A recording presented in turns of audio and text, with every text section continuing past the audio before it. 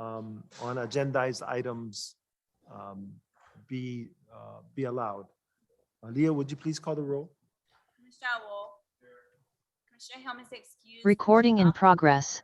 Commissioner Kalekini. Aye. Commissioner Kauku. Here. Commissioner Namu'o. Here. Commissioner Nevis. Aye. Yeah.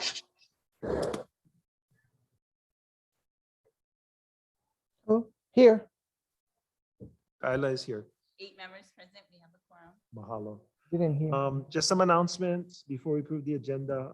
There is an updated F1 that was emailed out on Friday. The only difference between the copy that's on the website and the copy that commissioners were emailed on Friday is the inclusion of fees for agenda item F1. Agenda item C4, the workshop on awards and relocations will be provided before the commission addresses item C3. The workshop will help the commission understand the relocation process. It is expected that the commission will convene in an executive session for 60 minutes at noon today. I do believe there's 1 or 2 agenda items that will likely call for an executive session in between. This month, we will be starting the live oral video public testimonies on agendized items. There are 19 testifiers. Each will have 3 minutes. Written testimonies have been uploaded to the Dropbox. May I have a motion to adjourn the agenda? To approve the agenda. So moved. Second. It's been moved and seconded. All those in favor say aye. Aye. Anyone opposed? Seeing none, the motion carries, and I guess I need another cup of coffee. Okay, so are there any amendments to the draft minutes before I take a motion to approve? Chair, this is Commissioner Nevis. I need to make one slight correction on page 4 of 29, paragraph 3. Commissioner Nevis asked about a successorship that has taken 8 months. My comment was I asked about a successorship that could take up to 8 months. Okay, thank you, Dennis. We'll make Thank that change. That's all. Thank you. Other Mr. Chair. commissioners? Yes, go ahead, Patty. First, I want to move to accept the agenda, and then I'm going to go into some corrections. That's fine. We need a second. Second.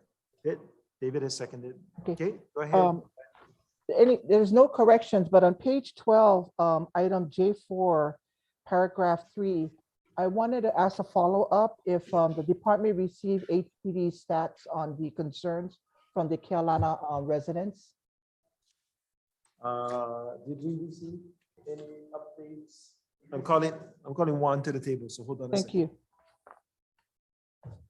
Morning, commissioners. Thank you for the question, Commissioner. We did receive last week a request by several members of the community requesting for a contested case hearing. So we are in the midst of doing our due diligence, and we'll be coming before you with a recommendation hopefully next month. Okay, thank you. And Mr. Chairman, on page 26, All right. paragraph 6, being that my name is all over the place, I wanted, and this might have to go in executive session, I wanted clarification on the ROEs and the discussion on ROEs. I think I needed clarification to understand when you have right-of-way entry and ROEs, if you can live on the property. I believe that answer was, I believe the answer to that is no. Oh, okay. Okay.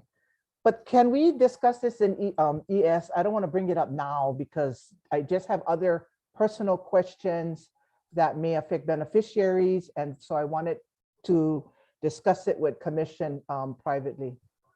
Okay, we can have a conversation in the noon executive session. Okay, I appreciate it. Thank you very much. Chair, I have a comment. This is Russell. Go ahead, Russell. Page 21 of 29 in the minutes. 1, 2, 3, fourth block down. Commissioner Kaupu stated he spoke with some people, etc. The last sentence it says he stated that if the commission or planning would like to take advantage of that, he would be glad to, Get in touch. and then touch the department. So I think the gist is to stay in touch for the department or to reach out for the department, but I was willing to be in the loop with Commitment Schools on that discussion. Okay, we'll make that appropriate change to Okay. Reach out to Kamehameha Schools. Okay, thank you. Thank you for catching that. Any other suggested amendments to the minutes? Okay, so we have a motion to approve with the suggested amendments. All those in favor say aye. Aye. Anyone opposed? Seeing none, the motion carries and the minutes are approved. We go to public testimonies. Give us a second. Oh, I'm sorry. Yes. One more reminder, sorry. So via Act 220, which was passed by the legislature in 2021 regarding remote meeting by interactive conference technology. In order for us to comply with Act 220, commissioners, please say who is in the room with you, if anyone. Keep your camera on unless you're excusing yourself from the meeting. A quorum of the commissioners must be visible during the meeting. With regards to executive session, no one can be in the room with you or be able to hear your conversation. You will need to confirm this to the chairman. If you don't need to be visible, so you can turn off your camera if you want. So that's for executive session. For regular session, you must keep your camera on. If there's somebody that enters the room with you, you must let us know. And in order to maintain a quorum, quorum of commissioners must be visible during the meeting. Okay. Something new, which we will implement and comply with. Okay, so now we'll go to public testimonies and technology allowing. Rachel Nam is first up, and she's testifying on agenda item F2.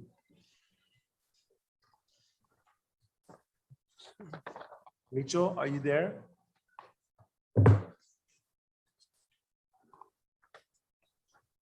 You have 3 minutes. You're on mute, sorry. Mahalo. Mahalo to all of our Hawaiian Homes commissioners for allowing me this time to share. My name is Rochelle Makanani Nam.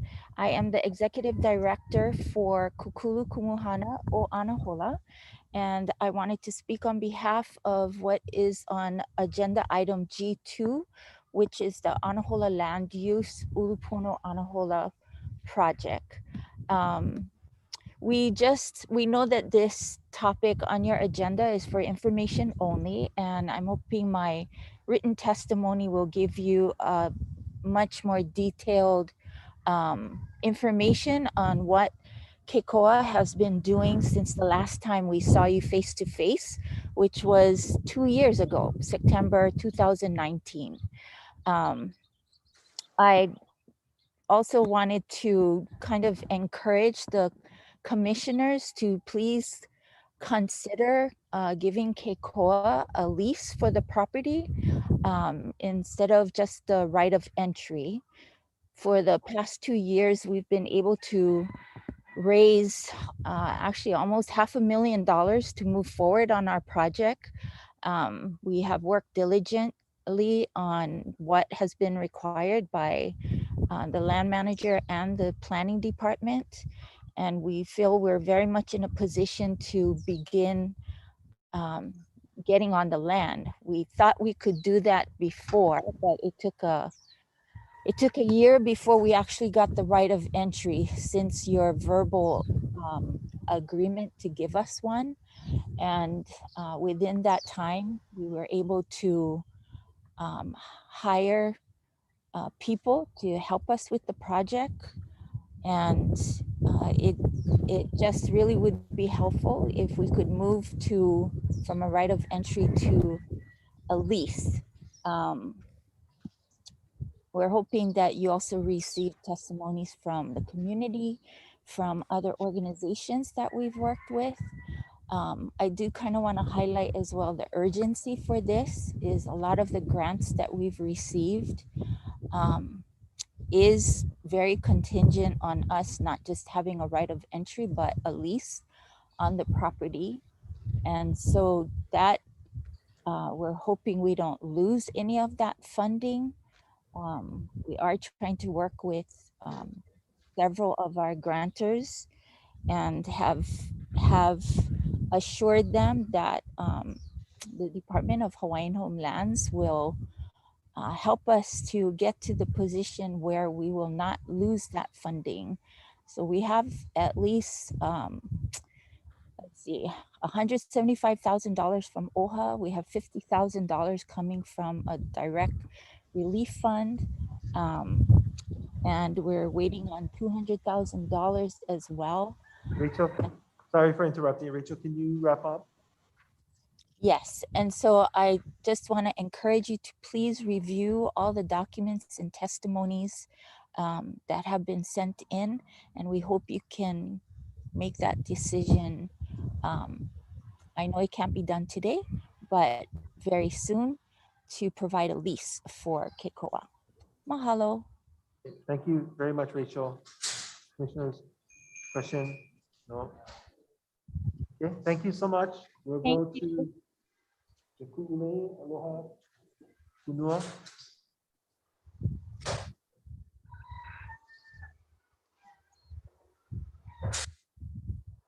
Okay, Aloha Ku'ulei. Just a reminder, 3 minutes.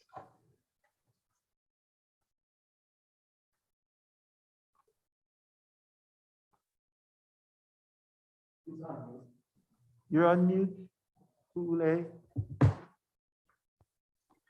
Please unmute. How's it now? Can everybody hear me? Yes. Oh, thank you. Is it my turn? Yes, Am I it up? is. Okay. Aloha kakahiaka, Chairman Ayla, and to all the commissioners representing each respective mokupuni. I would like to thank each of you who were present 2 years ago in September 2019. 2 years ago, approval from the Hawaiian Homes Commissioners was given to Keikoa with a 1-year right of entry to 10 acres of property for Keikoa's Ulupono Anahola project, the Anahola Community Agriculture Garden and Youth Center. I would like to share some of the highlights and activities of Keikoa's progress over the last 2 years. First, a beautiful land blessing followed in November of 2019 with the Anahola community, Ohana and DHHL's liaison, Erna Kamibayashi, joined us.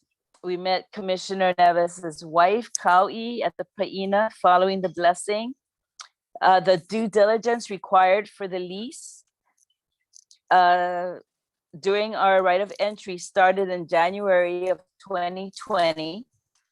And then in November of 2020, so a year ago, Keikoa grew from an all grassroots volunteer organization to officially staffing our executive director, Ray or Rochelle Makanani Nam.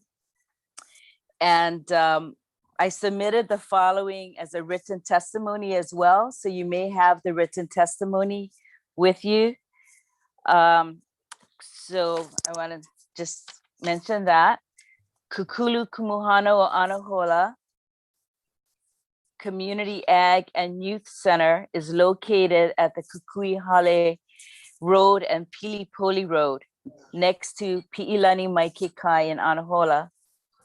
And I am presenting a simple outline that will meet all the criteria or check marks to secure Keikoa's lease with DHHL. So the check marks, if you're looking at the written testimony, we either completed or we're in process of it.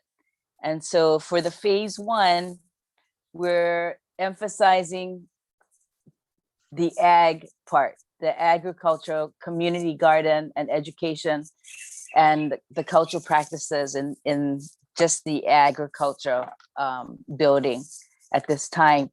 So we have a beautiful sign that was placed in June on the site. It speaks of everything that needs to be said. It's really, really beautiful. I wish you could see it.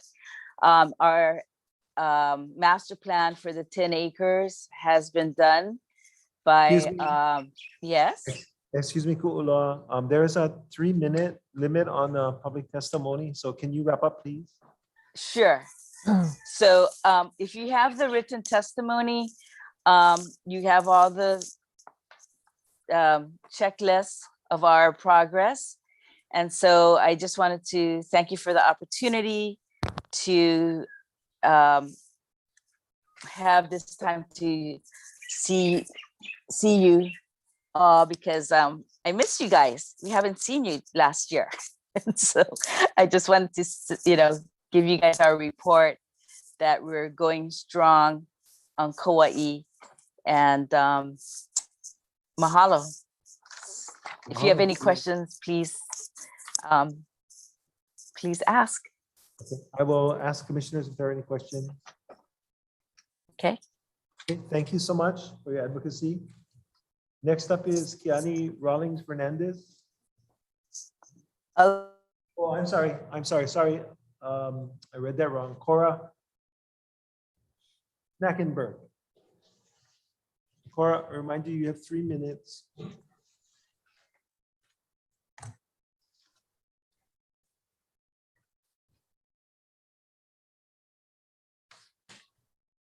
Aloha, Cora. You are on mute. Aloha, commissioners and chair.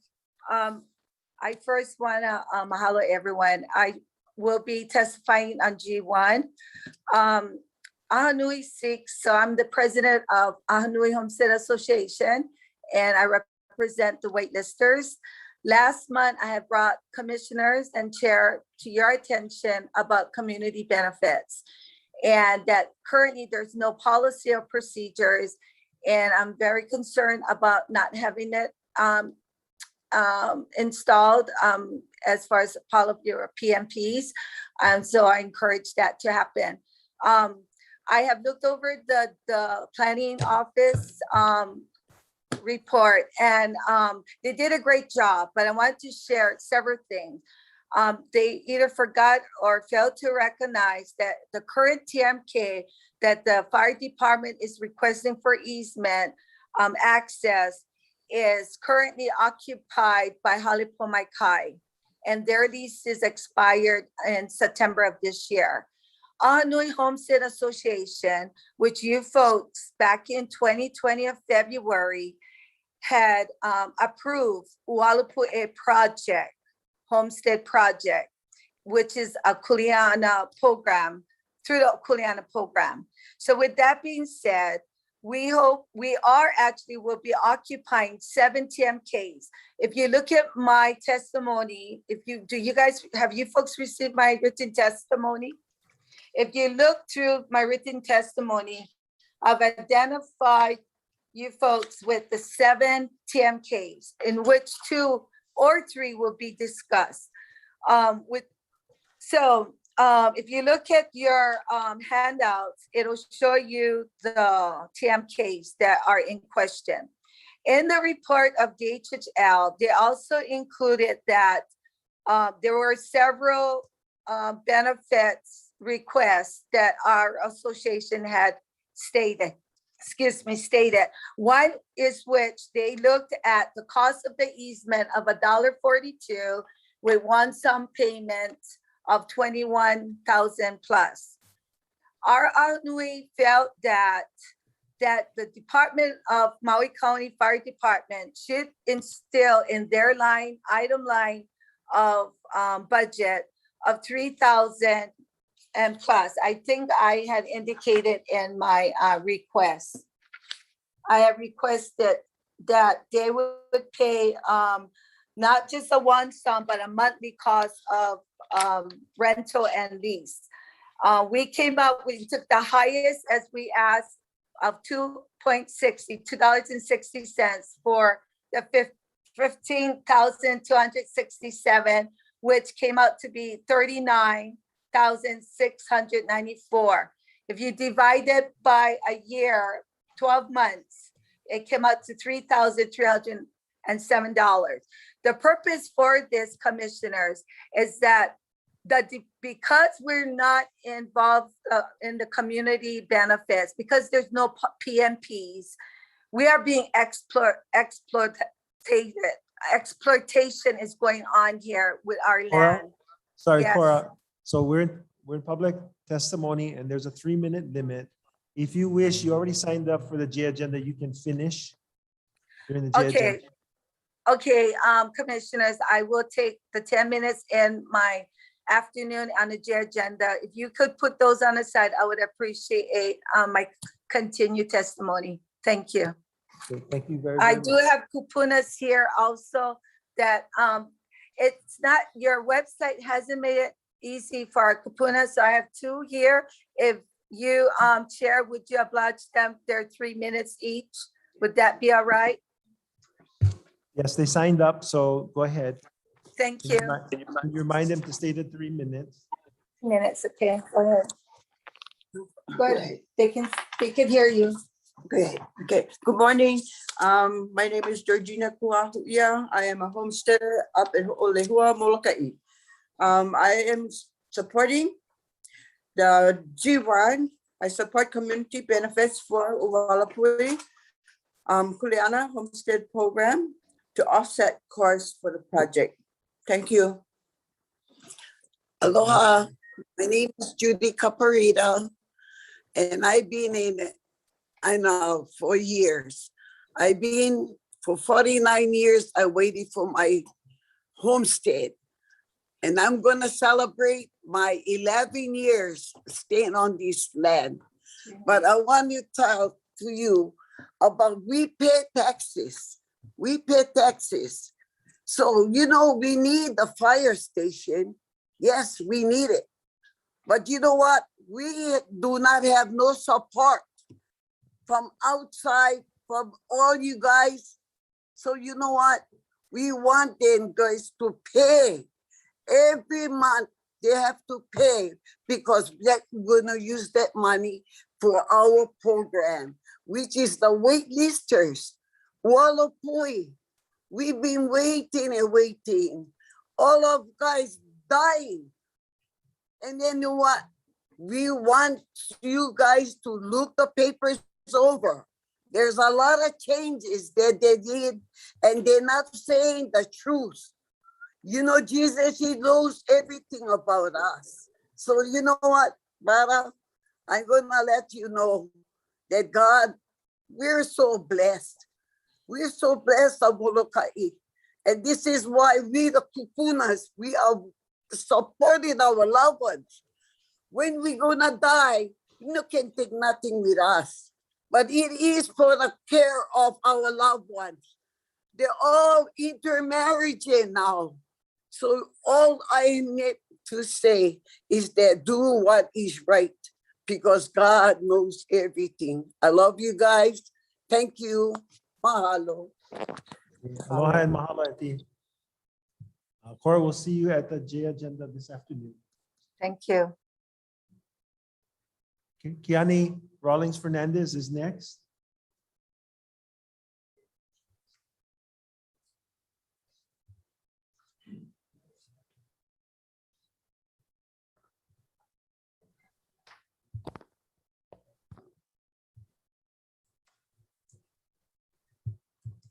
Aloha, we can see you, but there you go. You just unmuted.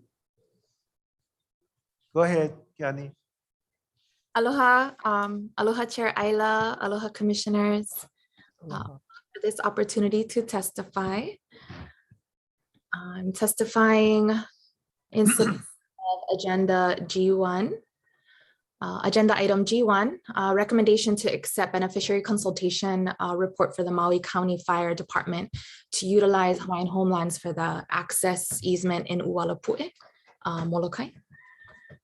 Ovo o Kiani Rollins Fernandez, Maui County Chair. I first just really want to mahalo the DHHL staff for recognizing how important this issue is to our community and for expediting this item through this process. Andrew, Kahana, Shelly, Gigi, I'm so grateful to all of them. Mahalo to our community for their support in helping us move this through quickly so that we don't miss this opportunity to have a fire station, to continue having a fire station in Mana'e. I just have one quick correction on the beneficiary report, and that's on page 1 in background.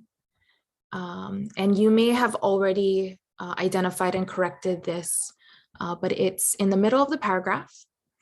The fire department is seeking an easement for DHHL to better allow large fire trucks and vehicles to access a newly planned fire station at the site without an easement, without an access easement from DHHL.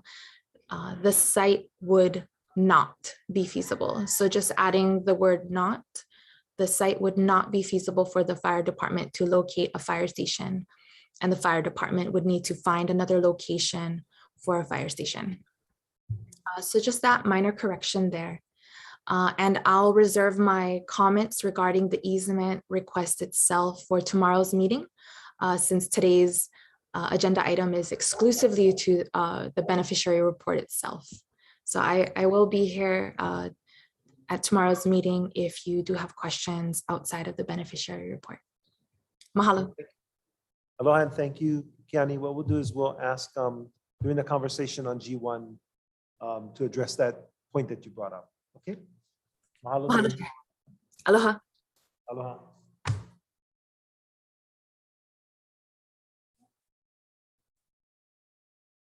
Jeremy Makepa is next.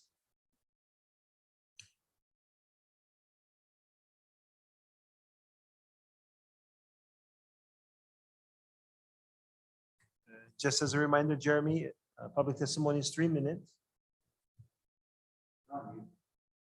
You're on mute. Please unmute yourself.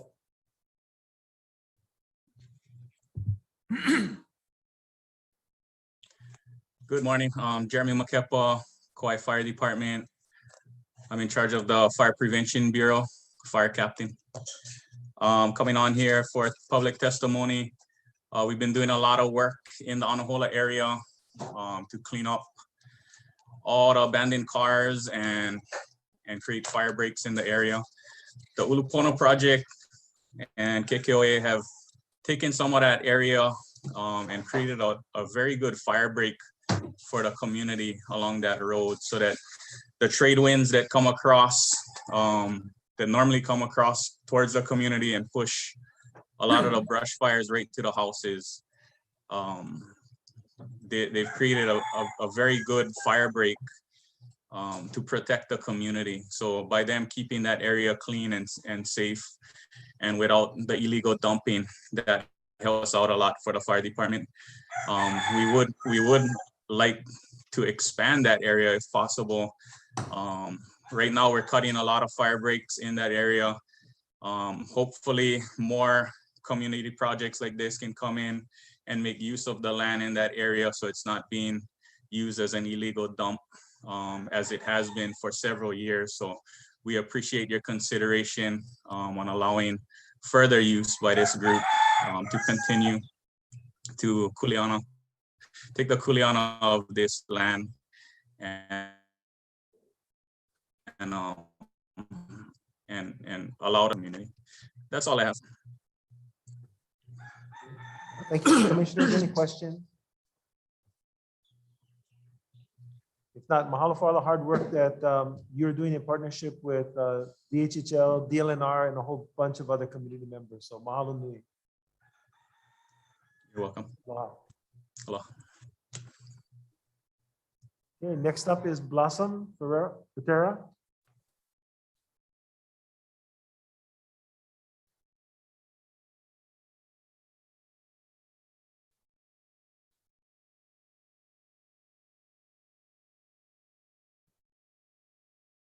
Mute. Blossom, you may be on mute.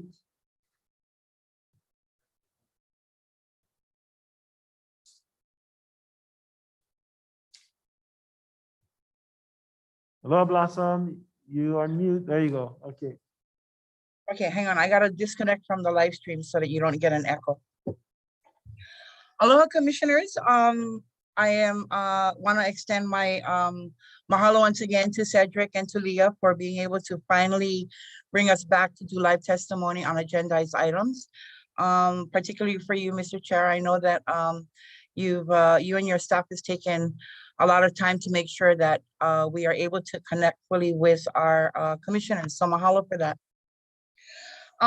As you can see, you probably got my written testimony, so it's quite comprehensive, and I know I want to stay within the 3-minute timeline. So I'm going to just pick out particular items in my testimony to bring to your attention.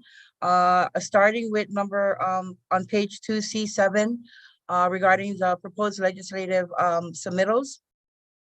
I want to extend my thanks to Lehua Kinilau Kano for once again making this opportunity available to us.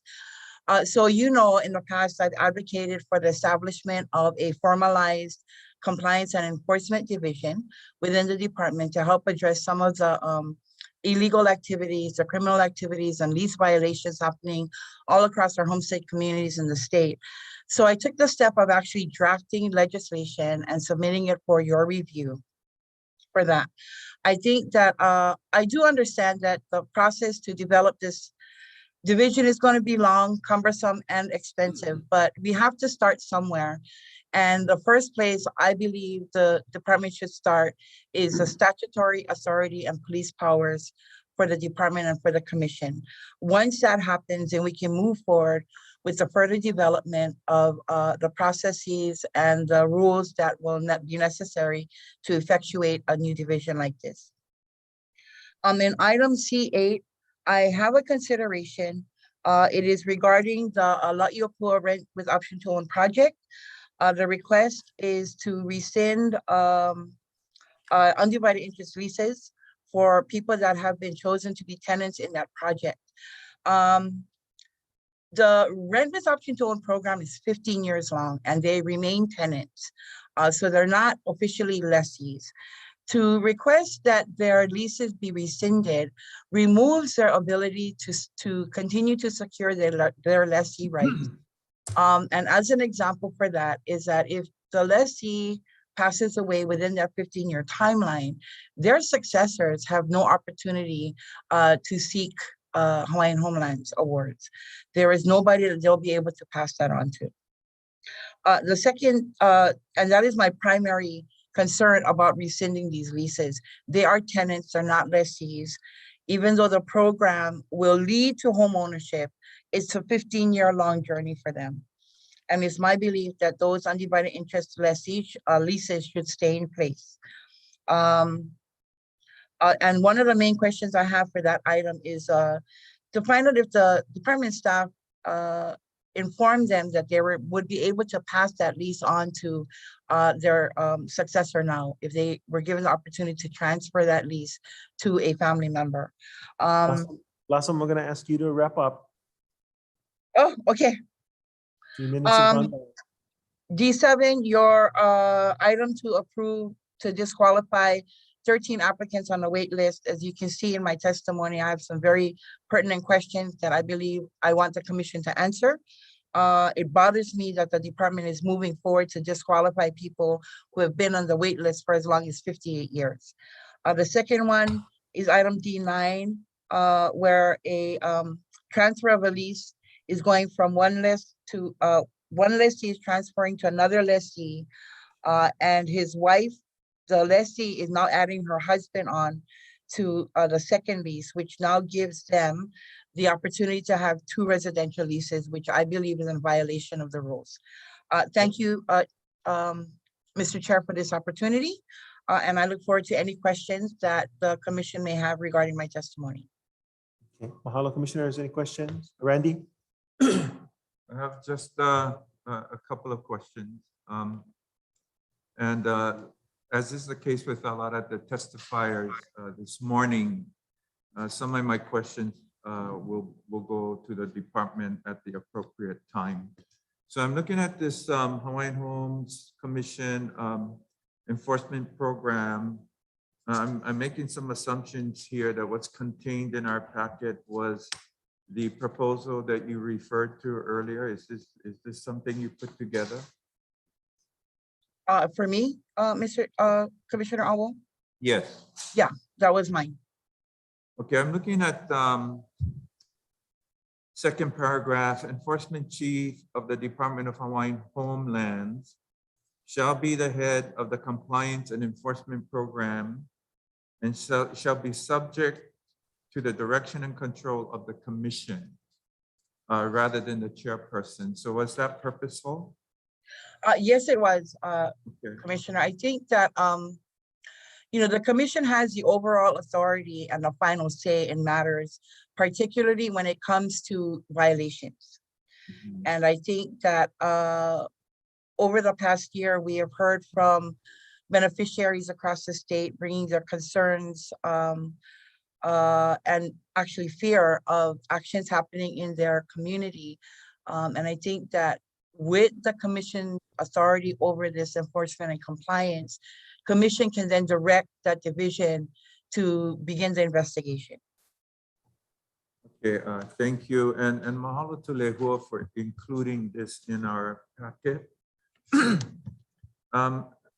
The other concerns you're raising regarding disqualification of waitlisters and the length of time it took to get to this point. The commissioners don't have the answer to that, but that's a question that I think will be asked of the department later in the day when it's appropriate. Thank you, Randy. Thank you. Thank you, Blossom. Okay, that You're welcome, concludes Mr. Chair. Aloha. Thank you. That concludes our public testimony for today. Next, we'll move to the consent agenda.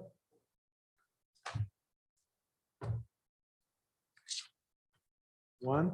Good morning, Chairman, members of the commission. Again, this is Juan Garcia, Administrator for the Department's Homestead Services Division. This morning, Homestead Services Division has 8 consent agenda items for your consideration.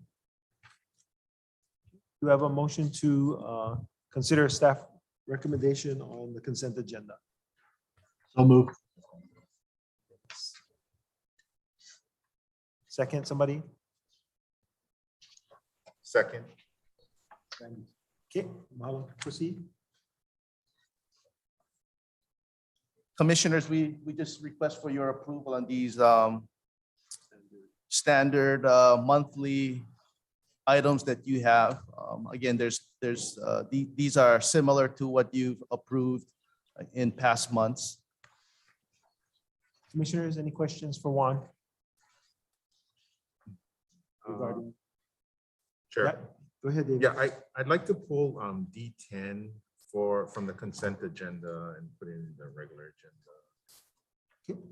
We'll pull agenda item D10 for further discussion. Any others? Chair, this is Russell. Yes, Russell. Can I ask one, and I apologize, I go through these consent items before the meetings, and I try to understand each of the actions we're taking, including the summaries that are put together in some cases at the end of a long list of information.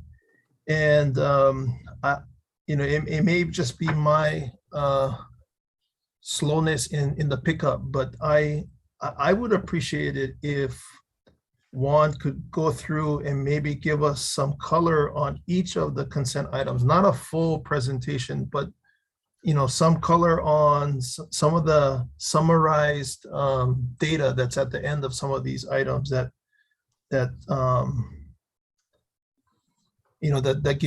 give us some kind of status of where we are on these different regular monthly approvals that we undertake. And I apologize for the time that's going to take, but it can go quickly. I think so. I hope so. We'll ask. We can go ahead and do that, and we can start with D2. Okay. And then Chair, while we're going through that, so my concern on D10, and I don't know if there's any associated one with it, is regarding D10 number 3, which is the Alvin Chong Senior. So I think there had been some testimony last month or the month before regarding that, and I have gotten calls from Alvin Chong Jr.'s son, and he had indicated that he was going to be filing for a contested case. And so I just wanted to make sure that those issues were preserved subject to any kind of contested case. So if there's any other related I think action regarding Alvin Chong, I'd like to hold. If I may, Commissioner, I think that's a good point. There is some issues raised by the family.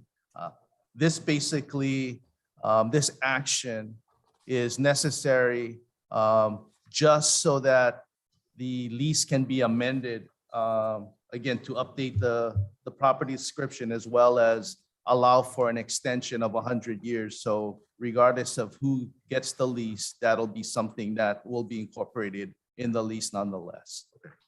Thank you. Juan, this is Russell. For to keep us timely, maybe I can just kind of lead you in the areas that I think I would like a little bit further color on for the various items. So I want to start with D2, and it's page 7. Is the recap. Can you just kind of go through that real quickly and tell us what all these numbers mean? Yeah, these numbers, the consent, we come to you on a monthly basis requesting your approval to issue consent to mortgage for these various loan programs outside of the department. Again, it's the FHA, the VA, the HUD 184, and then USDA RD. These are the various consents that is necessary for the respective lenders to proceed with their loan processing with a homestead beneficiary. So on that first line, I sorry to interrupt, but the first line, fiscal year ending 6/30/21, and then there's a number 535. There were 535 consents that we approved or that we gave in fiscal year 21. Is that That's what that correct? That's for the FHA program. And those dollar amounts that are stated there. So That's correct. We did 535 for FHA, 26 for the VA, 77 for the 184A, and then 13 for the USDA. RD. That's correct, Commissioner. And again, that's provided just to provide you with comparison for this current fiscal year, comparing the numbers from last fiscal year. Okay, so then when I go to the bottom, prior months, 11 prior months, that's prior to the month that we're considering this report. So we're in August now, so we're talking about 11 July. The past 11 months. The commencement of the current fiscal year, which was July. Okay. And then this month, there's been 4 requests. Is that what I'm seeing in the next absolutely month? Correct. Okay, and then those dollar amounts are regardless of whether they're FHA, VA, et cetera, the total is 1.253 that are being requested this month for consents. Maybe I can answer. Commissioner Dino Shiro, Homestead Loan Services Manager. Commissioner, the number you're looking at, the 1.25 million, is strictly for the 4 HUD 184 consent to mortgages. Oh, okay, that's the bottom of that. Yeah. Yeah. And then, That column. then you would go to the right, the bottom number, what you would be looking at is total fiscal year would be for HUD USD. specifically, 184A would be 15 loans for 4.8 million for this fiscal year. Okay. And then the next column, there's just one request under the USDA RD. That is correct for Okay. consent to mortgage. Okay. Okay, Okay. Thanks, Dean. okay, so, Other questions on the consent agenda? oh, I have others, sorry, but not that one, not D2. So my next one was D4. So again, I want to go to the chart at the end, which is on page 6. So just walk us through that box there at the very end of the report. Again, this is a action with regards to applications. So again, at the bottom of the page 6, the box is a summary. Last month, we had, again, it's July, the current fiscal year, 77. And then it's for this month, the various categories as to the transaction with respect to cancellations or adjustments made to the cancellation this month. So this month's cumulative with the respective columns, deceased, award of leases, successorships. There's 30 various, that's the number of Transactions. Yeah, transactions this month for applications. So 2 of them were because people passed away, they're deceased. We were able to award 4 leases this past month. And then we had 24, we processed 24 successorship That's correct. matters. Okay. So a total of 30. Okay. So I'm ready to move to the next one if I could, Chair. Go ahead.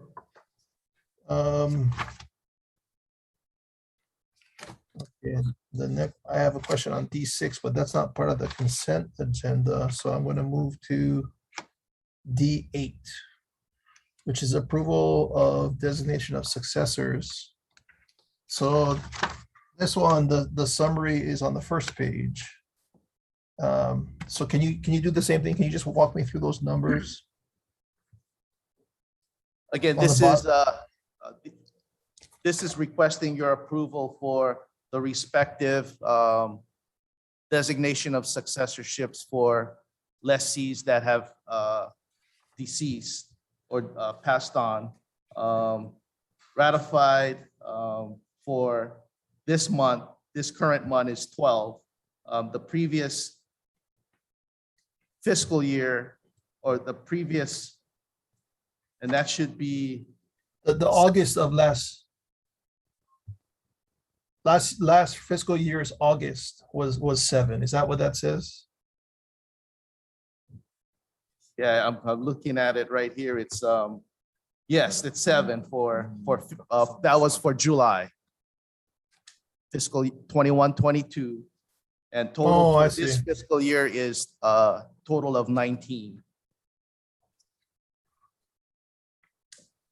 And they're ratified in 2021. So that was for a full fiscal year. 83 were ratified. That is correct, Commissioner. And so far in this fiscal year, we've ratified 7 and we're considering 12 today. For a total of 19 for the current Total. fiscal year, yes. Okay. And then how about all the zeros in the bottom? What does that tell me? That is specifically for a beneficiary who has designated a non-qualified child or spouse to receive the appraised value less any financial obligations that may be attached to the lease. And that's the appraised value of the improvements, right? The structures. That's correct, Commissioner. And we have one of those matters on our agenda today, I think so. Am I correct, or somebody testified about that? A net proceeds matter. We have an agenda items for you this month. I believe you're referring to you may be referring to D12, I believe it is, where a beneficiary of net proceeds is requesting for a partial advance. Okay, but that's different than what's summarized in this net proceeds schedule at the bottom of the page. I guess I'm trying to see, is there a tie between, or are they two separate types of net proceeds matters?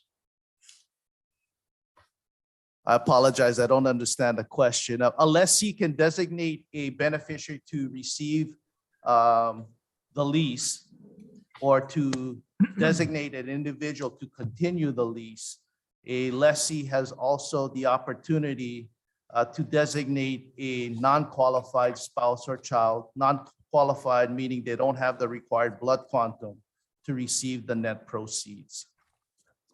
Right, so D12, we're considering that a I'm request. sorry, not qualified to receive the lease, so they're being designated to receive the net proceeds. So item D12, we're considering at some point today, this request for net proceeds. But I guess my question is, how come that number is not showing up in this chart at the bottom of the report for item D8? Is it a different thing or? On D12 versus D8? Yeah. Yeah, D12 has already gone through the process of approval.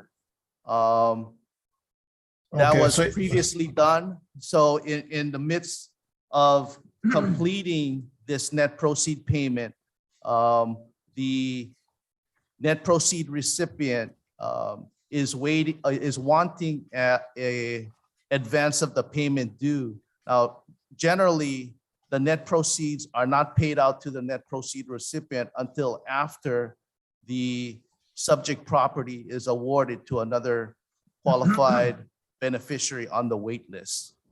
In this particular case, D12 is requesting in advance of the lease being awarded to that qualified beneficiary on the wait list. Okay. And we're seeking your approval to do that. So the D12 matter would have been reported in this net proceeds chart of a prior report when it was actually approved. That's correct. Okay, got it. Okay, and that was it for me, Chair. I'm sorry for the No, the that's slowness in comprehending all of this It's okay. information. It's complicated. We understand. Yeah. David? Yeah, in reviewing D8 number 2, I think the department is asking for approval of designated successor in the Alvin Chong matter, and I would ask that that be pulled as well. I don't have a problem as to the balance.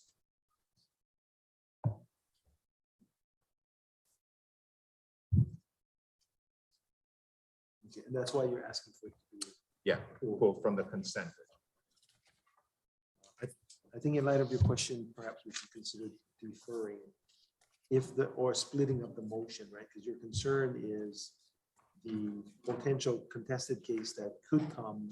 Correct. Our concern is making sure that the lease is actually renewed, well, actually extended before it expires. So I don't have a problem with that part, which is the D10, now that with your explanation that would have to happen anyway.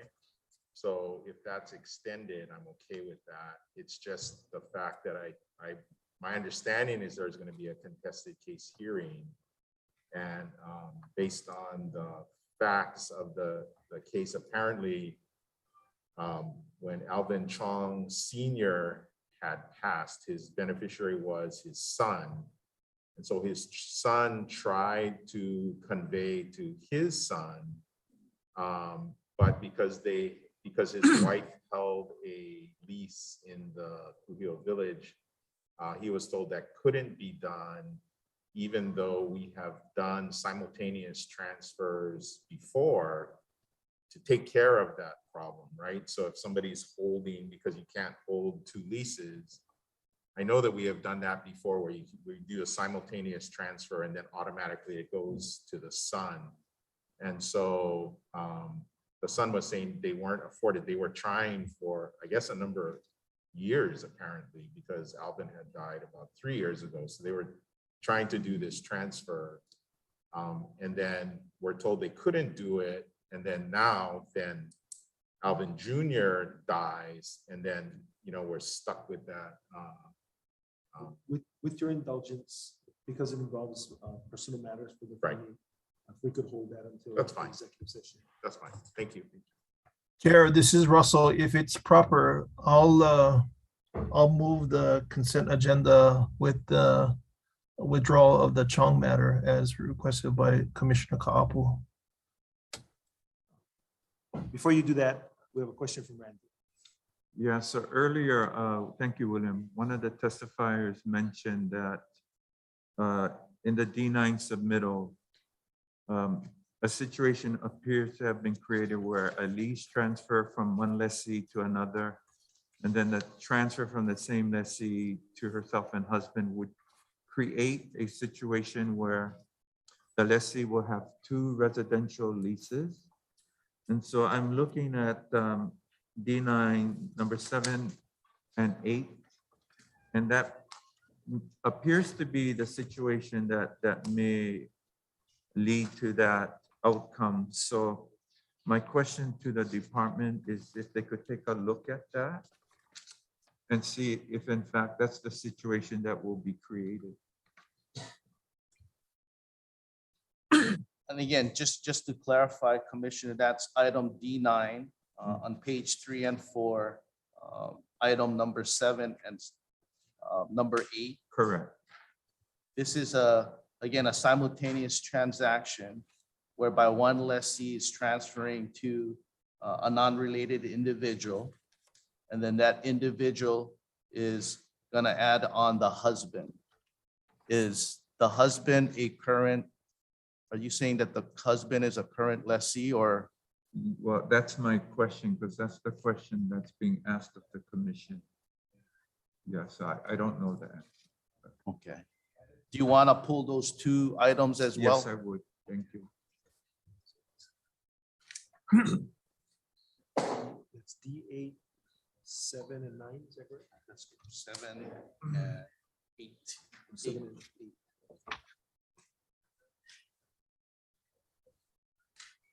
Okay, thank you, Randy.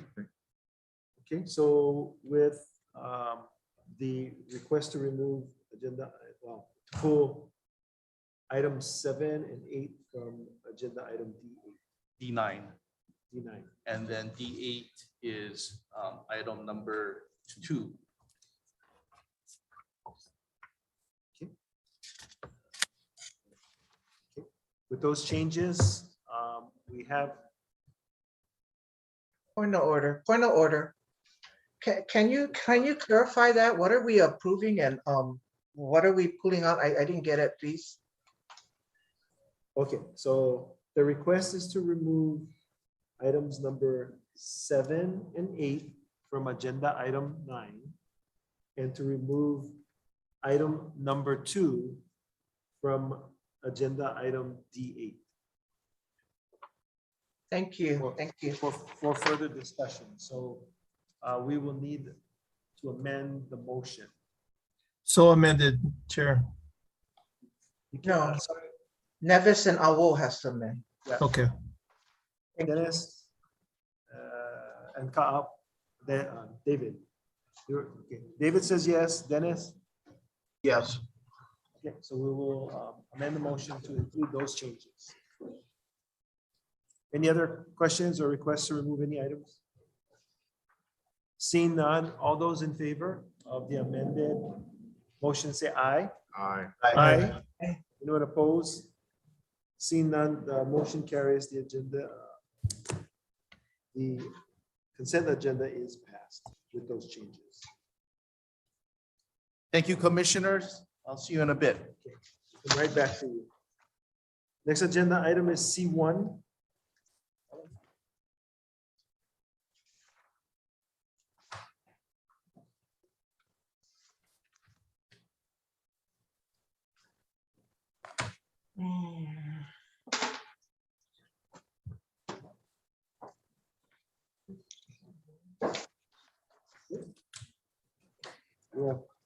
We have Paula and Cad, both standing by to answer any questions. Aloha Commissioners, Chairman Ila, good morning and aloha. Requesting approval for lot lease awards one in Ka'ulo Kahai and Kapolei, Leolinda Nahe. The other one is for Jacob Kahulawa'a in Po'olehua subdivision on Molokai. I have Michelle Hitzman and Kyla at my side if you have any questions about these two in particular. May I have a motion to consider staff recommendation first? So moved. Second. And Dennis. Thank you. Any questions for Paula, commissioners?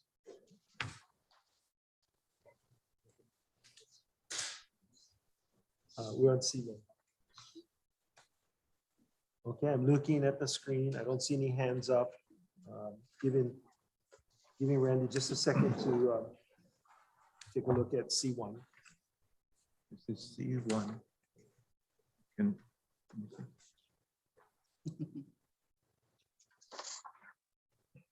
No question. No questions? Thank Okay, you. all those in favor of approving C1, please say aye. Aye. Anyone opposed? Seeing none, the motion carries. Mahalo. Chair, can I ask you a question? This is Russell. Go ahead, I guess Russell. it's a point of order, and maybe I don't know Robert's Rules of Order as well as I should, but we take a motion to consider the staff recommendation, and then we do that, and then we vote on the actual action, right? So we don't take a second motion to take the action. It's all encompassed in considering the staff's recommendation. How does? That is correct. Okay. Do you want to ask one of the AGs if they? No, I definitely do not want to ask that. I just want to understand Okay. better. But that's why I mistakenly made the unnecessary motion in the last item, thinking that it's consider and then move, but it's the motion at the front end is actually to consider and then move upon it following the discussion. Is that correct summary? Yes, Okay. a correct summary. Thank you. Thank you. Next agenda item is agenda items. We'll hold off. Okay, we'll hold off on C2 because, sorry. Where is she? Hi, good morning. All right. Okay, we'll go to C2. Good morning, Niniao. Good morning, Niniao Kauai High Special Assistant, Office of the Chairman, here with agenda item C2, which is the resolution number 305 of consent for the National Telecommunications and Information Administration Tribal Connectivity Program. Thank you, Niniao. Can I have a motion to consider staff recommendation? So moved. Randy. Randy. Okay, proceed. Niniao.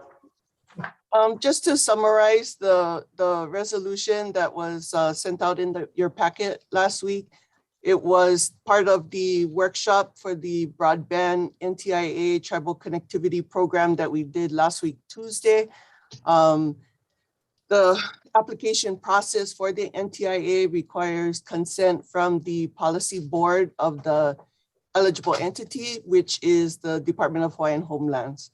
So this resolution recites the genealogy of the congressional action that awarded the department this opportunity to apply for not less than $30 million for infrastructure and broadband adoption activities. Okay, thank you, Niniao. Commission members, questions? Okay, not seeing any questions. All those in favor say aye. Aye. Anyone opposed? Seeing none, the motion carries. Thank you very, very much. Mahalo, stay safe. Thank you, Nino. Bye. Bring back to the table, please.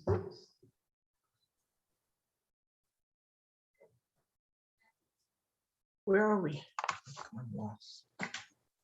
C3. C3.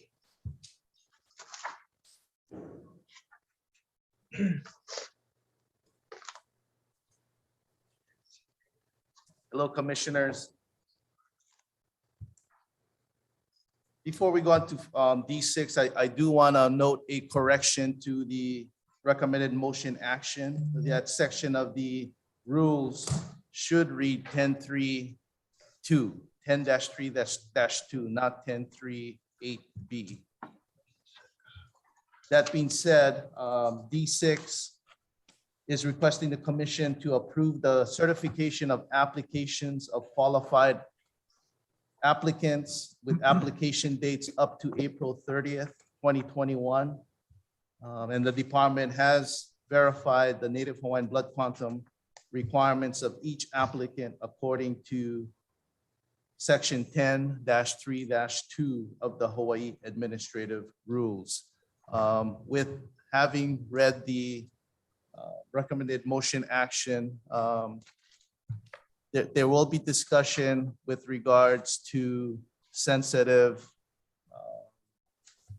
Native Hawaiian blood quantum, and we would request that the commission go into executive session.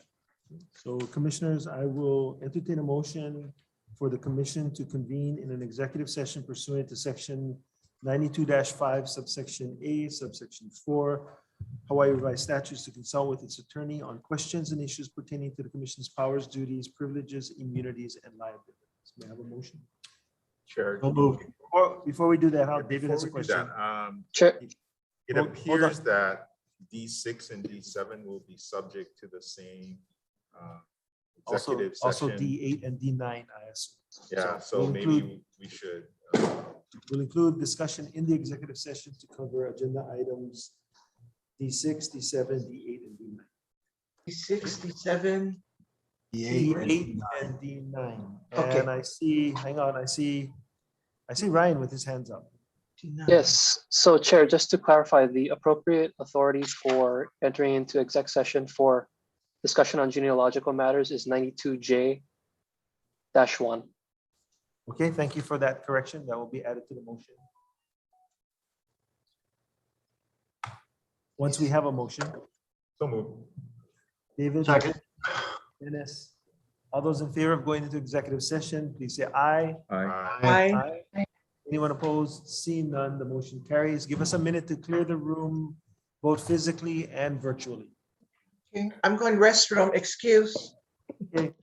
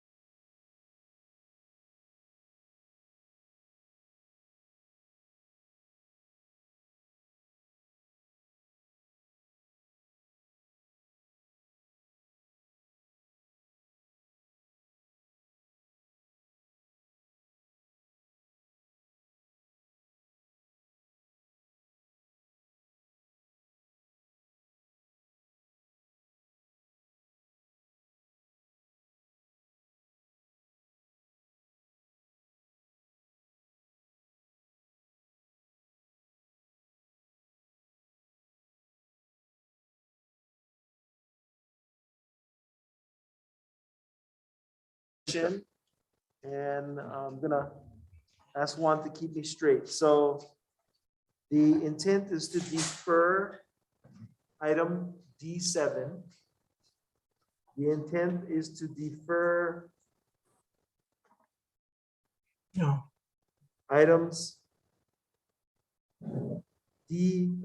item number 2 from D8. And we'll take agenda item D6.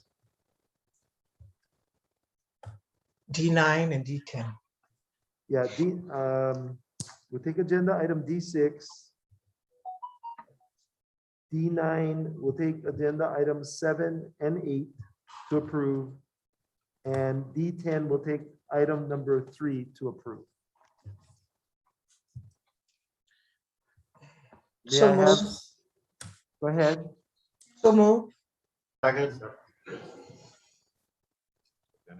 moved and seconded. Any further discussion? Okay, seeing none, all those in favor say aye. Aye. Anyone opposed?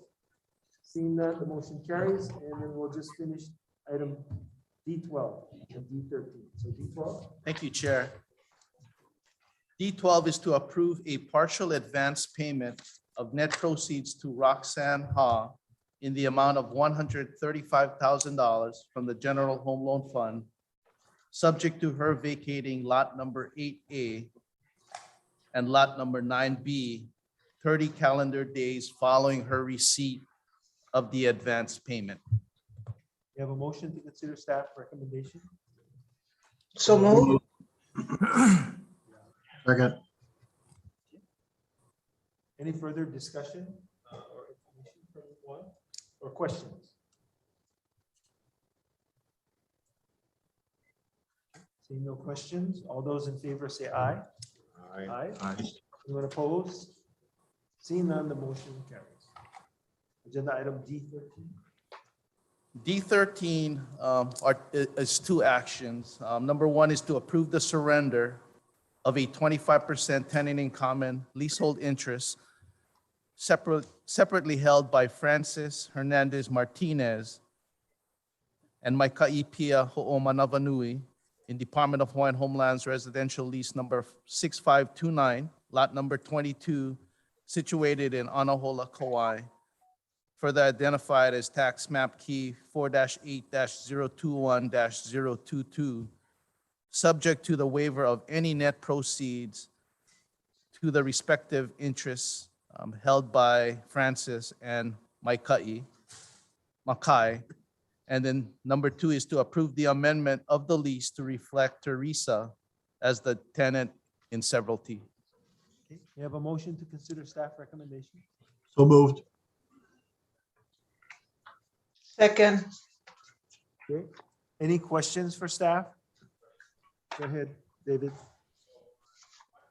Once this is approved, the 100% of the leasehold interest will be held by Teresa. Teresa. That's correct. Okay, so because I noticed that only Francis, Makai. There's 3 of them. Currently, Teresa holds 50%. She holds. Yes. 50. Oh, okay. Yes. Okay, got it. Thank you. Okay, additional questions, staff, commissioners? If not, all those in favor, please say aye. Aye. Aye. Aye. Anyone opposed? Seeing none, the motion carries. Okay, D1. D1. Oh, okay. We're gonna be nice to Juan today. Agenda item D1, which is the regular items for information and discussion. Commission members have any questions on status reports? So move. It's for information only. No need Okay. to vote. Okay. If there are no questions, Juan, thank your staff for the in-depth questioning and Yes, requests. mahalo. from- Thank you. Thank you, commissioners. Thanks, Thank you Juan. for your patience. Have a wonderful rest of the day You too. and be safe. Thank Aloha. you. Thank you, Juan. Thanks, Thank Juan. you, Juan. Appreciate it. Thank you, Next staff. one. You as well. Aloha. You got Okay. stamina one. Well, appreciate your being reasonable with staff in terms of, the amount of work that they have to We do. know they work. Right. Excellent. Okay. So I'll entertain a motion again to go into executive session. Did we do C3, Mr. Chair? No. C3, no, we'll have to have the workshop first. Okay. So what is that? Deferral today? It remains on the schedule. We're gonna go into executive session because we have folks that we told to be at a certain time. So need a motion for the commission to go and convene in executive session pursuant to section 92-5, subsection A, subsection 4 HRS, to consult with its attorney on questions and issues pertaining to the commission's powers, duties, privileges, moved. immunities, and liabilities. Second. Second. Moved by Pat. Okay. Okay, all those in favor of going into exec session, say aye. Aye. Aye. Anyone opposed?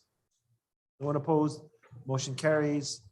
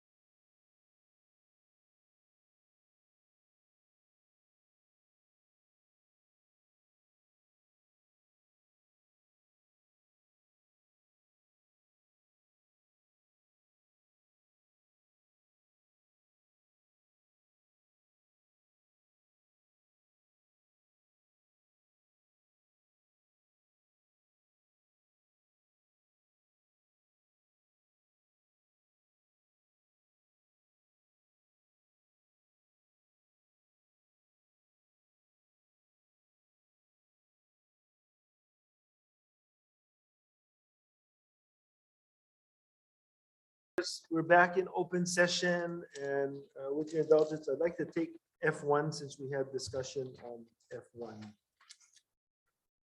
Good afternoon, Commissioners. Joby Masagatani, Office of the Chair.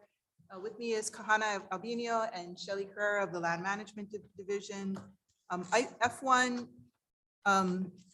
is with regards to approval to issue a right of entry to Hawaiian Telecom Incorporated portions of various tax map keys, island of Kauai, Oahu, Molokai, Maui, Hawaii, for the state of Hawaii. And I know earlier we had Dan Matsutomi, but if there are any specific questions regarding the Exhibit A, we can follow up with Hawaiian Tel.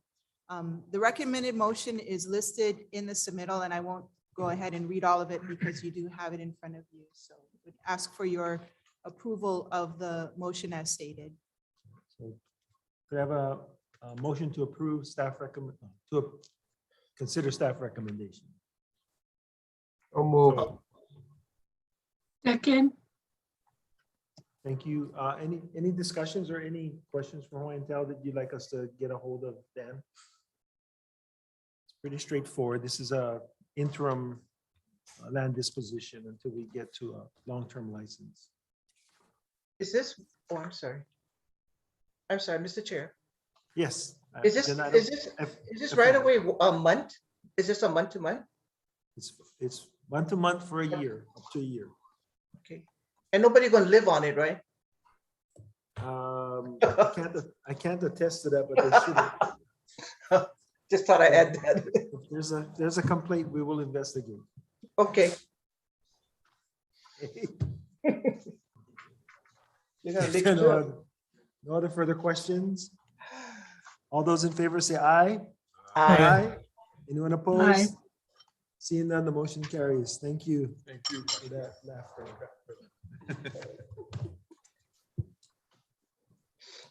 Okay, give us a second to go to the J agenda and let people know to come on.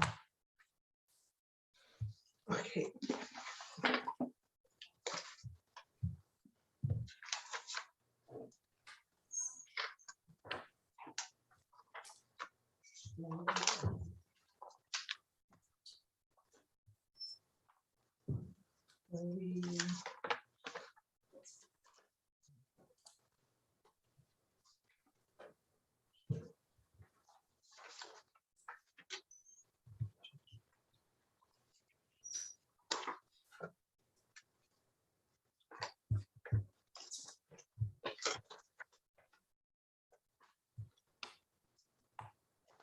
So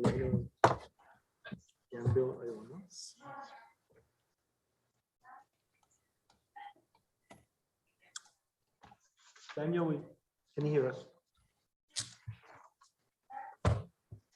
Mike?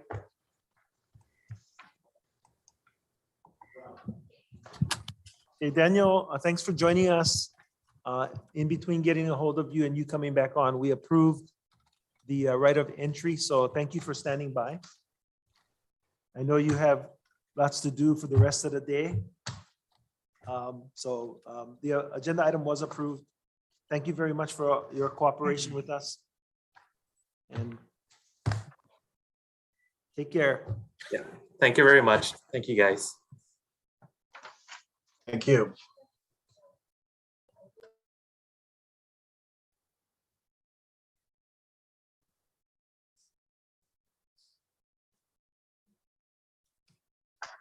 Okay.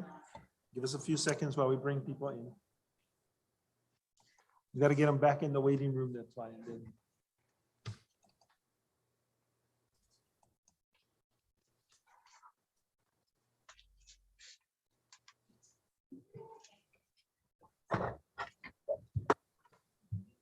oh, are you?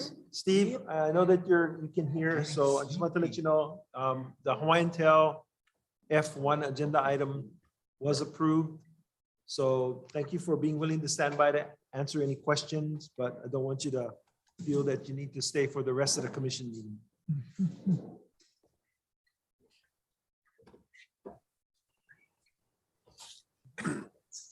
Okay. All right. Anybody in the waiting room that we can bring up? Yeah.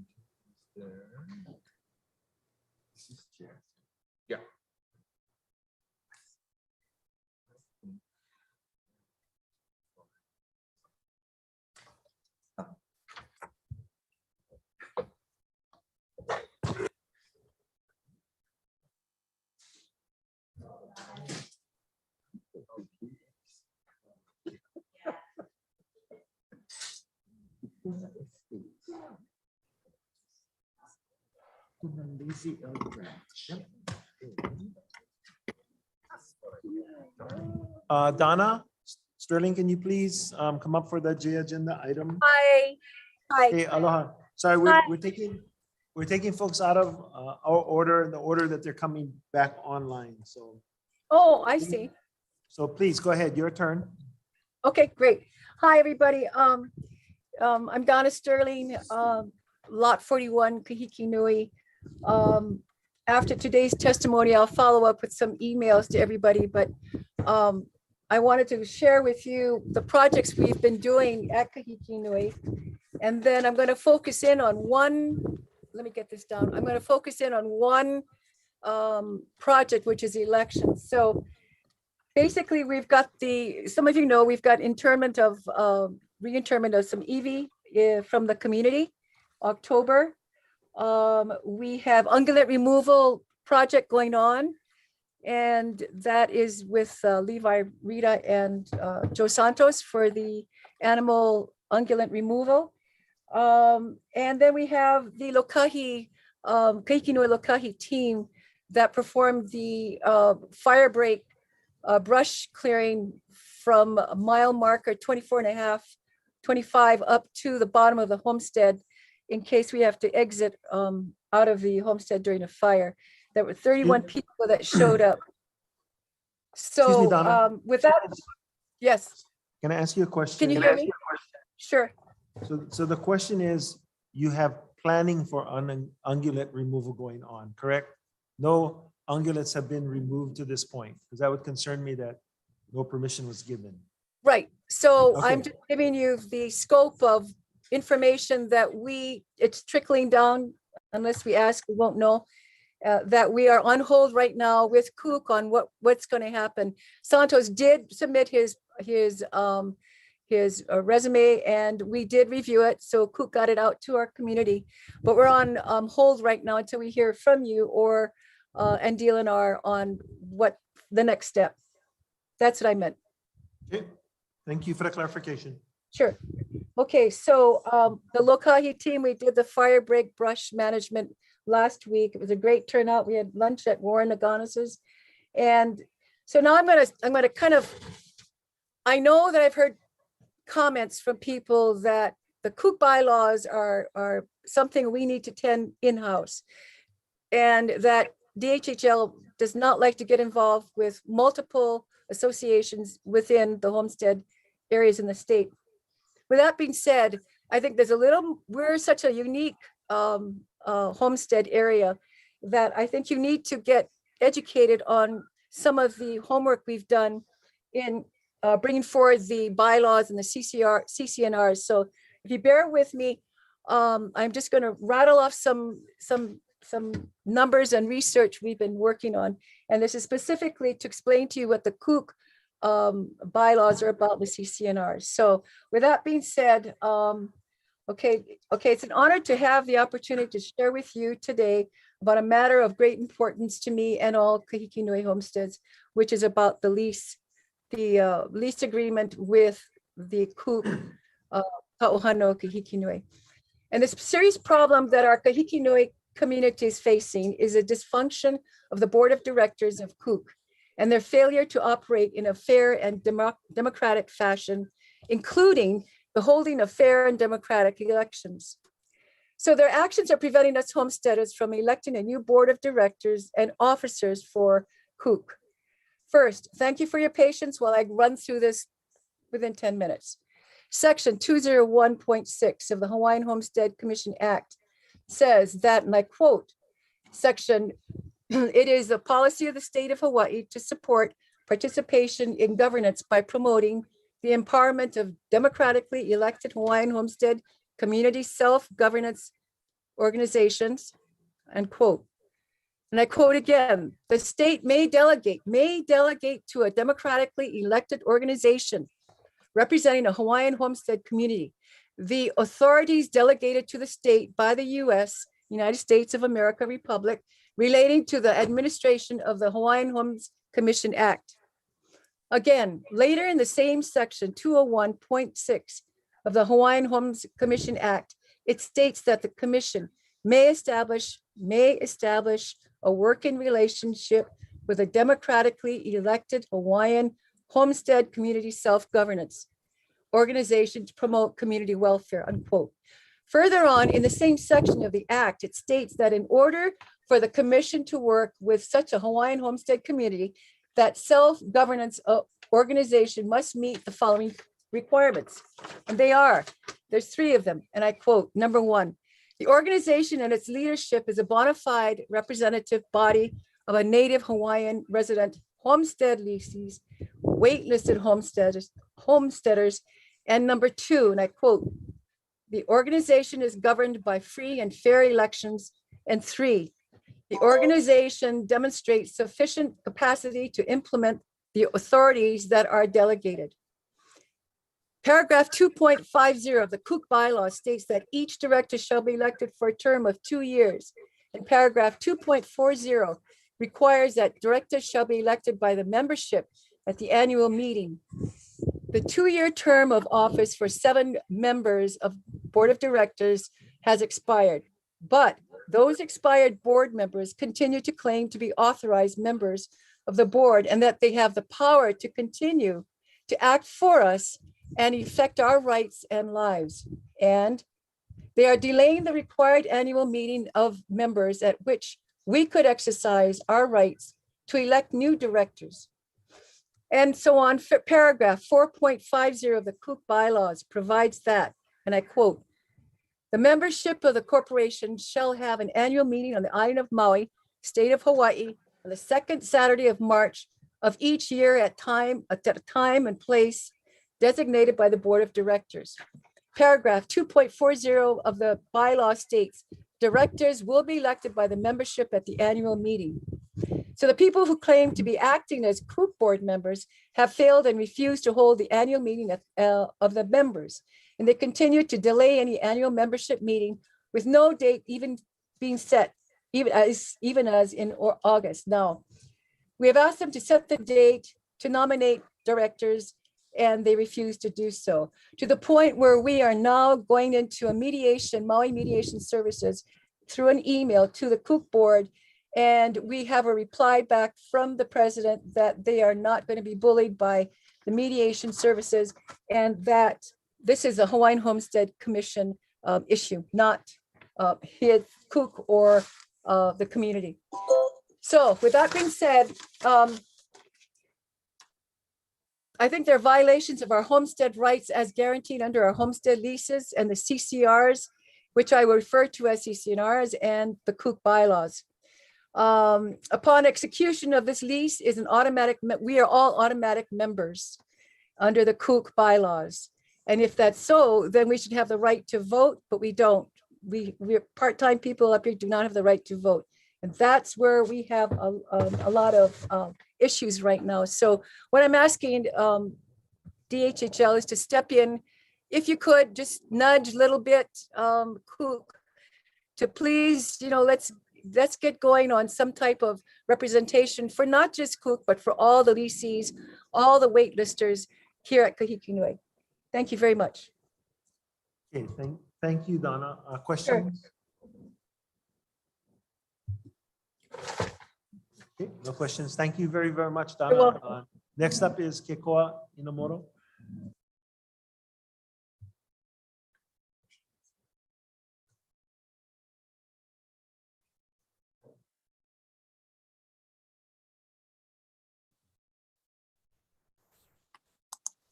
Aloha kekoa. Aloha, aloha, Commissioner Isla. Aloha, Hawaiian Homes Commissioners. I am Kikoa Inamoto of Maui, advocating on behalf of the Maui Lanai Mokopuni Council and Pa'upena Community Development Corporation. And so an ounce of Smoky Bear prevention is worth a pound of firefighting. With this in mind, I reiterate Pa'upena Community Development Corporation's nearly 5-year-old request for a right of entry to 4,930 upcountry Maui Hawaiian homelands. We seek to prevent wildfires on the Waiahuli Keokea acreage. And this issue has been front of mind for me because of the wildfires in California and in Greece that have forced 3,000 evacuees. And so this reiterated request comes during a drought-driven Maui fire season. Pa'upena proposes fire mitigation that includes running cattle to control dry brush, building berms and fire breaks, and operating a tsunami atmospheric condensation machine. The latter equipment produces up to 450 gallons of water daily out of thin air to douse prospective brush fires and to quench cattle. Equally important to fire prevention is Pa'upena's exercise of self-governance and self-determination over 31,800 acres of Maui Hawaiian homelands. Pa'upena CDC is a representative organization authorized by the 1921 Hawaiian Homes Commission Act. Congress approved 1959 Hawaii statehood with the proviso that the prospective state government appropriately manage the 203,000 acre Hawaiian Homes Federal Trust. On the advent of August 20 Admission Day, let us consider that the Hawaiian Homes Commission Act is one of the most critical acts defining the state of Hawaii. Pa'upena represents 10,618 Hawaiian Homes Commission Act Maui beneficiaries who are Native Hawaiians, the original inhabitants of Hawaii. The 9-member Hawaiian Homes Commission is the policy-making body for the Hawaiian Homes Trust. DHHL manages the Hawaiian Homestead Program.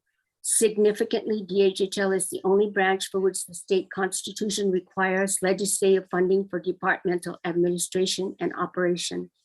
The Hawaii Supreme Court has upheld the latter constitutional mandate. Meanwhile, a DHHL Maui official gave a recent right of entry to the non-beneficiary Ka'ono'ulu Ranch to run cattle as a fire prevention step at the Waiahuli Keokea tract. However, Pa'upena advocates for Native Hawaiian beneficiary entities to have access to and use of our own homelands. The latter policy is a matter of indigenous rights, federal law, and commissioners, your fiduciary responsibility to the Hawaiian Homes Commission Act Trust and its beneficiaries. In December 2016, Pa'upena applied for a right of entry to the Waiahuli Keokea tract, which DHHL had leased 2.5 decades to a non-Hawaiian rancher. After 3 years of advocacy, Pa'upena succeeded in having DHHL vacate 4 such leases of 5,500 acres of Valley Isle homelands. Then in August 2019, the Hawaiian Homes Commission approved Pa'upena receiving a 2-year due diligence right of entry to the 127 acres or 2.5% of the tract. Pa'upena is completing its due diligence with the final step, a $38,000 archaeological literature review and field inspection in advance of the nonprofit applying for a long-term lease to the parcel. DHHL apparently did not require the previous non-Hawaiian non-beneficiary rancher to perform such diligence. Why is this Native Hawaiian access to and use of Hawaiian homelands important to the Maui community? DHHL officials announced last month that the state agency will make 902 West Maui Homestead Awards in the next 7 years. West Maui Councilwoman Tamara Paulton affirmed that such awards will address Maui's housing crisis, where the median home sale is nearly $1 million. Moreover, the County of Maui has expended money and resources to battle devastating fires, such as 10 Kahikinui homestead blazes in the past 2 decades. The fires included a destructive $1.5 million to $2 million wildland inferno in 2016. Moving on to agendized items, I like to advocate on items C7 about draft legislative proposals that during this centennial of the 1921 Hawaiian Homes Commission Act and upon the advent of August 21 Admission Day, I support the state of Hawaii renaming the Admission Day holiday to Hawaiian Homes Commission Act Day. This revision would recognize the pivotal and essential role the Hawaiian Homes Commission Act played in Congress gaining 1959 statehood. Regarding agendized items F2 and G1 pertain to a Maui Fire Department access easement at Walapu'e, Molokai, I support Aho Nui. We on Maui support Aho Nui Hawaiian Homestead Association's request for a community benefits package in the interest of the prospective lessees at Walapu'e Kuleana Homestead. Likewise, with regard to item F1, and I just heard that you folks have approved F1. Okay, with regard to agendized item F1 on proposed telecom, Hawaiian Telecom Inc. ROEs, I propose a 2023 to 43 general plan provision for a joint DHHL/beneficiary task force to forge a DHHL policy on community benefit packages. The latter policy would be for the gain of Hawaiian Homes Commission Act beneficiary organizations in any cases of non-beneficiary uses of trust lands. Finally, in the absence of relevant material in the packet, I ask, is the commission approving for Hawaiian Telecom Inc. a 2-year due diligence ROE requiring an environmental assessment, archaeological literature review and field inspection, and other assessments mandated for beneficiary entities, as in the case of Pa'upena CDC. Mahalo nui for this opportunity to present advocacy favoring first, Admission Day being renamed Hawaiian Homes Commission Act Day. Second, Aho Nui Hawaiian Homestead Association receiving a community benefits package in exchange for a Maui Fire Department easement on Molokai trust lands.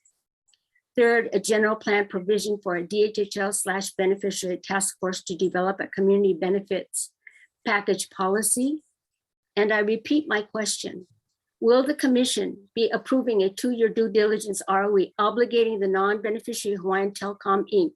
to provide an EA and other assessments demanded of beneficiary organizations in any cases of non-beneficiary use of trust lands, or demanded of beneficiary organizations such as Pa'upena CDC? Lastly, I'd like to repeat that with an ounce of Smoky Bear prevention, it would prevent a pound of firefighting at Waiahuli Keokea Tract. Mahalo. Thank you, Kekoa. Any questions, commissioners? No, I do. Thank you, Patty? Mr. I just wanted to thank Kekoa for expressing those items. You have, I love when you come on, you kind of educate me on a lot of things that you expressed. One was a benefit package. I think that's very important, and coming up with a policy and also the EA requirements. But thank you again, Kekoa, for the work and initiative that you put in and attending the monthly meetings and bringing up these concerns. So mahalo. Thank you, Mr. Chairman.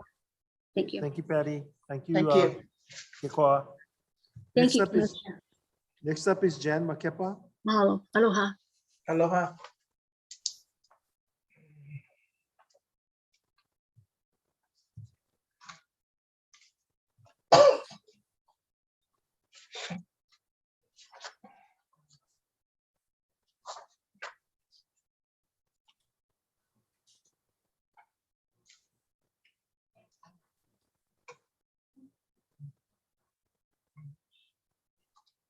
Okay, we're gonna move to Kimberly Mokuahi. And Jan, if you can get on, we'll come back to you.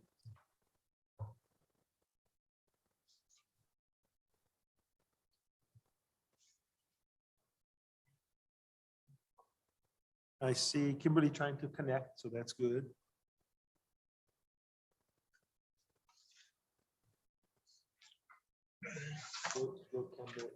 So we'll see him when he comes. Hi, Kimberly, can you hear us?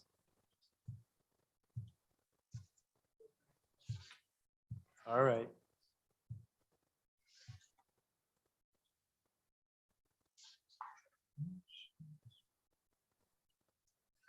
There she is. Okay, aloha, Kimberly. You're on mute.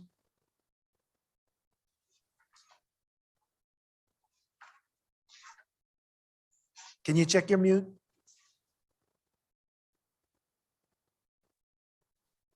Okay, we still can't hear you.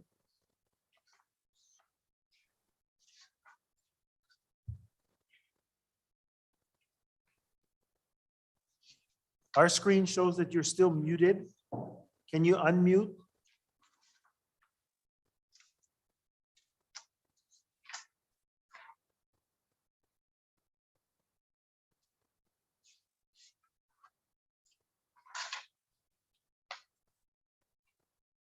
Yeah, we still cannot hear you.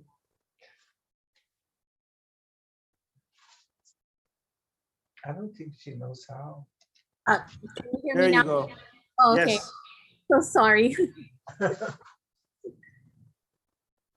Aloha, go ahead, proceed. Aloha, good morning, good afternoon, sorry. I'm Kimberly Mokuahi. I'm talking on behalf of the leasee, which is my husband, Leif Mokuahi. He was here, but he had to return back to his employment.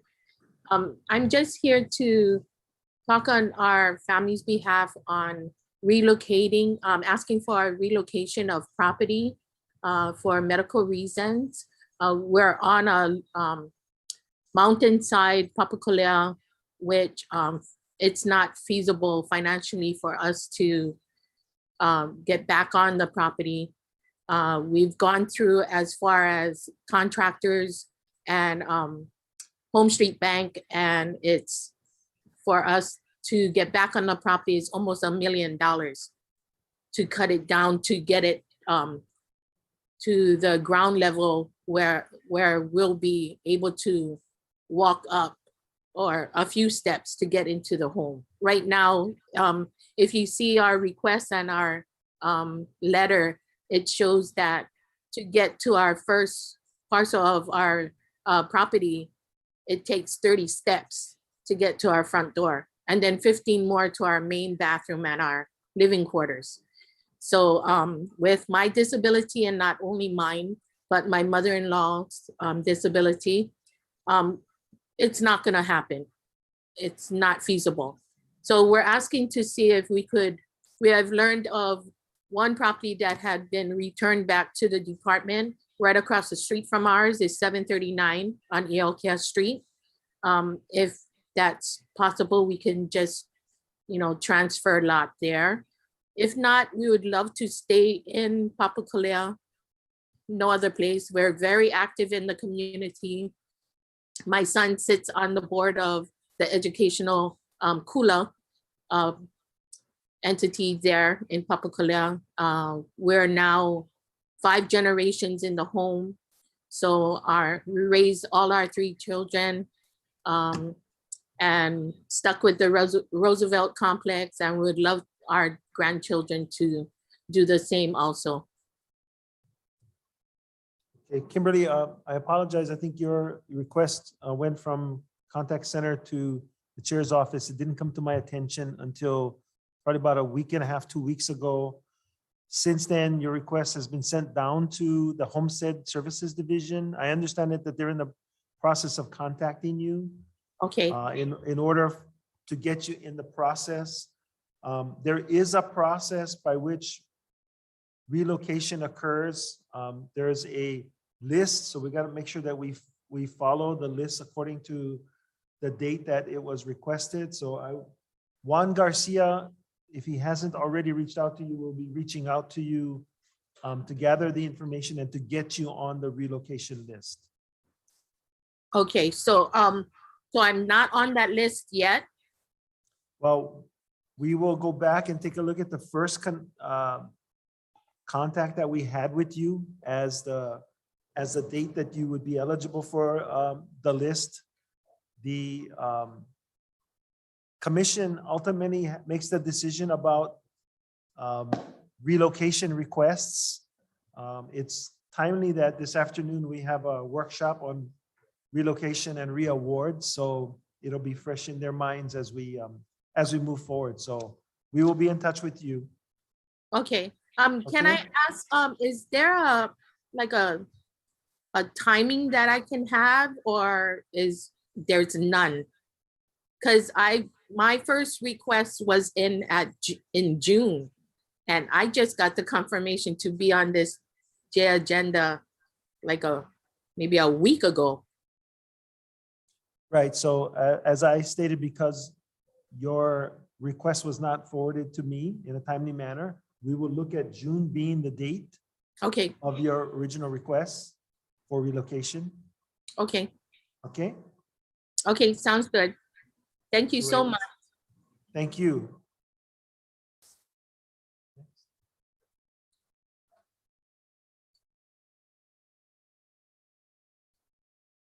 Okay, so we're waiting for other folks that are on the G agenda.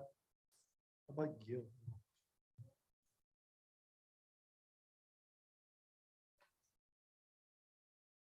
Asulu. Okay, Asulu Lebon, are you there?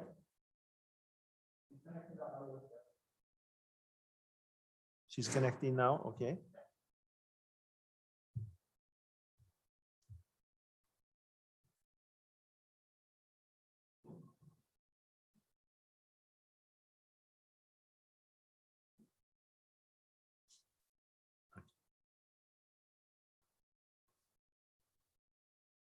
All right, Asulu, you're connected, but you're on mute. Can you unmute, please? Yes, thank you. There you go. All right. Hi. Hi. Okay. Asulu, you're connected, but you're on mute. Can you unmute, please? Oh, you're also listening to the live feed. Okay. And let me turn off my live stream. Sorry. Okay. Yeah. Hello.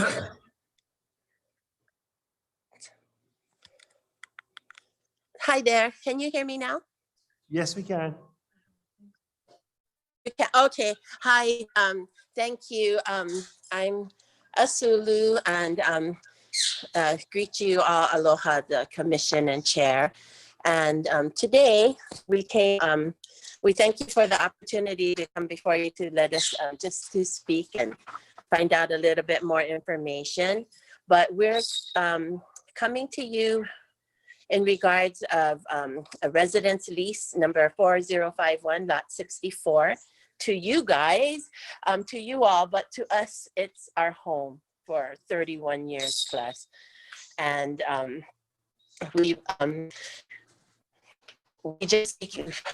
kind of a little emotional here, but we just can't believe we're in a situation while we're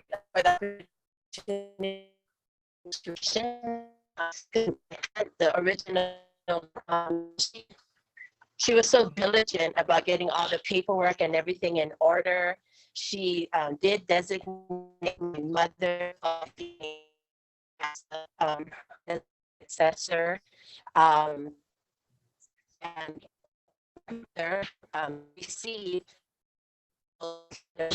approving the designation back in May 1st, 2000. And upon my aunt Marian Kahale's passing, we've been in contact, or trying to be in contact, with the Hawaiian Homes to find out what we need to do. It took a long time and never really got contacted back. So finally, I was able to take my mother into the Hawaiian Homes and find out what's going on. At that time, in February of 2019 or 2020, we did walk in. We spoke to Lloyd Pagaduan, gave him the certification, and he gave us paperwork for my mom to, the response form to sign. And it was signed and stamped on February 13, 2020. And since then, my mom called constantly and never got returned back from Lloyd. And we just didn't know what else we were supposed to do with this. And then January 5 of this year, my mom, Lisa Faleafine, passed. And, I contacted Lloyd. It took a long time before he did return our calls. We left emails, messages, text, email. Finally, he did call and say that Marian did not leave a successor and the house is still under her name. And, we don't know what else to do. He said there's going to be a public notice, which there was. And we know my aunt made it very clear to her children, to us who lived in the home for over 31 years with her, where we put all our love and resource into building this home, raised our children in this home. And, they grew up, went to college, starting their families. And, they live contributed life to the community. They're teachers, they do volunteer work. And we just, this house is, it was all possible because the love we had for each other, Auntie Nana, my mother, and our family. And now we're in this situation where it's not recognized or perfected that my mom was an actual successor, already approved, but we just found out that it took long for the commission to approve my mom because she was flagged some kind of P code, which was checking the quantum of her Hawaiian, and that all should have been done already. And we don't understand why it took this long. And if it was recognized, my mom signed to extend mortgage, then we wouldn't be in this situation. Even upon my mom passing, then her children, us, will be recognized. And that's why we're here today, what we're feeling and to see what anything that we can do to keep my mom perfected as the successor of Marian's estate. Sulu, can I ask you, what was your auntie's name? Who was the lessee?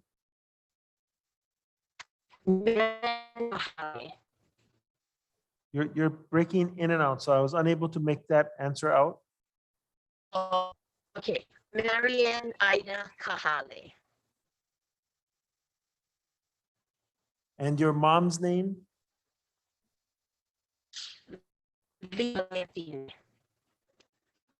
I'm sorry, I didn't get that. One more time. Eetha Faleafine.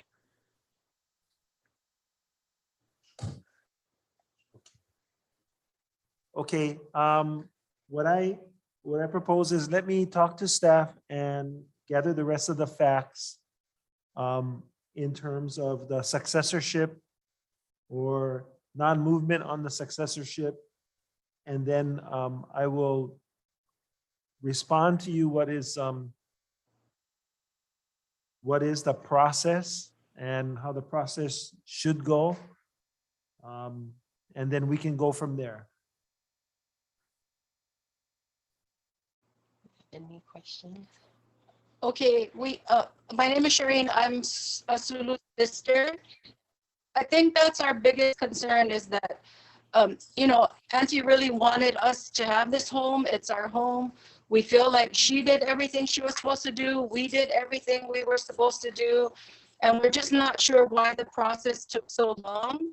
That cannot be the reason why we're going to be out of our home. So your attention matter is greatly appreciated. We look forward to the response. Okay, I will be in touch with you once I know all of the facts. And if there is an issue with the blood quantum, I will check to see what correspondence between the department and either your auntie or the department and your mom occurred. and try to identify if there is any documentation that can help rectify the P situation, because that sounds like that is really what is the issue here. So I have your phone number. Yes, I have your email if we need any additional information. I will. Okay, because we did speak to, he gave us a timeline, and you guys actually signed, the commission did actually approve my mom on January 11th. And I mean, it was in December of last year. And then on January 11th this year, which was 5 days after my mom passed, that they were going to contact my mom to do the finalized paperwork. So I know you have to make your investigation and stuff, but we just wanted to let you know that's what we were told from Hawaiian Homes Kala'i in June. And he asked us that we maybe should write a letter to you, which we did. And he said it would take like 10 business days to get back. And we haven't heard till, like, this is our first contact with you.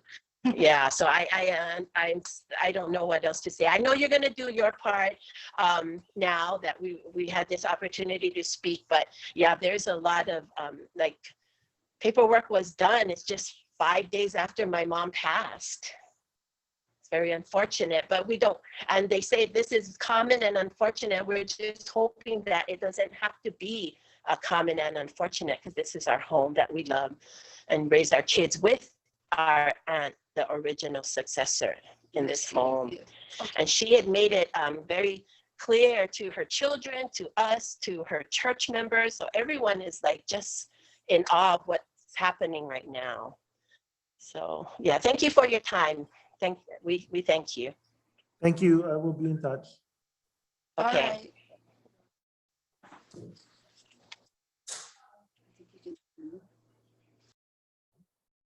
Okay, next up is Cora.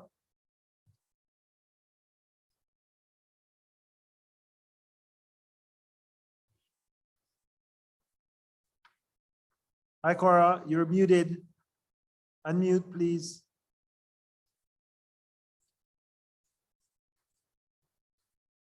You're muted. Okay, sorry, All I'm right. sorry. Aloha, Chair and Commissioners again. I need clarification, Chair. Is G1, has that been voted on already? G1, no. Okay, and G2 is scheduled for tomorrow, is that correct? F2, sorry, F2. Let me check. F2 is F. scheduled for tomorrow. Yeah, Frank 2 is scheduled for Yes. tomorrow. Okay, What was the other thank one you. that you asked? G2? G1, it was my fault, it was G1. Okay, you G1. answered it. Okay. Thank you. I just wanted to just continue, but I'm gonna just select to kind of get through this real quick. So, Aonui is seeking community benefits package due to the department, fire department, Maui County. So I wanted to share with you that currently Maui County request is the TMK, that same TMK is currently being occupied by Halipo Maikai. Also in my submittal, written submittal, there is a map. And I wanted to share that because both in the Planning Commission office and the land use management, there are some confusion. So if you look at the map of Maui County, they're asking for the easement of TMK 27. And the TMK easement near the government road, I'm looking at page 4 of my written testimony, dated August 13, sorry. And it's a map of what was provided to you folks from both from Gigi and from Shelley, both from the department. So the far right corner is is 36, is TMK 36, which they have indicated for an easement. But in the easement that is indicated in the map is actually TMK 27.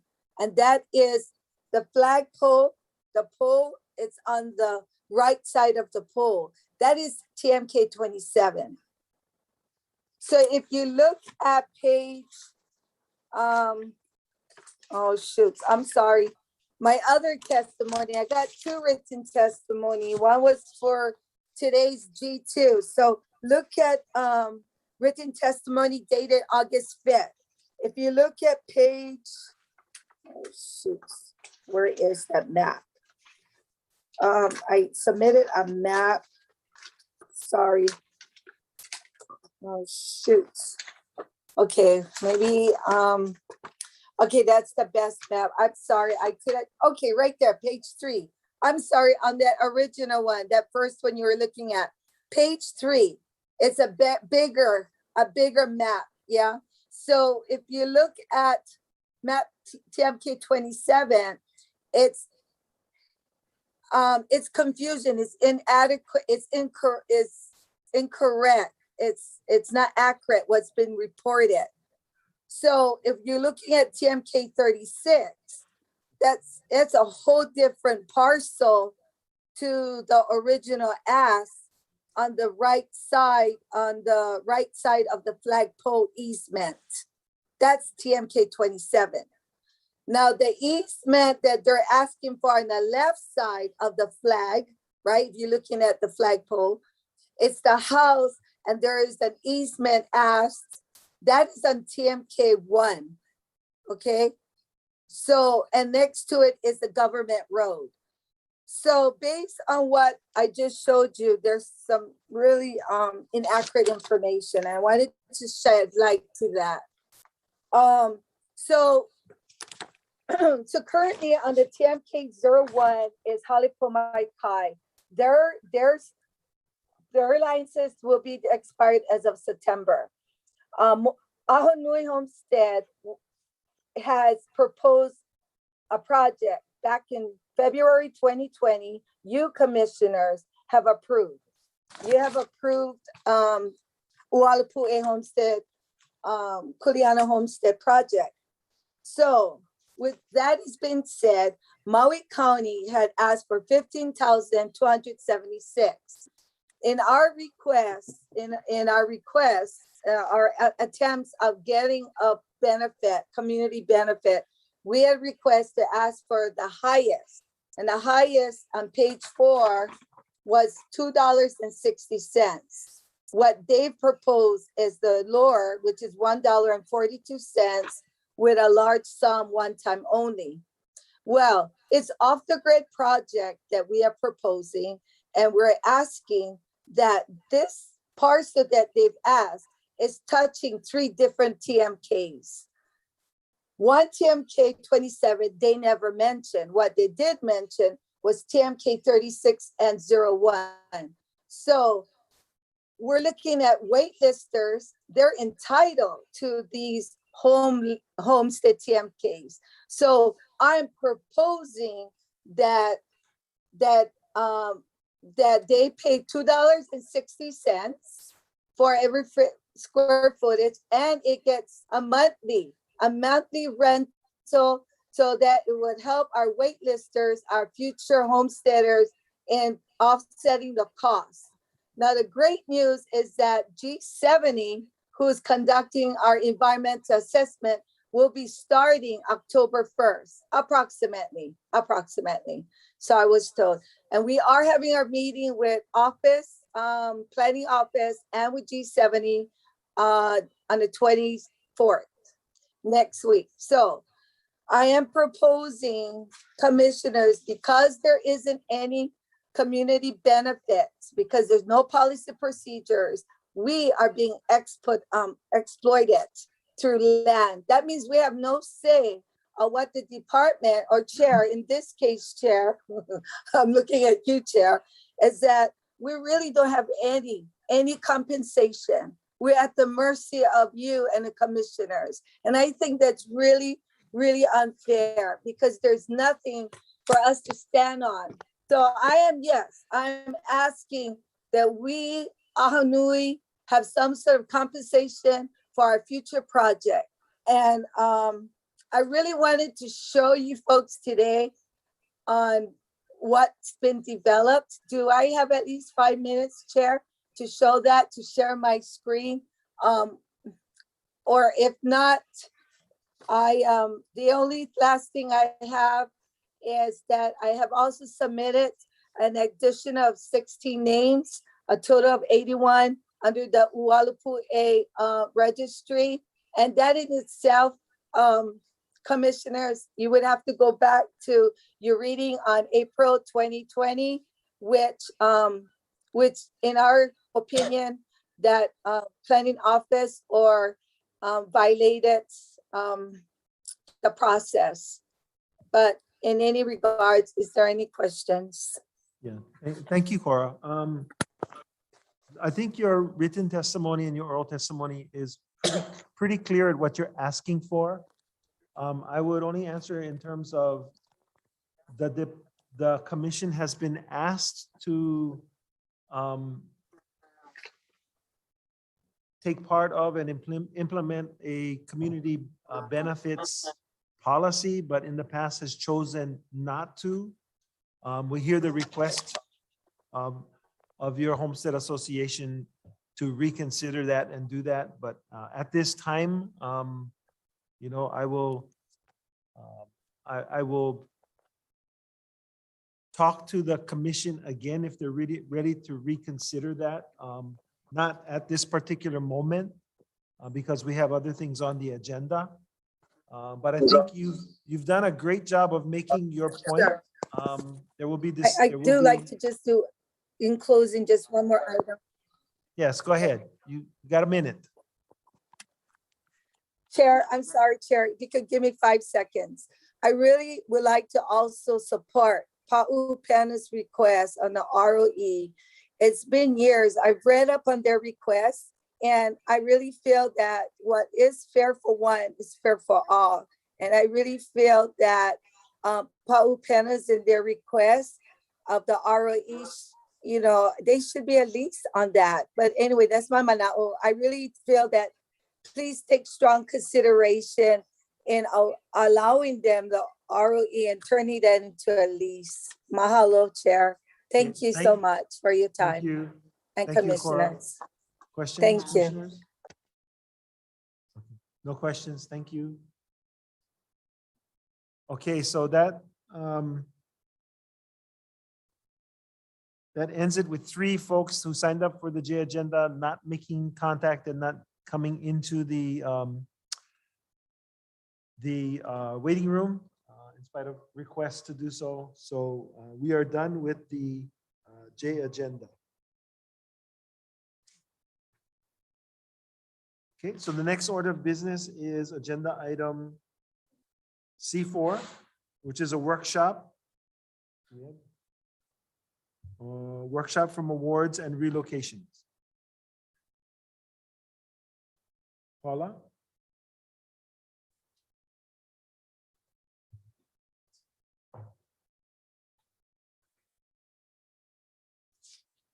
Okay, let's take a 1-minute break and then come back with Paula and her team.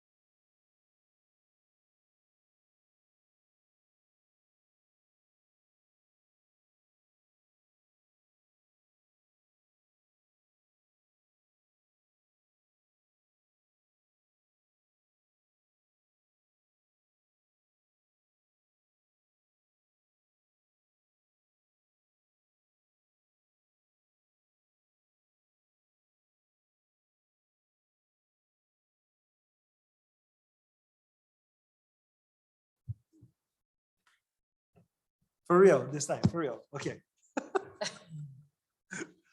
Aloha and welcome back, everyone. We're on agenda item C4, which is a workshop on the awards pipeline process, inclusive of a discussion on relocation.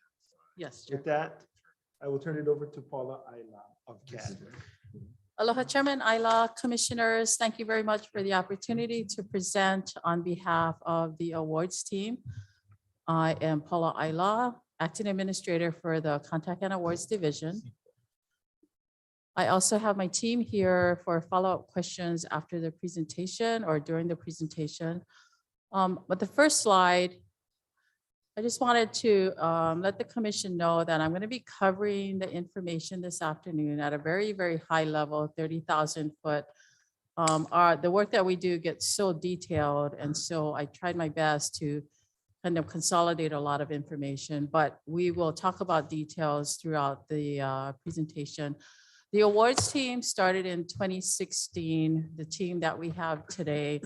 And before I go further, I just want to mahalo all of the staff, previous administrations that have done this work on offering and awarding of lots, because it is not an easy task. So I just wanted to mahalo those that came before us. And I appreciate the team that I have today that facilitates in doing this work. Over the years, we have evolved the process from where we were in 2016 to the current version, and we continue to readjust, reevaluate in order to address the timing and the needs of our beneficiaries and our processes at any given time. On our team, again, I serve as the acting administrator. We have an office assistant, Darlene Kennison. Michelle Hitzman is our Holly manager. That is our financial literacy program. And then I have currently 2 case management specialists, Kyla Bolton and Moana Freitas. To the right of the slide, you will see that there are 4 vacant positions. The intended goal was to have 6 case management specialists. So as like all of the other divisions, we're running very, very slim. And especially in lieu of COVID, those positions have not opened up again. We had 4 before COVID, but 1 retired and 1 took a different position with actually one of our lending partners.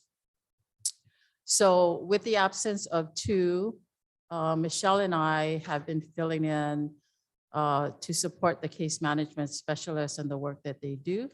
So we tend to wear multiple hats, and we're okay with that. We've got to get the work done, but we do hopefully in the future, we'll be able to replace some of the vacant positions that you see. Darlene Kennison has also been serving as part of the case management specialist team when we do offerings, orientation meetings, lot selection meetings. So I'm very appreciative of the team that we have. The way we split it off when we do the offerings is I assign 2 people per offering, and I'll go into further detail when I get to the projects. Next slide, please, Michael. I just wanted to set, level set some simple definitions, if you will, the focus and function of the awards team. There's 2 different pieces. One is to manage the offering of lots, whether it's residential, agriculture, or pastoral. The second function really of our team is the awarding of leases. There's a distinction between an offering and a awarding of lease. This is a statewide function, as you know. Next slide, please. So an offering, these 2 words get interchanged all the time, and I wanted the commission to understand that when we speak in this language, the offering is an offering of a lot that doesn't always convert into an award. And the reasons might be that someone will fall out of an offering. They might have selected a lot and they don't get all the way through the pipeline, so they never get to a conversion of a lease award. So that's a distinction. The offering is something we do at the front end. The lease award is when all of the work is completed and then we convey the award, the lease, if you will, a 99-year lease. Next slide, please. So this slide answers the question, how do lots come into the awards pipeline? They really come from two divisions in the agency. First is from Homestead Services Division. Lots come back to Homestead Services Division through pre-owned lots due to a lease cancellation, a surrender, or a relocation request. The other entity that we receive lots from is Land Development Division. Of course, they are responsible to deliver on new lots. And sometimes we have in an offering lots that were unselected from a previous offering. So an example of that will be the recent offering we had for Discovery Harbor. We had leftover lots from a previous offering, so we included that in the offering in July. Next slide, please. When awards receives lots into our inventory, we look at the definition is, are they offer ready? So when HSD does their work, if you look to the blue column, the blue highlighted column, if it's a pre-owned vacant lot, there are two types. There's vacant lots and there's lots with improvements. When they're looking at the pre-owned vacant lot, they are looking at the type of lot. They are looking for the TMK, address, utility connections, IWS requirements, etc. All of that information eventually needs to come over to awards so we can then prepare the offering. The other type is if there's an improvement on the lot, in addition to those items I already mentioned, they will provide awards with the pertinent reports, whether it's an appraisal report, termite inspection, home inspection, real property tax information, a survey, and whatever else is related to that particular lot.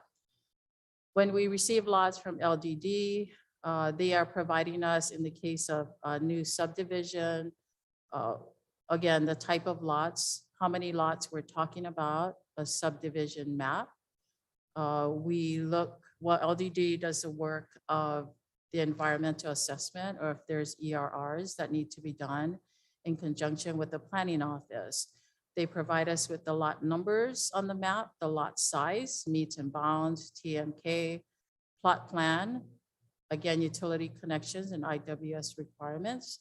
And if there is a DCCNR, they provide us with a copy of that. In the case of Discovery Harbor, there were existing DCCNRs, so we included that in our offering. And then the question we always ask HSD and LDD after they do all of this hard work in their particular areas, it really comes down to financing. If there's improvements, can the buyer obtain financing?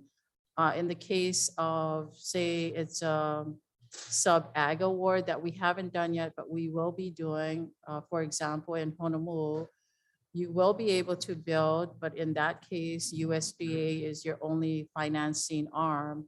So then again, we ask the question, if someone on a sub-ag wants to build, will they be able to obtain financing if they don't have cash? Next slide, please. This is a very condensed view, but I did want to show you that once we identify the lots, then we add them on to our offer schedule. And so this, of course, inventory is moving on and off this schedule. So this is just a snapshot of all the things we track: island, number of lots, when we're going to offer, if there is a previous lessee, everything that HSD and LDD does, all the work that they turn over to us. Next slide. Answering the question from last month about the relocation process and offering. It begins with Homestead Services. The relocation request is submitted to that team. The consideration is based on really two areas. The first, general description for a relocation, is based on health and safety. There are other circumstances where relocation has been provided in the areas of Pahe'ehe'e Ridge, in Wa'anai. There are some lots in Nanakuli. There are lots in Waiahuli, Maku'u, and another area for a request might be due to a neighbor dispute. So that all gets submitted to HSD because these are all leases, and then they submit the request to your board, the commissioners for review and a decision. If the decision is to proceed, then that relocation is handed off to my team. And then we add them to the relocation list. It's prioritized in based on when it was approved. The date is the priority, and then there's a description of the circumstance. In order of offering those people on the relocation list, the pecking order, if you will, when we do an offer, and I'll go into further detail in a couple slides, is undivided interest lessees go first, then the relocation list, and then the applicant wait list, which also includes the area list. That's a very high level, hopefully a very simplistic view of how the relocation request goes through the pipeline. Next slide, please. This slide, I just wanted to give you a view of our current product line so that you can see when we put together the offering on the far left column, we look at what type of home product we're looking at. So the first column, and I apologize that the font is small. I hope you have hard copies. But we have rent with option to purchase. That is based on the HUD County area median income. Moving to the right in the next column, that is based on a monthly rental. Currently based on La'iopua, the rents run from $340 to $1,936 per month based on the house size. The home sizes there are a 2-2 all the way up to a 4-bedroom, 2-bath. The income qualification, the beneficiary must meet a 30, 40, or 60% area median income. Time to market is 9 to 12 months, and I'll go into further detail on the timeline as well. The next section down is vacant lot. Their next 3 lines really is the second product, which is the vacant lot, but there are 3 types of products that are built into the vacant lot offering. So the first one, we're trying to obtain and working with HPM on Hawaii Island. It hasn't cleared all the hurdles yet, but we hope it will later this month. We're hoping that we can introduce modular construction. And the reasons for that is it's a low cost. It is based on a construction loan amount. The home size we're looking at to start is a studio bath. So for those who just want to get started on the lot, this would be the starting point, up to a 2-bedroom, 1-bath. The income qualification would be $100,000 and higher, depending on what size we can accommodate starting now and in the future. Time to market, this is the real key for this product, is delivery is 3 to 6 months. So we can put families into homes a lot faster in this type of product home. The next one down is a vacant lot package home kit. We currently have been doing that for years with partners like Constador, HPM, Hardware Hawaii. That's a low, mid to high purchase price depending on the kit they select. You can go from a tiny home to a large home, 5-bedroom, 3-bath, whatever you can afford. And then then the income qualification is similar to the modular, $100,000 or higher. The difference between the modular and this package home is the timeline. This timeline will take a 2-year minimum. What we're experiencing is a good portion of the vacant lot package homes take more than 2 years. And I'll explain further on another slide. The next vacant lot product is the owner builder. Again, it's a low, mid, high price range. Again, it's sized from a tiny home to a large home. Same income qualification, starting point is about 100,000 and higher. And similar to the package home kit, that can take a 2-year minimum.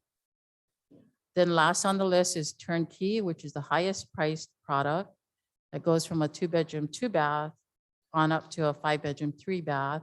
We've just delivered homes in Kapolei. We're finishing off with Gentry Home as the developer. The income qualification is starting at 300,000 and higher.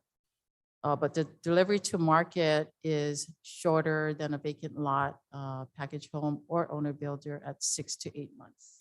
Yes, Commissioner. Paula, thank you.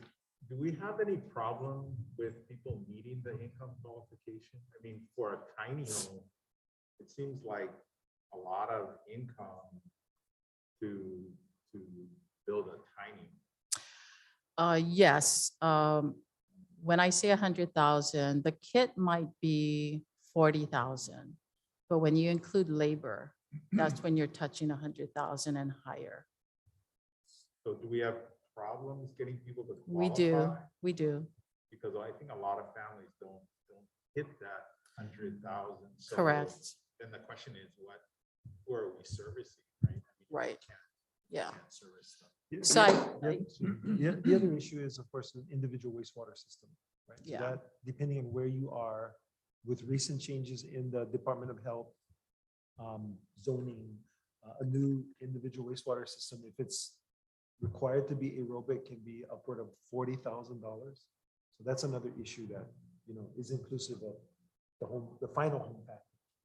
Right, but the income qualification and the cost of the house is different, right? Because even if the house costs 100,000, you don't have to make 100,000 to qualify, right? In the simple world, because your rent might only be a few $100, right? At 3%.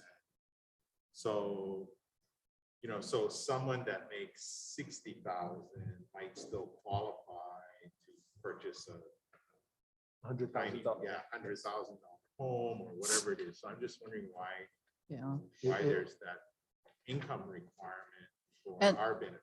Yeah, let me clarify that further, Commissioner. I apologize. So thank you for the question. I'm basing it at $100,000 and we're talking about all cost in, right? And in a vacant lot situation, it requires a construction loan. So right? this is the cost of the home, not The, the income. you have to get a construction loan, right? And so let's just say you want to just do a tiny home, 2-bedroom, 1-bath. You used to be able to get it for about $29,000, just a kit. And then when you add in the labor, you're talking about 3 to 4 times the price of the kit, right? So then you have to go to the bank and say, I need a loan all in for $100,000, right? So I just use that as a baseline because and to add to that, recently, Moana on my team was able to check the pricing on kits today, and they're starting in the high 40s, right? So it's the cost of the house. I just Correct. misunderstood that. In Not- order to not- qualify yeah. for the Okay. loan. Yes, I'm sorry if that wasn't clear. Yep. Okay, Yes, Commissioner? Thank you. Yeah, because I was looking at it the same way, income qualification. Yeah. 100,000 seemed like a pretty high bar to qualify, but again, you're referring to the cost of the home. Home, that then is what you have to qualify for, Oh, okay, got it. which means your income is what's going to get you qualified for the loan. Right, but you right. don't have to be earning 100 grand. a No, year to I'm qualify sorry. for the Yeah, loan. no, that's a good point. That's a Yeah. good point. So let me just change that. You have to be an SR1. Times 2. Thank you. Next slide, Hold on a please. second. Oh, Russell, go ahead, Russell. Hi, Paula, on that same chart with the home product line, the first row, rent with option to purchase, Yes. is that the only product line where the department goes away from awarding on a wait list order criteria and instead goes to this area median income criteria? So let me explain that a little further. The rent with option to purchase, the most recent, as you're probably familiar, is La'iopua in Kona. We contracted a vendor who acts as the developer, and then there's also a property manager. Because they're using tax credits, they are held to their process of the area median income, which is a federal process. So while- I know how it works. I'm sorry to Okay. interrupt. I know how it works, but is this the sole situation, this product where rather than just going down the list, we go down the list, but they also have to qualify for this median income requirement? Correct, at a 30, 40, or 60%. So if the we- first beneficiary on the list is at 100% of area median income, too bad, right? That person They're- doesn't qualify for this product. Yes, they would be deemed over income. To add to the process for rent with option, so the awards team, we will do the offering, the mailing, and then we work very, very closely with the partners in terms of how we proceed down the list. So we don't skip anyone. Whoever is interested and responds, that's the list we use based on their application date. If they qualified and met the area median income, then we would do what's called our call list and place them in priority of their application date. So the answer to my question is yes, this is the only product where we go beyond just a pure wait list order. We have this other criteria that you have to. Yes, yes. Okay. I mean, I understand the financing mechanism and the tax credits and the need for that, but it seems like so somebody waits on the wait list for a long time, they finally get called, and then away, they make too much money. They're too qualified, and they go back to I guess they go back to waiting on the list. Is that kind of what happens? Yes, they would be considered a deferral. However, part of the reason I wanted to just share this slide with you was to show that we are adding product. For a while, we were just in a turnkey product world. And so since 2016, we opened up the vacant lots with the different products attached. Of course, Stuart and his team, LDD, worked really hard with the rent with option to purchase to bring that to market. So the goal is to find more products and options for our families. So if they fall out of one, they may be eligible for the other. So an example might be, we mailed the entire offering to the entire Hawaii Island residential list to folks with the rent with option to purchase in La'iopua. And then on the heels of that, maybe a few months later, we did Discovery Harbor. So if you fell out of La'iopua, the next opportunity available to you was Discovery Harbor.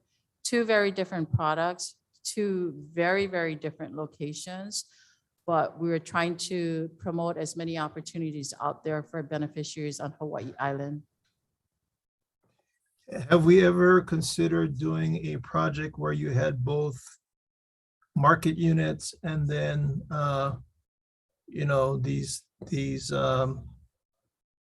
percentage of area and median income qualified units, where you had a mixture of the units so that you could work down? Yeah. A multi-product subdivision. Right. Is what you're asking? Yes. I believe I would defer to Stuart and Chairman on that. I think at one point in time, there was discussion of that model. I don't know what prevented that from going forward, but I wasn't a part of that. Yeah, I can ask that later because I want you to continue because you're doing a good presentation. I want to hear it all.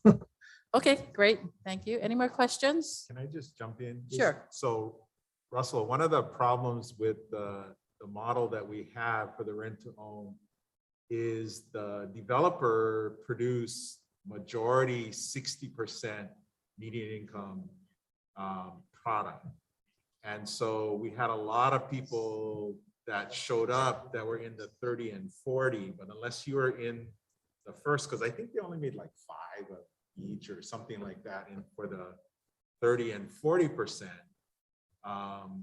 So you had a lot of people coming in, but by the time they got there, the 30 and 40 were gone.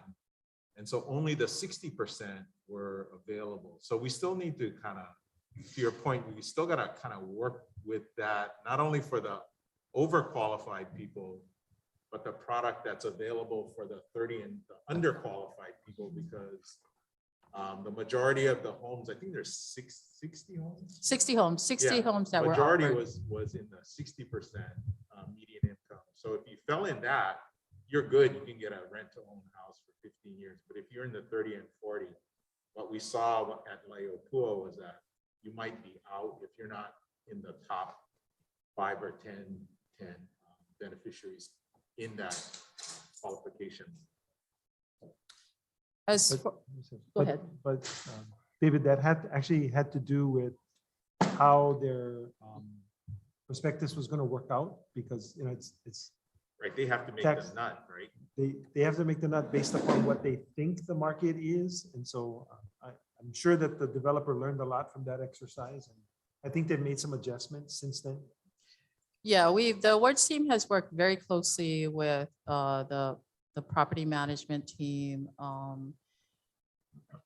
And in part because our process is so complicated, and they just did not have an understanding of how we work through our list. So it was a good exercise we went through with them.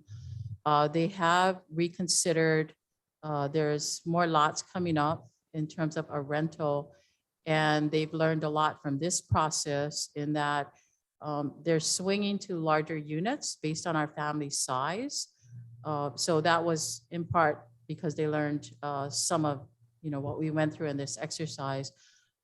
They did, for this particular offering in La'iopua, they did refer back to our beneficiary survey we did, I believe it was in 2014, in part, and other market data in order to make their decisions.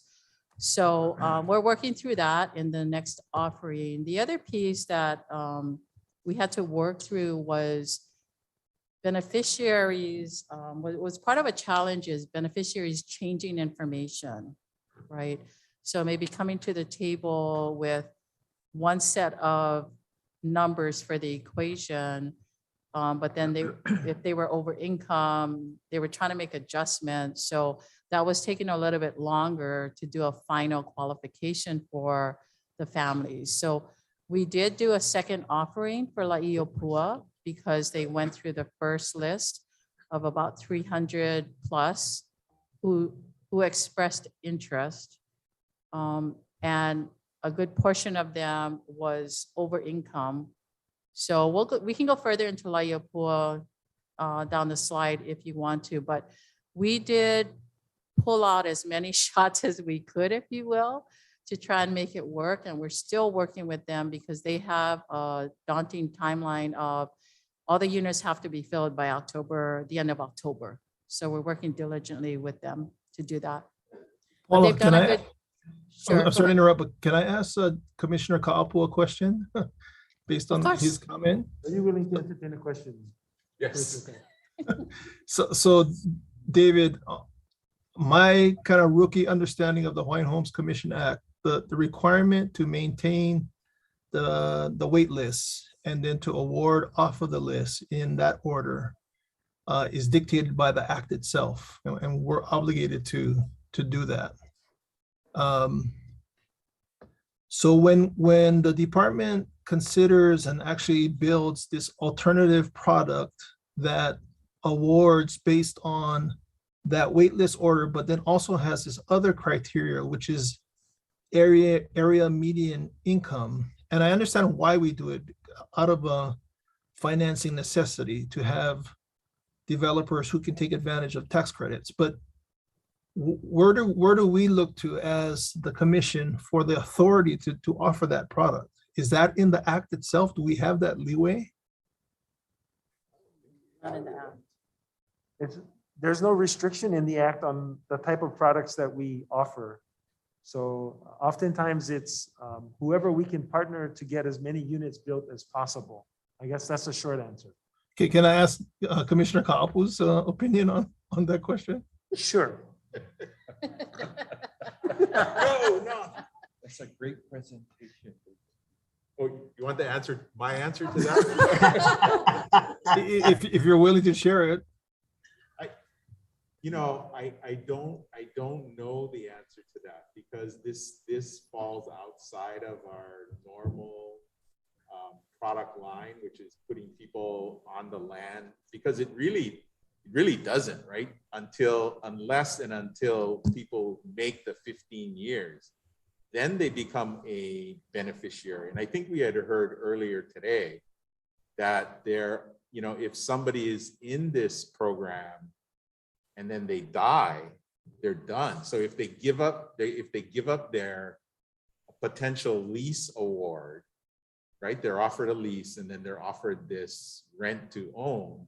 If they give up their lease award and then something happens, they're done. I mean, and if they're 50 and they have kids, the kids get nothing. So it's not really a product that I think the HHCA authorizes, because it takes this 15-year period. So you got to wait 15 years till you're then become a actual beneficiary.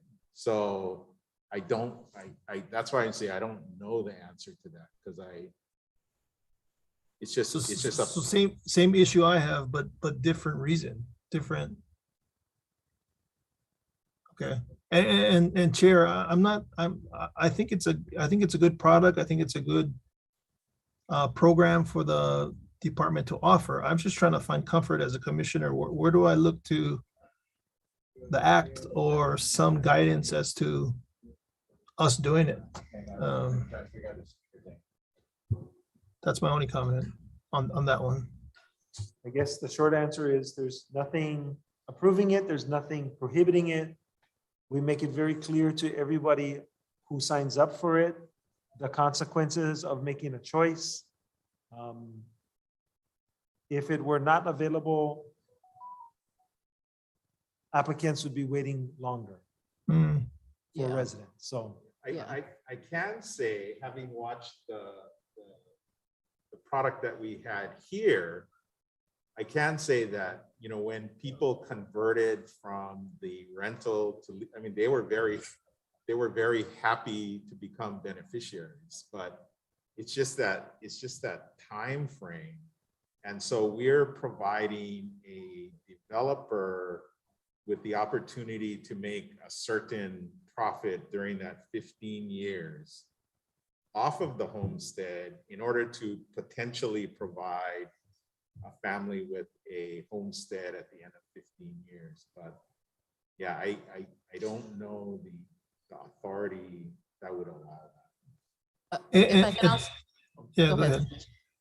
No, I was just gonna say, to round out this discussion, the reason we have to go to this kind of product to be able to offer to beneficiaries on the wait list and deal with this kind of issues is because we don't get funded adequately to build it on our own. We have to go find tax-driven deals like they have in the private market to build these things. And that's the core of the problem, is that we're trying to be creative and do good work,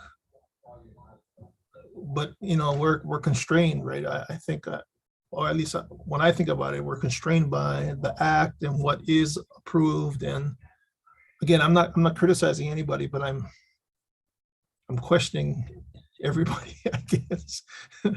Yes. Yeah, and to me, if we were serving the 40% and down, because those beneficiaries will never qualify, in my view anyway, unlikely that they will ever qualify for any product that we would have. So I can see why we're servicing that segment, because they wouldn't. But when you put these 30%, 40% requirements on there, it creates some artificial barriers, right, to others who still need a home, but will never be able to qualify for that. So that's always the problem that I have, is that we're serving certain segments, we're working our way down to people that otherwise wouldn't have an opportunity, but we'll never get to a certain segment of the population that really may need that homestead. And in this situation, no, I mean, these are all good observations, but in this situation, there may be some 30 and 40 percenters who make it through the 15 years and will actually have an opportunity, right? Hopefully. As yeah. opposed to the old system, which was, here's a vacant lot, or here's a here's a turnkey home. You either qualify or you don't. So those guys in the past would never make it. This is an opportunity, a creative way for those to have a chance to make it. Yeah, so if I can just add, if we expand this list, it addresses your point, Commissioner, in terms of, if you miss one bucket, then you'll never get, right? So if we expand this home product line, that's only going to help our beneficiaries. In terms of La'iopua, I guess another way to look at this slide is in terms of a step process. The rental is really the first entry point. While they're a tenant, they continue to receive offerings, so they don't have to stay for 15 years. So from the awards team, what we're trying to do is get as many offerings out there so they have another selection. So in the last year, we didn't slow down. We did rent with option to purchase, Discovery Harbor, as I mentioned. We also did pre-owned homes all on Hawaii Island. So if they missed one opportunity, another one is right on the heels of that. And there's going to be a lot of activity on Hawaii Island. So I guess that's another way to look at it. Take the rent with option to purchase. If you qualify, I understand the barriers you folks are raising, but if you can get in a unit at that rent, which is probably half or less than half of what they're paying today, the quality of life is another aspect of them being in a brand new, beautiful home in La'iopua, nice homestead community with other beneficiaries, beautiful views near the airport. The location is great. So while there are some barriers and, there's opportunities to work on that, I think there's also the other side that puts 60 families into homes by October of this year. So hopefully if we can add more product to this product line, that's another way of helping the families. And paying rents that are approximately 50% of what they would pay outside without this product. Yes. Oh, you can't find anything for $600 in Kona, yeah, or triple that. Maybe even 1,200. You can't find anything in Kona. So this is. And these are a great 5,000 deal. square foot lots. I mean, Land Development Division, Stewart's team did a great work in, prepping these lots for awards. So, there's a lot of pluses. Obviously, there are other opportunities we can look at. In terms of the offering, just to kind of level set, one of the challenges we always have, no matter which offering it is the response or the lack of response, if you will. So in this particular offering for La'iopua, we mailed out to 4,915 people on the wait list. We had, of the 120 undivided interest for La'iopua, we had 27 of the 120 that responded they were interested.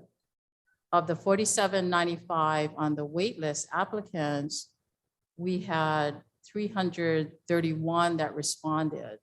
So that's, the response rate, while I understand that we should entertain more offerings and opportunities, what I would also encourage is that we get a better response from our beneficiaries so we can provide more opportunities. So I just wanted to provide you and level set the information when we do the offerings. Okay. Next slide, please, Michael. Thank you. The next 3 slides I'm going to take you through is based on what we just discussed, how we go through the turnkey homes, the vacant lot product and vacant lots, and then the ag lots, which we just started offering within the last 3 months. Next slide. So this slide at the very top, turnkey offering process. Our process actually is 70 steps in order to get someone into the home. And right below that, it's a 12-month timeline. And we count from the point of mailing to the point of occupancy. So again, I just try to really simplify this. When we do the offering packet, it includes the offer letter, interest response form, FAQs, a plot plan, and if necessary, the DCCNRs. Following to the right, our team also does outreach in order to drive traffic to the offering. We do calls, we do email, we do text, whatever form of communication we have for the beneficiary. And what we're trying to do is to get the interest of these families who receive the mailing to the orientation meeting. The orientation meeting is really our first opportunity to educate the beneficiaries about what this offering includes, from the location, the lot size, the price points, all of that information. We also bring in our partners, whether it's our lenders or if it's a developer, our DCCNR association. We invite everyone and give them a moment to share their part of the process that our beneficiaries will go through. So we do spend a lot of time at the orientation meeting educating them. In the turnkey process going down to the box on the far right, there is a financial pre-qualification that needs to be met because there is an asset on the property that they're going to have to pay for. From the point of orientation meeting to the financial qualification, we let everyone know at the orientation meeting that they have 30 to 45 days to obtain the financial pre-qualification. Then moving over to the left, if they meet the pre-qualification and they send it to us, we have a deadline they have to send it by. Then we send an invitation letter to these families to attend our lot selection meeting. Over to the left, we host a lot selection meeting. Again, we go over some pertinent details in terms of process for the families. LDD is always a great partner. We're tied at the hip and they're there with us from the orientation meeting to the lot selection, providing information for our beneficiaries. To the left, once the loan is approved. So from lot selection, there is a lot of activity going on that is not on this slide, and that's part of the 70 steps. They're meeting with the developer, they're meeting with the realtor, the lender. So there's a lot of pieces that are going on between lot selection and loan approval. Once they get the loan approval, then my team records the lease, and then occupancy occurs based on the construction timeline. And what I mean by that is they may get, the lease may record in August, but the move-in construction timeline might not be until October. That's all that means. Next slide, please. The vacant lot offering process, again, is 70 steps from the time of mailing to occupancy. This slide, vacant lot, as I mentioned earlier, is a minimum 2-year timeline. The Hawaiian Homes Commission Act provides a 12-month occupancy requirement from the time that we record the lease. What we found, and this is something that we evolved over time and with help from Michelle Hitzman, is that 1 year was not going to be sufficient for them to get a construction loan and to finish building the house and move in. So what we did was we added 1 year onto that timeline to make it a 2-year timeline. So the first year, really from the time of lot selection, they have to then submit their application for a construction loan. The construction loan can take up to 8 months. So that's your first year. Once that construction loan is approved, as I mentioned previously on the previous slide, then we record the lease, but now they have 12 months to construct and to occupy. So that's why it's a minimum 2-year. Yes, Commissioner. Yes, so I'm a little confused by this slide. I think I'm hearing what you're saying, but on the bottom left, it says construction loan within 7 days of lot selection. Yes, so let me start at the top again, Commissioner. just looking at this slide, I've highlighted red boxes. Yeah. So all the green boxes are similar to the turnkey process I mentioned in the previous slide. What's different about the vacant lot offering process is the first red box. In addition to an orientation meeting, we also host educational vacant lot workshops. We might do one, we might do two. In the case of Discovery Harbor, we added a third one because the attendance to these vacant lot workshops were very low. Then if you skip on over to the next red box to the far right, the minimum requirements met. When we do the vacant lot workshops, what we're educating them about is what they're going to have to do for the vacant lot process, because the department does not project manage that bill. They're on their own to hire their contractors, subcontractors, so on and so forth. But we continue to case manage with them because our goal is to make sure they end up in the house. So I'm going to answer your question eventually, Commissioner. Yeah. Okay, it's a little confusing because, you know, the reason I'm asking is because you're talking about an educational process to prep them to get ready for a loan application. Yes. It looks like, and so there's an expectation as a result of the education. By the time you select your lot, you should be prepped up and in motion to get that done within 7 days? No. So thank you for that question. When they get to, let me back up a little. When they attend the vacant lot workshop, they have to sign a form that they acknowledge they understand the construction procedures. That's one. And then, and that's in that red box on the far right. They have to attend and then sign that vacant lot construction procedures form. Then if you move over to the left, the green box, once they've met those requirements, we send an invitation letter to come to the lot selection meeting. They come to the lot selection meeting. At that meeting, they then have to sign a lot reservation form. And in that form, it describes all of the steps that they are accountable for in order to start and finish that build. We also include deadlines. So going down to that red box that you raised, the first step after they select a lot, within 7 days of that meeting, they have to set up an appointment with a lender for a construction loan. That's the first step in that process. It's different. What Okay, maybe I'm gonna stop and let you continue, but yeah. So I think I'm starting to get it, but I think it's the 70 steps that there's a lot for even myself to chew on.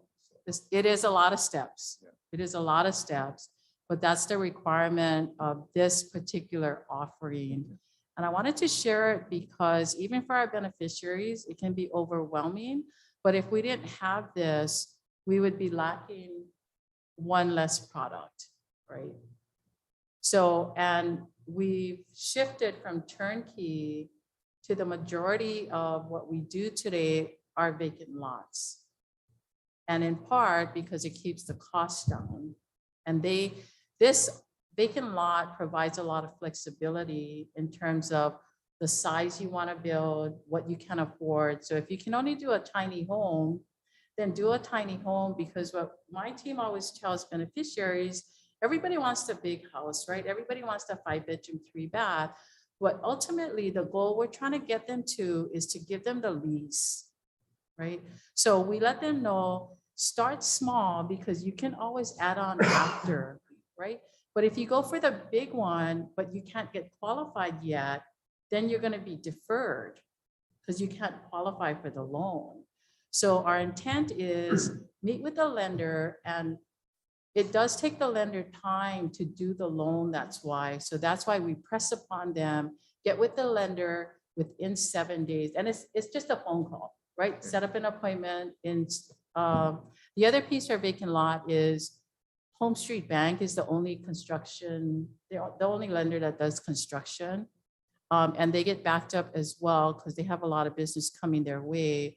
So what my case managers do is really, they case manage meeting the deadlines. Not to say we don't have flexibility, as long, part of the intent is that there's a high level of engagement with our beneficiaries, right? That they stay in touch with us, we stay in touch with them. If something goes wayside, you know, say they were counting on someone to be on the loan with them, but that person decided they don't want to do it anymore. So we make allowances and the timeline can stretch out. So that's why I say minimum 2 year, depending on each family's circumstance. Someone may get all the way through the construction loan and they're ready to build, but maybe somebody comes upon a health issue or they lose their job. So we incorporate all of those exceptions, if you will, and that's why some families take a little longer. What percentage of families fall out in this process? On the construction loan? Yeah. It depends on the project. I don't have that data at my fingertips, Commissioner, but maybe when the team comes up, Michelle might have a better handle. But we have that information by project in terms of how many don't make it first from the first pass, right? And so in the case of some of the projects, for example, Waiahuli, Pi'ilani Maikekai, pre-owned lots in Nanakuli or Waianae, the ladies have had to re-offer because maybe we offered the first time, somebody fell out because they couldn't meet the financial qualifications. So we go to the next one on the backup list. That one doesn't make it. And then we go to a third. So that extends the timeline for that project, right? So every time we offer a lot, you're looking at, you know, a year or more. So that's why some of these, in the case of Pi'ilani Maikekai, Waiahuli, which we offered in 2017, both projects, there's still some lots that are still open that we're trying to re-offer. Yeah. In today's world, what's the average timeline it takes to secure a loan? On a construction loan for these, we're looking at 8 months, right? On a turnkey, when you're looking at a turnkey, you're looking at a, you know, like 30, 60 days. And Michelle she's the expert on the loan side. So, but that's why I thought it was important for you folks to see the number of steps every time we offer a lot. So if we have to re-offer, you know, take the mailing out, it's still going to be like 43 steps. And that timeline will extend and extend and extend. With 4 people, 3 people, 2 people. 2 plus 2. One of the criticisms that we heard was because everything was focused on turnkey, was that people couldn't qualify. And, you know, I get family members who work construction, you know, I'm a contractor, just give me one lot. So this was one of the reactions to providing additional options for folks who could not qualify for a turnkey and may have the ability to utilize family, friends, etc., to do this. And so in some cases, it has worked out very, very well for those applicants who had the resources available sort of at their fingertips. And if the staff is engaged, that's a positive, you know, Yes. following them through all these steps. Yes, and that's really the heavy lifting that the awards teams does, is just being in constant communication with these families. Because I guess what used to happen is we would award the lot and then there was no case management. So that's why we all see lots just sitting around, right? So with this new version under Joby's administration, we started this team and we started looking at this process. And to Chair's point, I mentioned that last month, this vacant lot process came off 2016. It was our first offering as this team in Kakaina, Waimanalo. And they were very adamant I don't want turnkey, the houses are ugly, I cannot afford it, I have cash, let me do my own. So we stepped back and we relooked at it and we said, okay, is there a reason why we can't offer this? And there really was no justifiable reason, right, Chairman, if I recall. And so we said, well, let's turn it on, let's start it again. But the process is going to be different. It's going to take a lot of time, a lot of hand-holding. So we went in with our eyes open, but it's getting families onto the lot and into the homes with a 99-year lease. And that's ultimately the goal we're all, working towards. Yeah.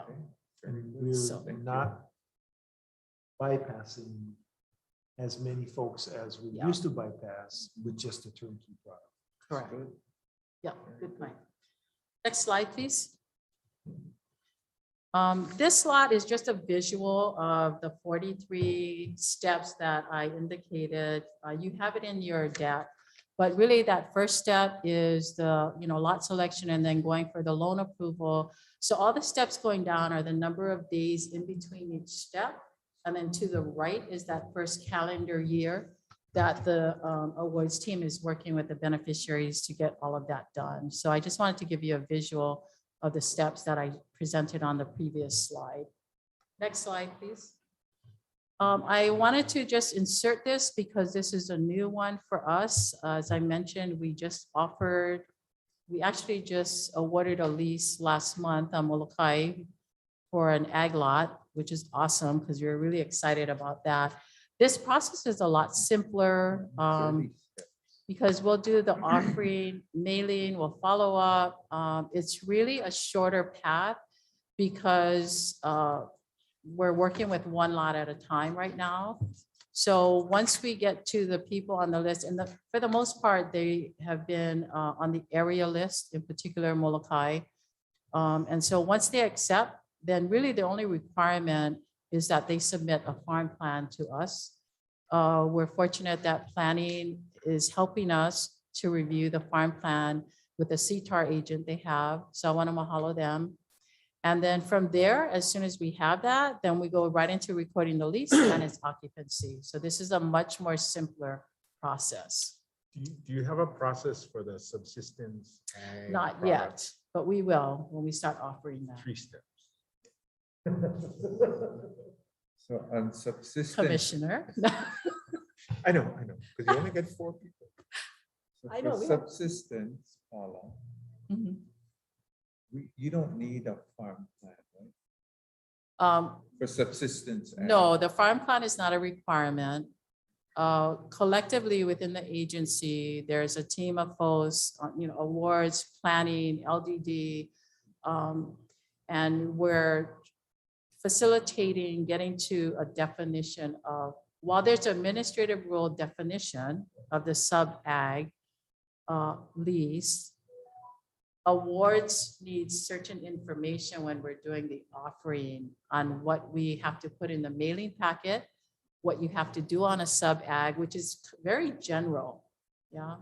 I mean, there's language in the admin rule that says, like small farm animals, in terms of meeting the subsistence ag definition. So awards, we have a lot of questions in terms of, well, what does that look like in a letter, in an FAQ, when we host the workshops?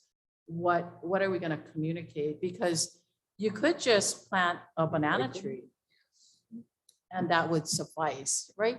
But if they want to build a home, which is allowable in Honolulu, that started the discussion with planning and LGD. I said, well, if they want to build a home, the minimum requirements is to have electrical in order to meet a USDA loan, right? So we're trying to unravel all of those details. And I think we're getting close to putting that together with Honolulu and Hanaeva coming up from LDD. Next slide, Michael. This you have in your packet, but it's just a visual of the 4 pieces that are pertinent to the mailing packet. Just to do the mailing packet is 37 steps. We work very closely with ICRO. We've been fortunate to have Cedric and his team work with us on the mailings. Before, we used to do a lot of it in-house, the printing, the stuffing, the postage. And we started doing it with an outside vendor to do the printing and the mailing. And now Cedric and his team is tasked to help us with that, which is a huge help. We just draft the letters, the FAQs, all of the content. And so that step in and of itself is 37 steps. And then we also work very closely with iGrow to put together the events, whether it's the orientation and lot selection meetings. We do it collectively as a team to whether we do it virtual or on site. We work very closely with Cedric and his team. So we're very grateful for that. Next slide, Michael, please. I just wanted to share the partners that we currently work with. We're always open to working with as many partners that will help our families. So from the lender perspective in the top left, Bank of Hawaii, Home Street, USDA, there are other lenders that are available to beneficiaries, but the top three are usually the ones that float to the top. And then we have DHHL, which is the lender of last resort.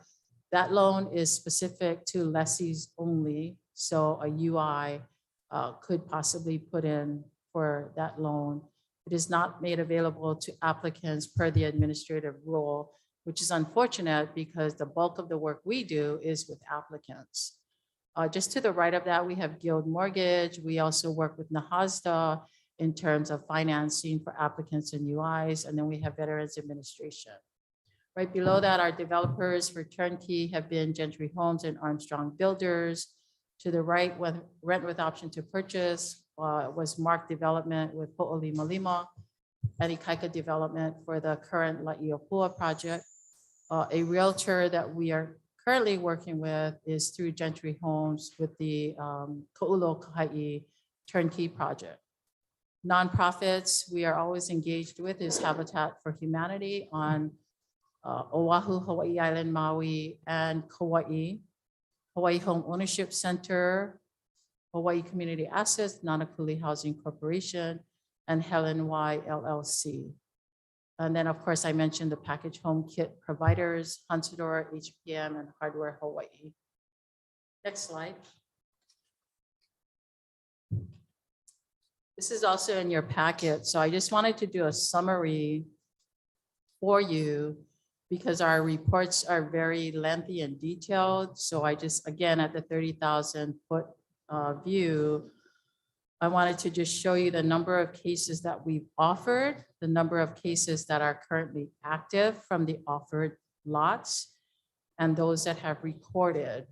And then to the far right, future lot offerings that I know of at this point in time. What's not on this list in terms of future offering is the work that LDD, Stewart and his team are doing to prepare more lots for us, like Honolulu and I did put Paneava, like Honolulu, but there are on other islands where I don't have some of those lots yet. So total on Oahu, we offered 255. We have 69 that are active. We recorded 186, and we have 8 more pre-owned that are coming. And you can go on down this report. Hawaii Island, as I mentioned, has a lot of activity with all the different areas that are currently underway and coming in future lot offerings. Maui right now looks like there's not a lot going on. We offered the 45 in 2017.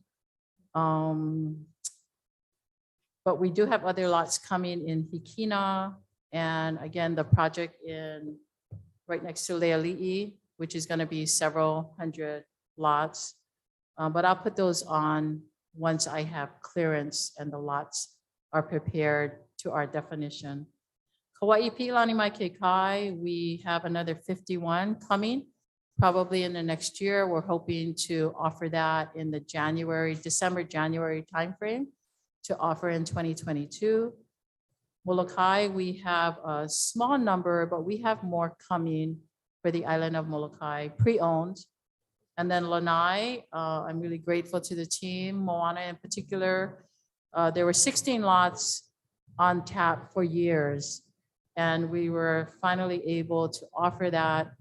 It was the last offering, I believe, under Joby's administration. It was really important that she wanted to see us get those lots out. So we did, and all of those have been recorded and awarded. So they are all lessees today. So statewide, in total, we offered 447. 200 are still active that we're working with the 2 case managers plus 2. And we've recorded 247. So a lot of work that has gone on, a lot coming for future, and that's pretty much it. Thank you very much. Thank you, Molly. Paula. Mahalo to you and your staff. That's a lot of Thank work. you. Thank you. I have Michelle Hitzman, Kyla Bolton, and Moana Freitas here. If you have questions specifically for a project, they can answer questions.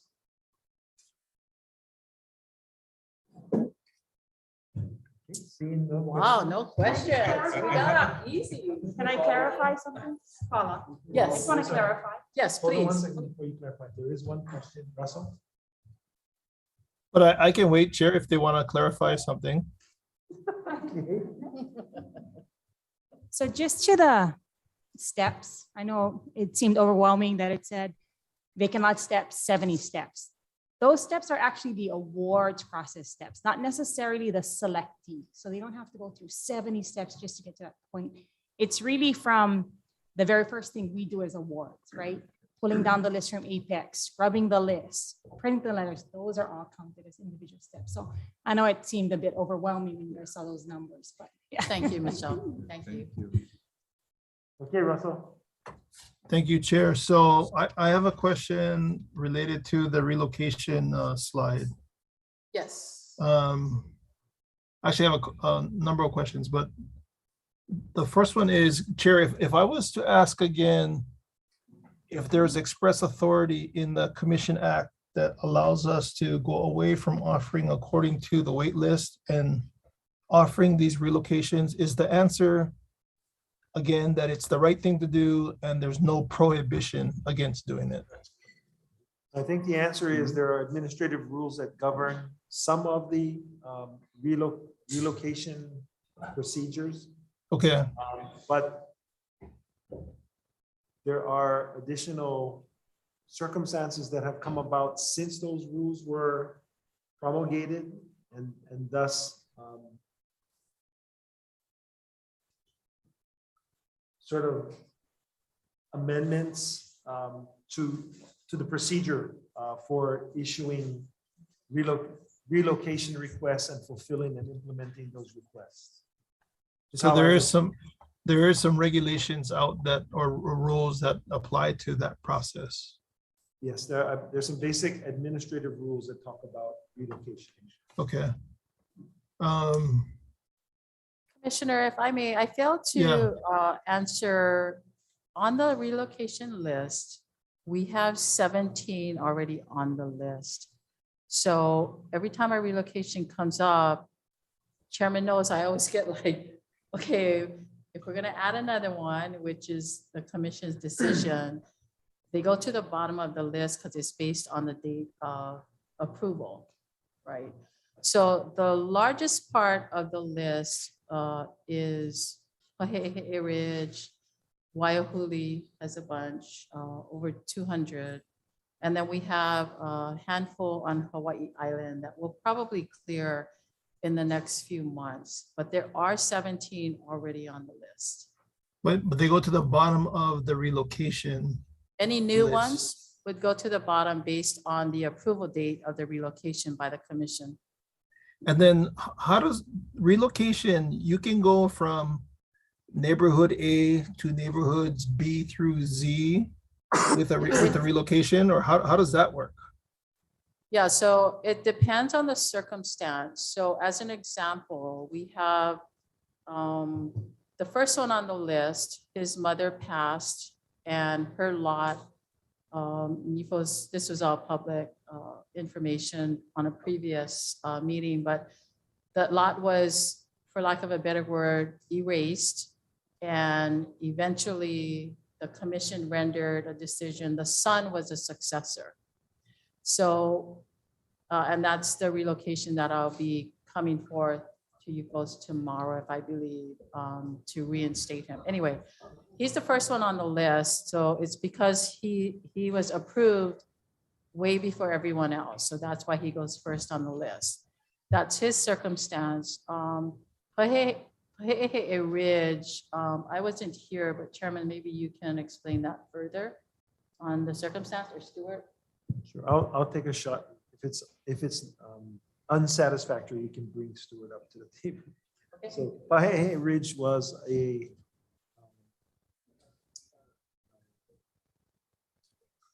it was an award that occurred in the 80s, accelerated awards.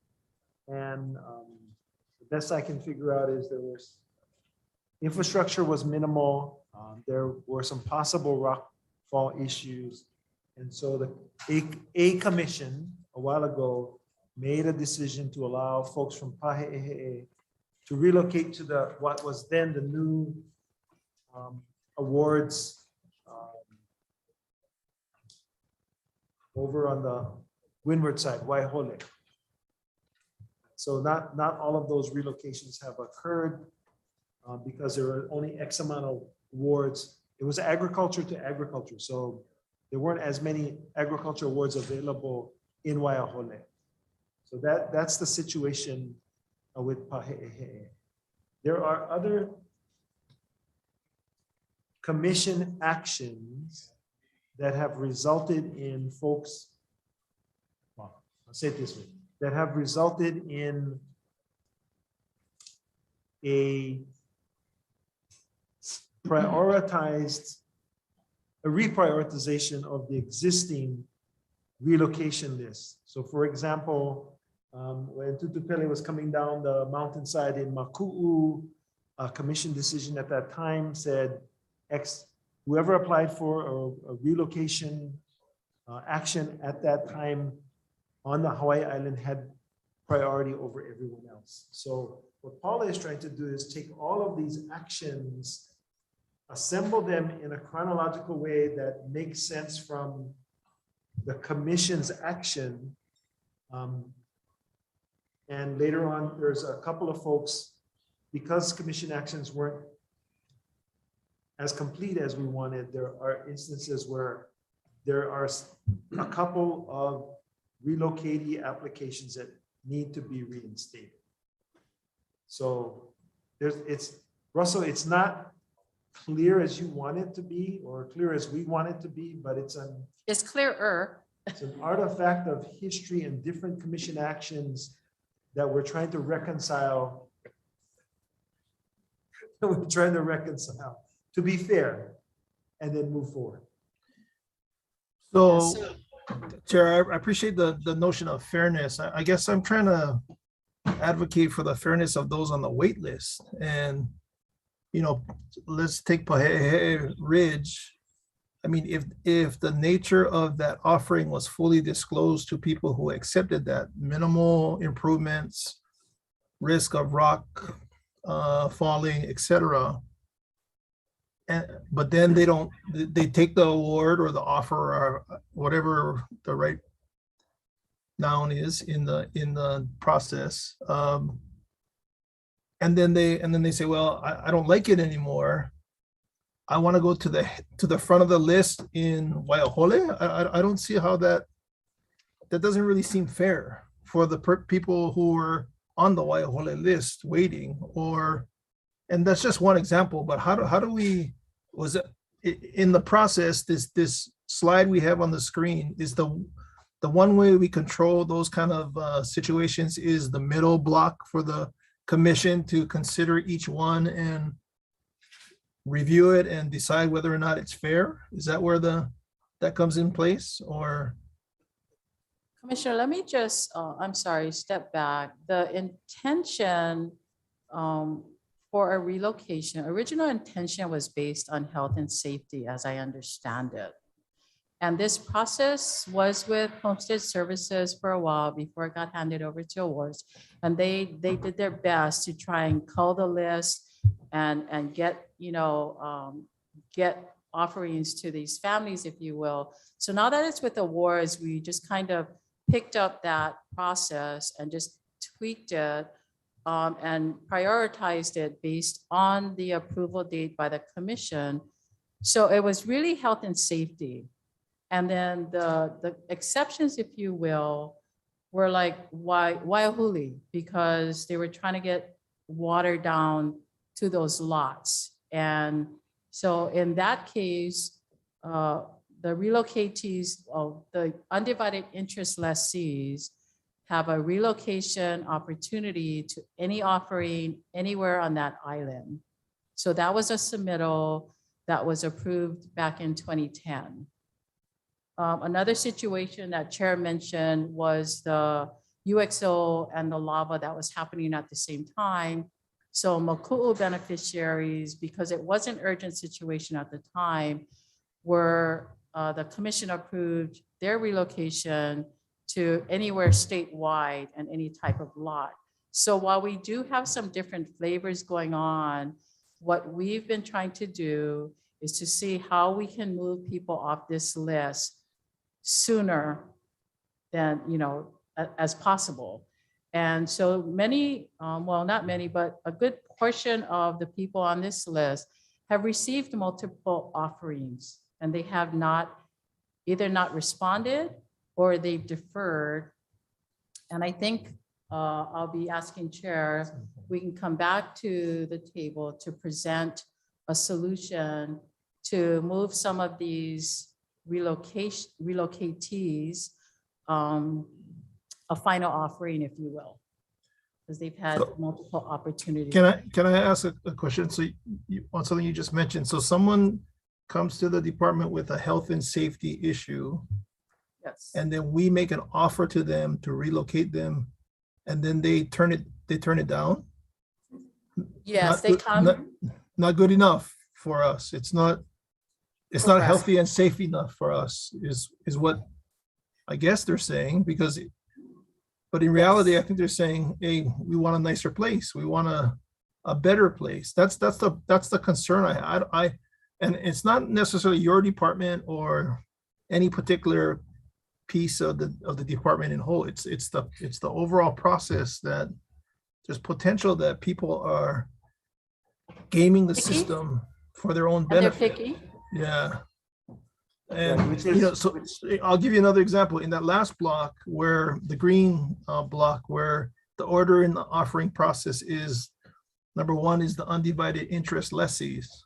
So if I understand correctly, someone takes a UI and then at some point just decides that it doesn't work. There's not enough infrastructure for me to make a go of it. So now they come back and say, I need something better, and then they get multiple offers for relocation. Is that how it works? I don't understand that process. I'm sorry, Commissioner. Let me clarify that. Again, I was trying really hard to kind of stuff everything into this deck. So I just put that down because when we do an offering and people respond, then when we do the lot selection, that's the process we go through.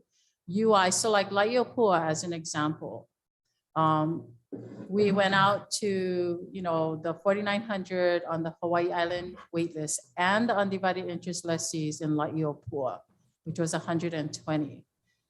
When they respond and we do the lot selection in pecking order of who gets to pick the lot first, the UIs go first because they hold the lease to the Laiopua area.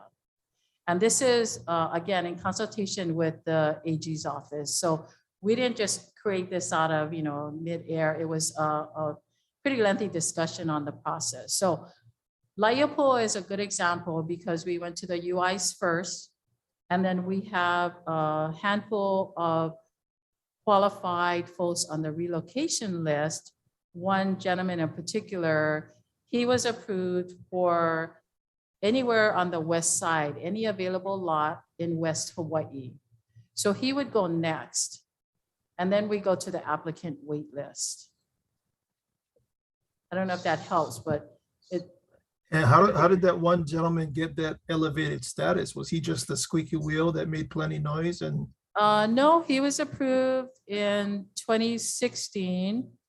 And it had to do with job circumstance, the reason for approval. So I guess he lives on the other side of the island. I mean, it's a lot more than what I'm saying, but the commission decided to approve that particular relocation. So I have relocations, you know, like back from 94, 96, all the way up. And as I mentioned, in conversation with chairman on trying to really reduce the list, that will be the next opportunity, I believe, to come to the commission and provide some proposals. Right, so in this exercise of reviewing all the different relocations and how they came about, we observed that, as you stated, some people are shopping.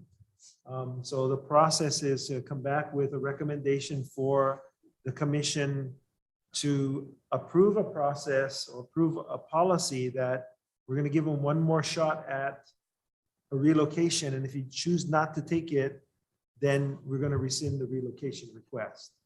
Maybe we should do it on a broader scale so that we're not, it doesn't look like we're doing it on an ad hoc basis. You know, we Yes. address relocation In general. in general. Yes. And create, if we need admin rules or a policy for that. we can do Yes. that. Yeah. The challenge is, for example, in Waiahuli, though, a decision was made, you know, by a previous commission that all the undivided interest lessees, because we're not able to accommodate the UI list for that area, would become eligible because we were building in other areas to relocate to one of those other areas because they were lessees, paper lessees, and not applicants. Island-wide or statewide? Island-wide on Maui. Island-wide. On Maui. So there's different reiterations of what was approved. And Right. that's the discussion we've been having. It's like, okay, well, how can we look at this from a global, right? And start to apply, you know, proposals, if you will, to consider. Yeah, so I think we can deal with both issues, the existing relocation lists, as far as how many times you got to offer them. You know, you give them one chance and they're done. And then going forward, we can deal with any other relocations that might pop up. So there's a process that the department goes through and the commission has approved in dealing with those. I think another way to look at it, if I may, Commissioner, is I go back to the original intent, as I understand it, was health and safety. But some of these are not necessarily health and safety. So that may be another approach, right? Does this pass the litmus test of health and safety? Or is it so outside that box that at the end of the day, it's a commission to review, you know, each one that's coming to the table? I'm sorry, Commissioner. No, I'm sorry, I interrupted you, so please continue. No, that was it. Thank you. So that original intent, where is that recorded? Like in minutes of prior commission meetings, or is that like Health and safety, I'd have to work with Juan, go back to HSD, because again, the relocation was held in the Homestead Services division for a period of time. Oh, here you go, Kanai. Thank you so much. 10-3-23 in Title 10 of Administrative Rules. Would you like subsection 3, Kanai says. Due to circumstances beyond the control of and not caused by the lessee's health, safety, and welfare are endangered by continued occupancy of the premises, or the further rehabilitation of the lessee is highly improbable without relocation to another residence lot. So if you want to look that up, there's a few exceptions, or I should say criteria that would allow for relocation. You can always Thank you, amend Kalani. those administrative That's a big rules. help. So anyway, this is the start of this conversation, you know, and I think it's a good conversation because we've been wrestling with, okay, we started to formalize the list, started to prioritize the list, but for it to just kind of exist forever and a day, that's where I think I come to the commission and chairman and say, how do you folks want to approach this going forward? So I'll apologize to this commission for being the commission that gets all of the cleanup action. I have a quick question. Go ahead. It's an easy one. That's what they all say. Yeah. I'm just curious, with tiny homes being front and center, do you guys have a sense of what the demand looks like with our applicants or beneficiaries? Michelle, why don't you, I mean, it's available to them. Do they take advantage of it? Not yet. Yeah, I mean, I guess when they select vacant lots, like any individual, you have a dream of what house you want, right?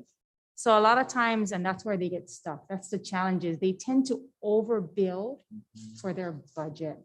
So that's where the timeline extends.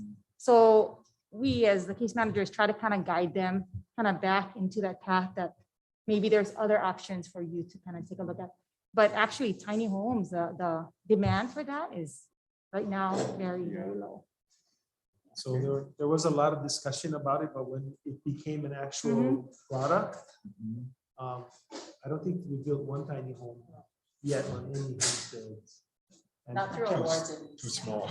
Yes. Well, and it's interesting because you do have, applicants who are on the wait list that are kupuna, who are on fixed income, and you would think that that would be the way to go, but they're still holding on to the dream of a 2-bedroom, 2-bath.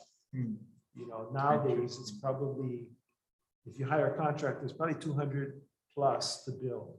And so they end up deferring. Yeah, so I want to just dispel the notion that if you build it, they will come. Because our response rate, unfortunately, like I said, and we've struggled to figure out how do we get more interest. That's really probably the toughest nut to crack. But the modular home that you were talking about, Yes. that allows for you to expand, right? Correct. Later, so you can start small. You can Correct. add another bedroom. Correct. Yeah. And again, as I mentioned earlier, we're trying to get the lease in their hands.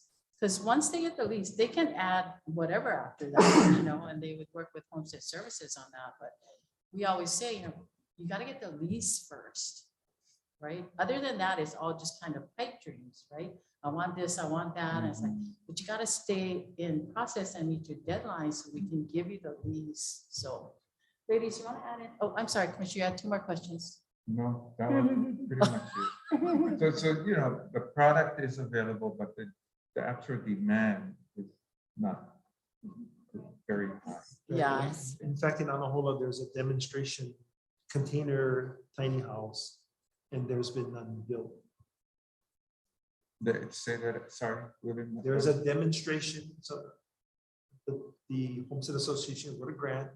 They actually assembled one tiny home made out of one container, right? With plans for expansion, but there has been no takers. Nobody's acted upon that tiny house model.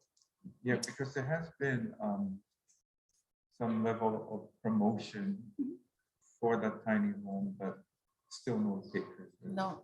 Yeah, and I even think Habitat for Humanities, they haven't built tiny homes or even studios or 1-bedrooms. I think the smallest at this moment they've offered are 2-bedroom, 1-baths. Yeah. So good to know. Thank you. Welcome. Ladies, anything else to offer on the projects? Beautiful women. Yeah. Mike, I see your hand up. Go ahead, Mike. Thank you, Chair. First off, Paula and your staff, thank you very much for that presentation. Welcome. I must say, there's a lot of information to digest, and very good information. Help clears up a lot of things for me. I do want to, what I wanted to share from a personal perspective and from experience professionally, in having to deal with processes. For example, whether it's like legislative or regulatory, government and whatnot. Those processes can be challenging, they can be daunting at times. And so what I wanted to share is like when I see the different charts that you shared with us, the 70 steps, twice and this, and I'm like, oh, just for me, I'm like, oh, there's a lot to do. So I can imagine how some beneficiaries may be taking it. Yeah, it's not simple. And sometimes it almost seems like, processes are there to discourage people so that you just give up or don't pursue it. So you have to really be on this to continue. I mean, like the different options that you shared, the different products, I mean, that's commendable. I mean, it's options that some are results of people providing, their feedback. But it seems like even the financial aspect is a challenge for our beneficiaries. The tiny homes and the AMIs and whatnot. I mean, our Hawaii County is also taking up a bill on building codes. Yeah. So we talk about like wastewater connection. There's this building code bill coming through that potentially could make costs even higher, yeah, for building homes, even if it's a tiny home.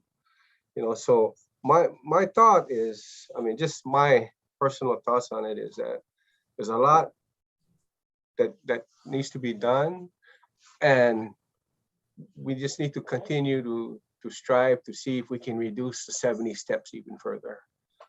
I think that, you're correct, and I agree that getting our beneficiaries on the land is number one. But then once you're there, whatever we can do to help them navigate the processes is just my input and my thoughts on that. But again, thank you. You're welcome. I just want to point out that the 70 steps is actually what staff does. That's their requirement. That's not the requirement for the applicant. Yes. Oh, To Michelle's. Yeah, good. so That's Michelle good. had clarified, Michelle Hitzman to my right clarified, and thank you, Michelle, for doing that. The 70 steps are what the awards team, that's how many steps we go through in order to offer a lot, right? From the Okay. mailing all the way to occupancy. A portion of that 70 steps, in particular on the vacant lot, is required by the beneficiary if they accept that type of process.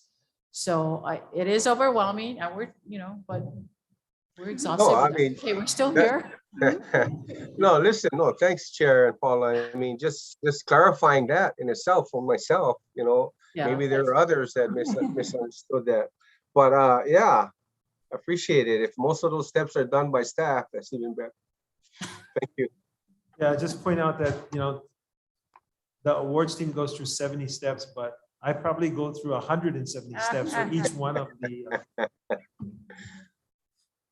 the projects and or procedures that we do. So Can I just add to that? So Commissioner, that's part of our job as case managers, or Moana and Kyla here on the project, is to actually guide the selectee through this process. So from the orientation, the workshop, once they select the lot, then we have one-on-one contact, phone calls, emails, and then we kind of guide them through. While we don't contact the contractor, we don't call their electrician and so forth, but we still kind of guide them through the different steps, and we're their point of contact. And that's really our goal, is to kind of get them through that process so that we can get to the point that their loan is approved and we can convey that lease as soon as possible. it's to increase the opportunity for success. The old model was we gave a lot during accelerated awards, and we said, good luck. And you're supposed to, by the way, you're supposed to occupy within a year. Here we are 30 years later, some of those lots are not occupied. So this is a much robust system to avoid that. And I think it's working. So I'll say that. It also conveys that we're serious, right? Like, we want to make sure you get on the lot. So we always talk about kuleana of staff and kuleana of the beneficiary, because we've got to work collaboratively to get that family onto the lot. So when the ladies are emailing them, hey, did you get your contractor? Hey, did you get your building plans, right?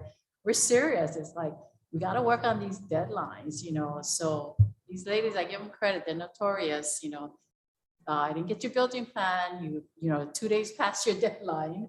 So that's the work that we do, but it's all for good intentions.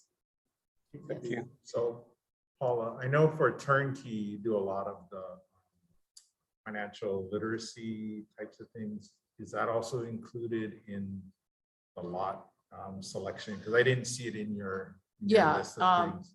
thank you, Commissioner. The reason for that is we're reassessing the Holly program, which was started in 2015 when I arrived, and then Michelle, it was handed over to Michelle. She's the Holly program manager. We went through the entire Oahu list to offer the financial literacy multiple times.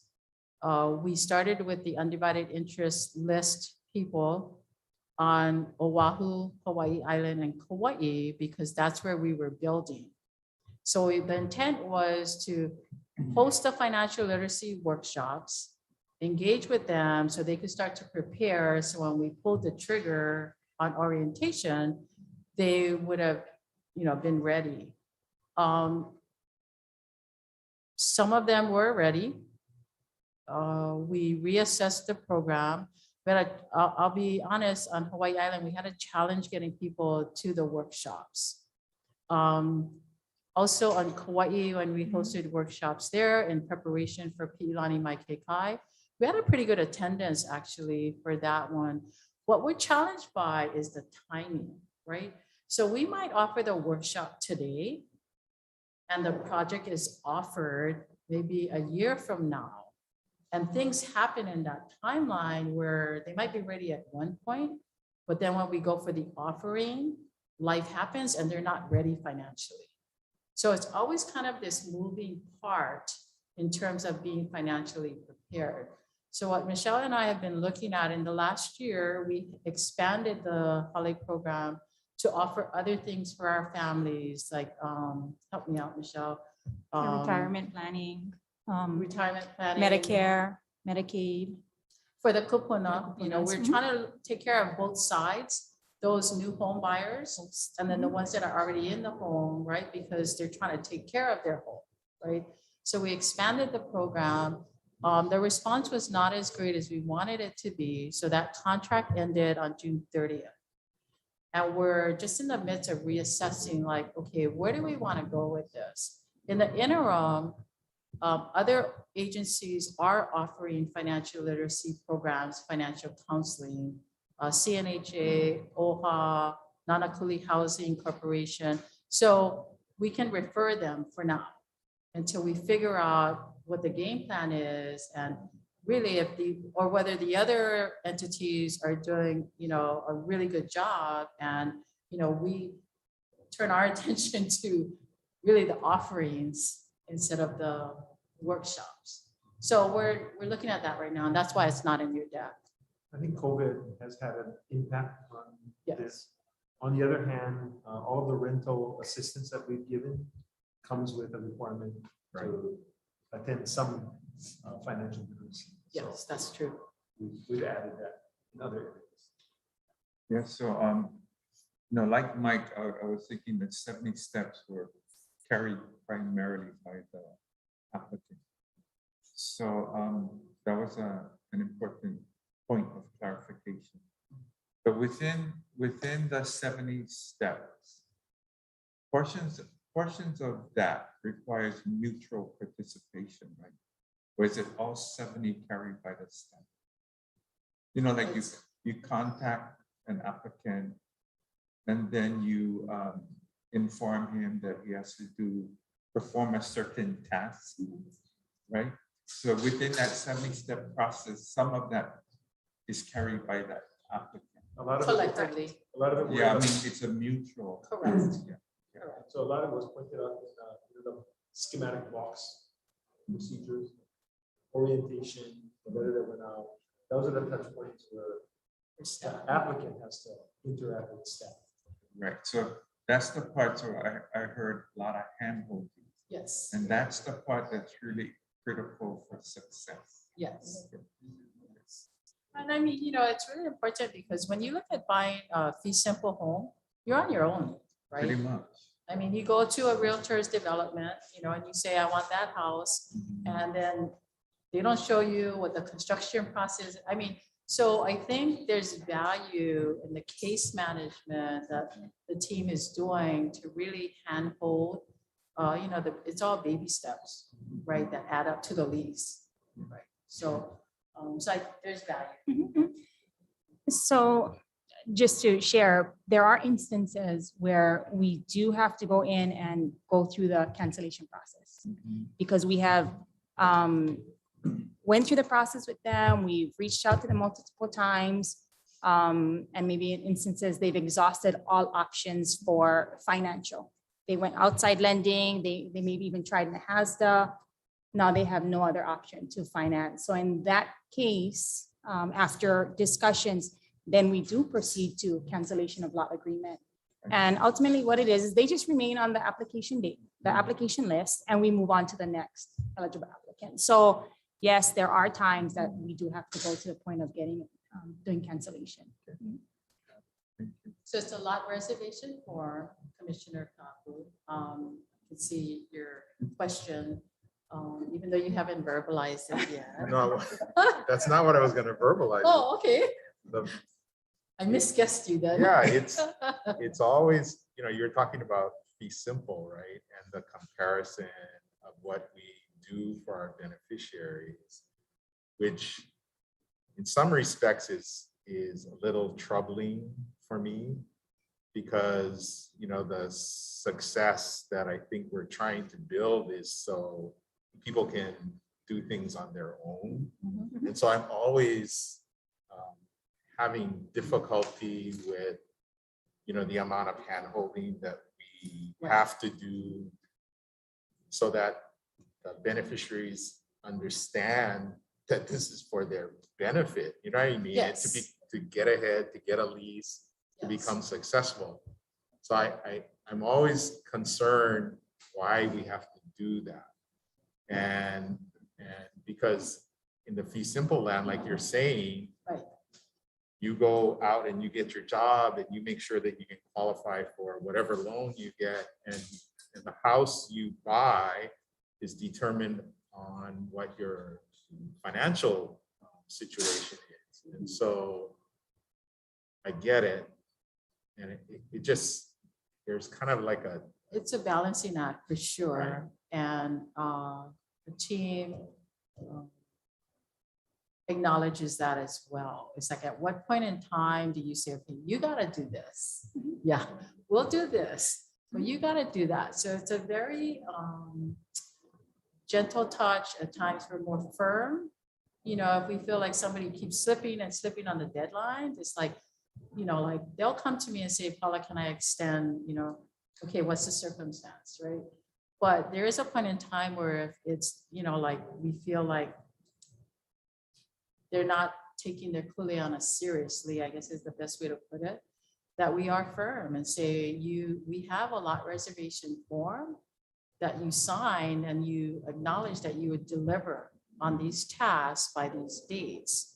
And we're serious about that, right? So to your point, I do think if we didn't do the case management, that the success rate would be less, to be honest. Just knowing the beneficiaries that we work with and, trying to, again, it is a fine balancing act. Yeah, and I don't have a problem. I like the idea of financial literacy. I like giving people the opportunity to learn, what they have to do to be ready to become a lessee.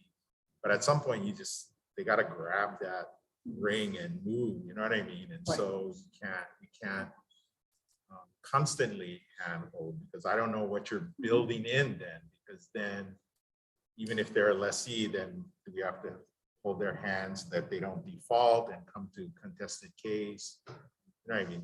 It's just that I don't know the answer, but I think that the best of all worlds is for people to on their own be ready and then want to be ready and then.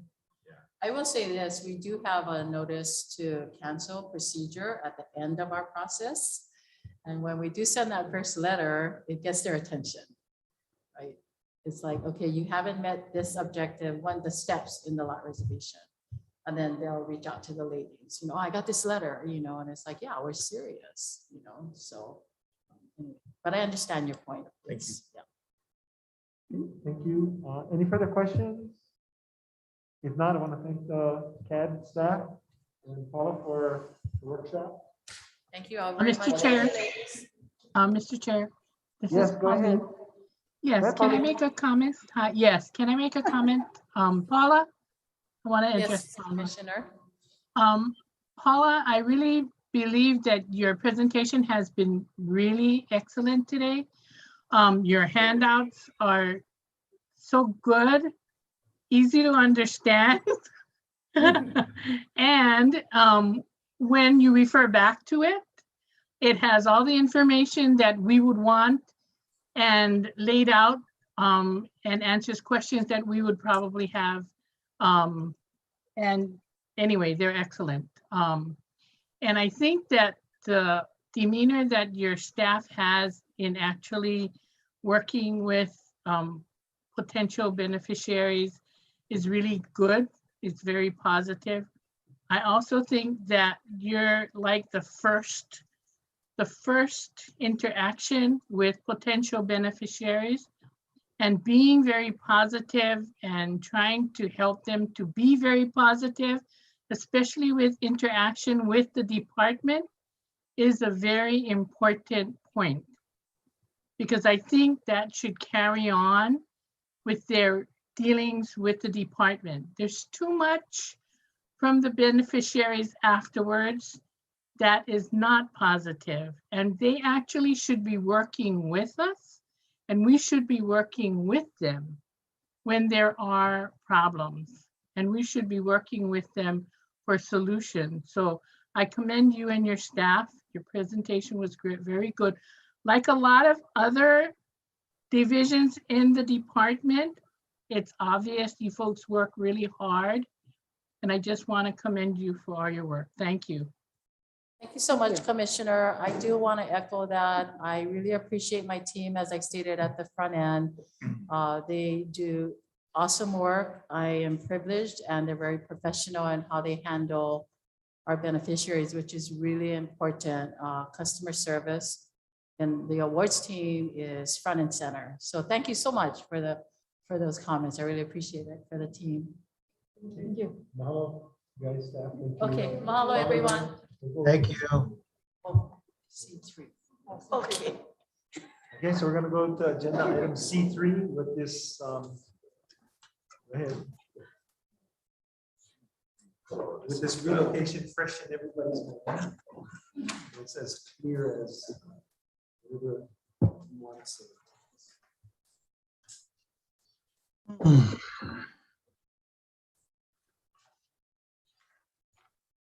Okay, C3.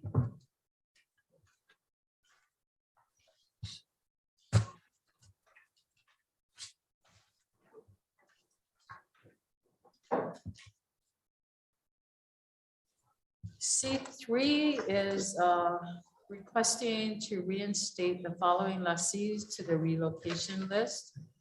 The first gentleman is Brennan Roberts. His relocation was approved. I'm sorry. Oh, that is incorrect. I apologize, commissioners. It should say that last column, relocation expired July 31st, 2021. And Odetta Sampson, her relocation submittal expired on June 30th, 2021. So as under the discussion, the request for reinstatement is due to an expiration of the relocation approval.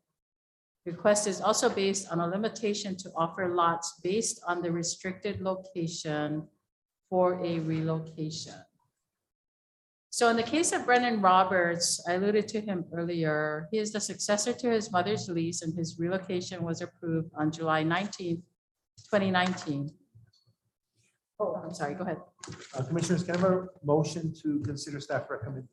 So moved. Second. Thank you. Thank you, Chair. Sorry about that.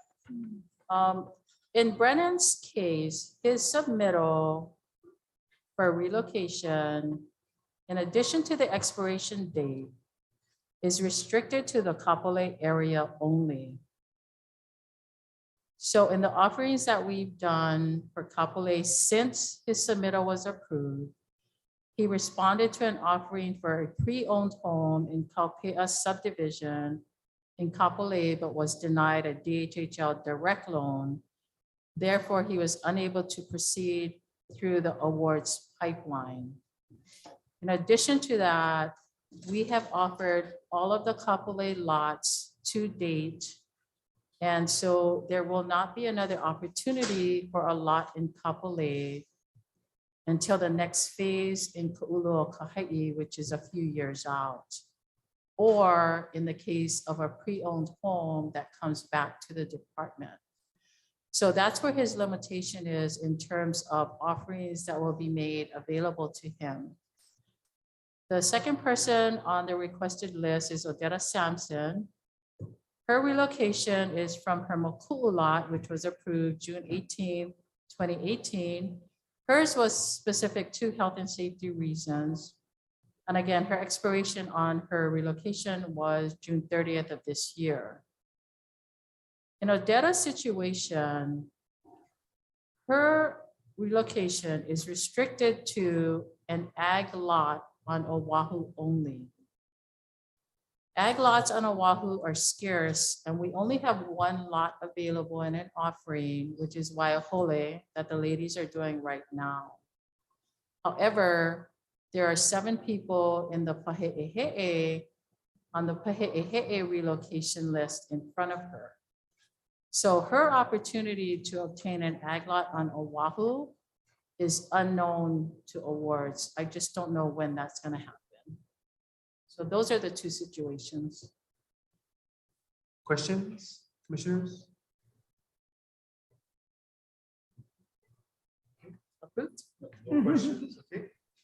So the action is to approve the extension. I have a question. The Kapolei, Mr. Roberts, so he goes back on the list because he was denied in Kapolei, is that it? He would stay on the list, yes. It's considered a deferral because he wasn't eligible to financially qualify. Oh, financially, he wasn't qualified for the Yes. Kapolei. Yeah, the Kopea home, which Michelle and Kyla have here. How much is that home going for, ladies? So do you think that he'll be qualified for the Ka'ulu-o-Kahai? I'm not sure, and I respond that way, Commissioner, because life changes. So sometimes someone's not ready now, but they might be ready financially in the future. So we don't second guess, if you will. But I guess my point on this particular request is in both cases, their opportunities have been limited, and the opportunities for a future opportunity is down the road. Like I don't have any lots that I'm churning right now. So is Mr. Roberts okay with that? Is he okay with? With deferral for Kalpea and waiting for Ka'ulu-o-Kahai? Yeah, Michelle spoke to him. Michelle, you spoke to him recently. I did. And I shared with him. And there may be a pre-owned home that becomes available that's more in this price range. It's a pre-owned? No, there may be a pre-owned that comes up in the future that is more in the line with his financial qualifications. How much? Can I just ask you, what are the prices going on right now in Ka'ulu-o-Kahai? Michelle. 600,000? So No. The We're better homes than that that. the homes that we offered recently in Kuluka'i, the 2-bedroom, 1-bath started at 246,000. 46. The 5-bedroom, 3-bath was 387. Really? 384. Sorry, 384. And the home So that in was the Kalpea range. was- Kalpea, the pre-owned home in Kalpea that he put an interest in was 322,000. Okay. Okay, thank you. You're welcome. I just have a question on Odetta. When she put in her request for relocation, my understanding is the Maku'u people could go statewide, Mhm. but it had to be ag for ag. That's why she selected Oahu and it had to be ag, or? Yeah, and I apologize. The submittal was done before it came over. So I'm not sure why it was so specific. But I have talked to her, over the years, and she calls me every once in a while, and I do let her know I don't have anything available. Going back to your question, previously, it used to be like for like, and that was the intended, an ag for an ag, a res for a res. Yeah. So I don't know if they were just trying to get back to that. I'm not sure. I don't want to answer for PTSD. But given the severe shortage of ag lots Right. on Oahu, Right. can she then rescind that and go back to another relocation elsewhere? Or since the lava didn't take out Maku'u, can she go back to Maku'u, or? Let me answer one part, then I think Michelle, I don't know if the commissioners would entertain expanding that option to lots on Oahu. Because it seems like she's never going to get an ag lot, right? Unless we expand ag lots on Oahu. I wouldn't say never, but That's why they're planning for Medicare. Yeah. Because by the time you get it, Michelle, did you want to add something? No. Pahe'e may, Board of Water Supply is looking at putting in a water line along Pahe'e. Where So, is that? It's in Waianae, it's in Uluwale Valley. Oh, okay. On the ridge. Lehoku Elementary School, I don't know if you know where that is. I know where Lulu. Okay, so it's the furthest north boundary of Lulu with the mountain range as the border. So if Board of Water Supply puts in the water there, then there's electricity, and then those lots may be attractive enough to.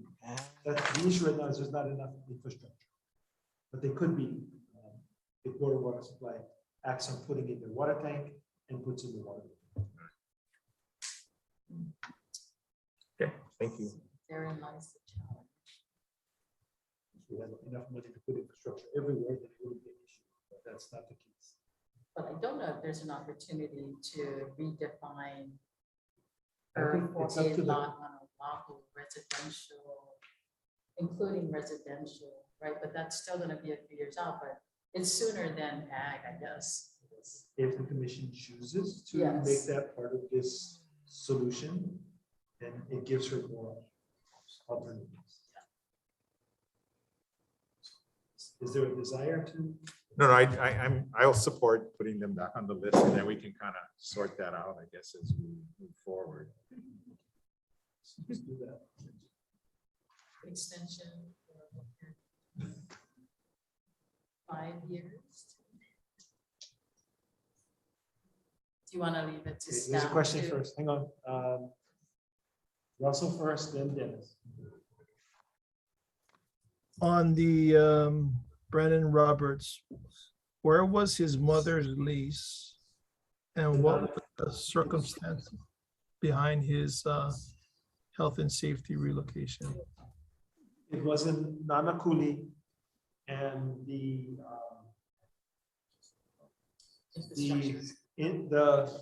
subdivision, in the process of completing the subdivision, a lot that was awarded to his mom, unbeknownst to us, was removed. So that's the purpose of the subdivision. I mean, that's the purpose of the relocation request.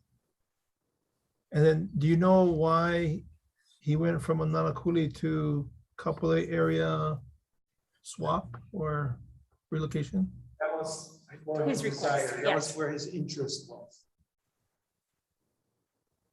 Okay. That's terrible. How do we erase a lot that was supposed to go to his mother? Okay, before all of our time, so. I know, how do we do that?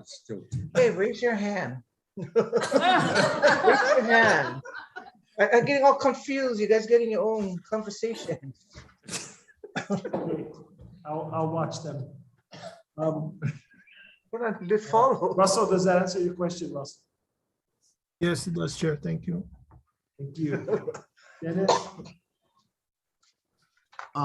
Yeah, so my understanding is Roberts, because somehow we eliminated that lot, that he can select any area. Just Kapolei, according to the submittal that was Only, approved. just- only in Kapolei, or could he select any area? Just Kapolei. And Yes. is there a reason why it's only Kapolei? He requested it, yes. Oh, he requested, okay. So what I'm saying is that he can request any area. But he can request a Kapolei to be on the relocation list, is that correct? Okay, so we'd have to go back to the submittal, but his desire is to be in Kapolei. Yes, I understand that, but what I'm saying is that if his desire is to be in Waimanalo, will we accept that? That's all I'm asking. I'd have to go back to the submittal and see what the commission granted. I don't have that. Okay, let's. The submittal, I guess a way to answer your question, Commissioner, is the submittal was drafted based on the circumstance. It did not specify Kapolei, as I recall. It just specified the expiration date. But Michelle recently spoke to him so we could confirm the situation, and he requested Kapolei. So to answer your question, if there's a request on the table, then the commission would render a decision whether to accept that request or not. Right? Yes. So to your Yeah. point, if he said, I want Waimanalo, Yes. it would be for the commission to decide whether to approve that or not. Yes, and and that's all I'm asking is he requested Kapolei and the commission says, okay, correct? For relocation. So if he said, I want to go to Waimanalo for whatever reason, same reason you want to go to Kapolei, the commission would have to prove that. That's correct. So what I'm saying is that it opens it up to some concerns on people that are on the wait list for specific areas, that now a person, because of obviously error somewhere, can jump ahead of people that are on that wait list for that area due to this circumstance. Yes? The answer is yes. Okay. That's all I was trying to figure out. On Odetta Sampson, on the McCoo thing, I understand where that's at. I would be concerned if it has to be ag for ag. And my thought process on that is that if you want to change a person on a wait list that is on an ag that wants to go to a residential, now they start all over at the bottom. So I would be concerned about changing that. It has to be ag to ag, it has to be residential to residential, as far as my concern. In this, So the request is the expiration date. so the action before you is really to extend the expiration date of the relocation request. Correct, but there was some conversation about whether we would do ag or residential. I just want to make sure we're in the right spot. I apologize. I was trying to. That's okay. Thank you very much. I appreciate it. You're welcome. Okay, Mahalo, any further questions? Yeah, I had a last one, Mr. Chair. When did the commission grant this relocation? For which? Odetta Sampson, Chairman, Commissioner. For both. Is it on here? Yeah, so Yeah. Brennan was approved July 19, 2019. Oh. And Odetta was approved on June 18th of 2018. Oh, okay. So 2018, I wasn't, the 2021. Oh, okay. Thank you. Thank you for the clarification. Welcome. Thank you.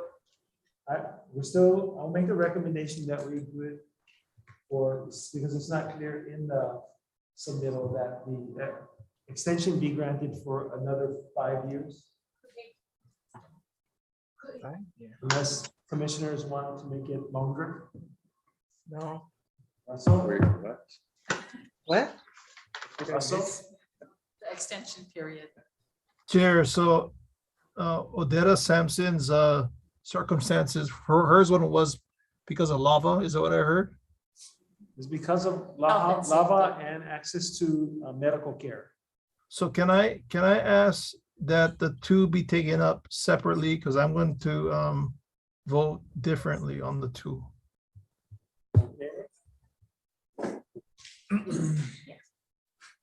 Okay, so we're gonna break up the motion and take we'll take Brendan Roberts first, since we have a motion on the table with a recommendation to approve. So and further, because it wasn't specific, I just tossed out 5 years for the extension time frame because we were looking for direction from commissioners and we didn't get it. Well, we don't have enough lots coming on board.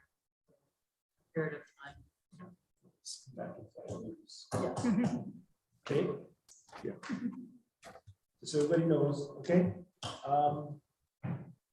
Let's do a roll call I'm sorry, Mr. Chairman, you're adding we have a motion on the floor, but you're adding in the years. Is that what I'm hearing? vote. We have a motion on the floor. Yeah. And there was no time limit on the extension. So I tossed it out to commissioners what they thought that might be. I did not get any answer, so I placed 5 years on the table for the discussion. I think for me, for Roberts, 5 years is kind of long because depending on the relocation on the Ka'ulu-o-Kahai, on that phases that are building in Kapolei, I mean, if we wait 5 years, and what if it just goes off the list to everybody and then he won't have an opportunity then? I'm open to suggestions if you want to make it 10 years. So I would like to discuss back in Roberts in maybe like 2 years, 2 or 3 years to get back on the list. But I think 5 years is too long. He might lose that opportunity for relocation. Commissioner, I just want to offer back the information that we've offered all the lots in PK2. We're finishing off all of those lots in October. So the next phase that is going to be available is 3 to 4 years, 4 years, subject to change. So it's going to take that long anyway, almost 5 years for him to get any opportunity unless a home, a pre-owned home comes back into the inventory, which is infrequent in this particular area. Understand, but I would feel comfortable with 3 years. My term is to 2023. I'm not sure about your guys' term, but I would like to consider for these guys to have the opportunity for a 3-year term. I still think 5 years for this guy is too long. That's mine. It's out there. Thank you, Commissioner. Thank you. Okay, so let's, commissioners, any objections to 3 years? I prefer it to be longer myself. Other commissioners express their thoughts, please. I think I'm concerned about going any longer. I mean, he still has opportunity for existing homes in case someone turns something in, right? So it's not like we're waiting for a development. And, he didn't qualify. We gave him a shot and he didn't qualify. To try to hold this on for another 5 years is sort of giving somebody, I think, a little more rope than we want to give. But I'll leave it up to the commission. If I can just, Commissioner, that's a valid point. That the home that he tried for was over 300,000. So I hear your point. The other thing I just remembered, which is new, is now that you folks have approved some of the Nahasda housing plan and the products, that's going to help a lot of families that we've been working with that was not available. So in someone like Brennan's case, we would possibly route him to Nahasda to see if he would be eligible for that kind of financing versus outside financing. So I just wanted to offer that additional information. Understood. Thank you. Okay, call for the question. Yeah, Chair. Yes. Chair, I defer to your suggestion because it appears that Mr. Brennan has other options available to him. Okay, we're still at 3 or 5, so. Commissioners, I support 5 years, Chair. This is Mike. I'm gonna go with 5. Yeah. okay, I see, sorry, Patty, I seem to hear more support for 5. Would you reconsider? I'm gonna point out order and call for the question that the motion maker has to add that friendly amendment to the motion as you have a motion on the floor and a second.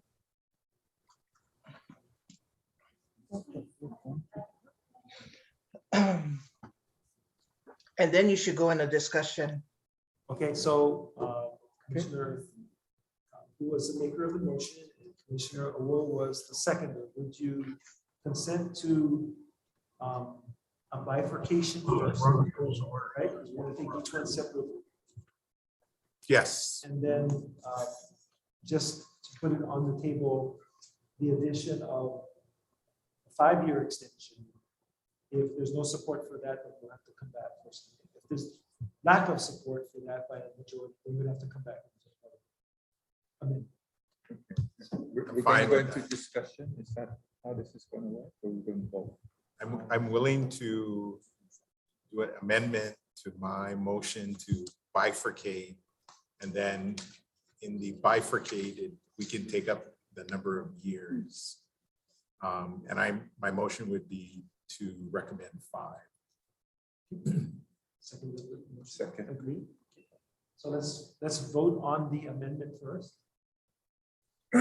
All those in favor of the amendment? Well, Aye. Nay.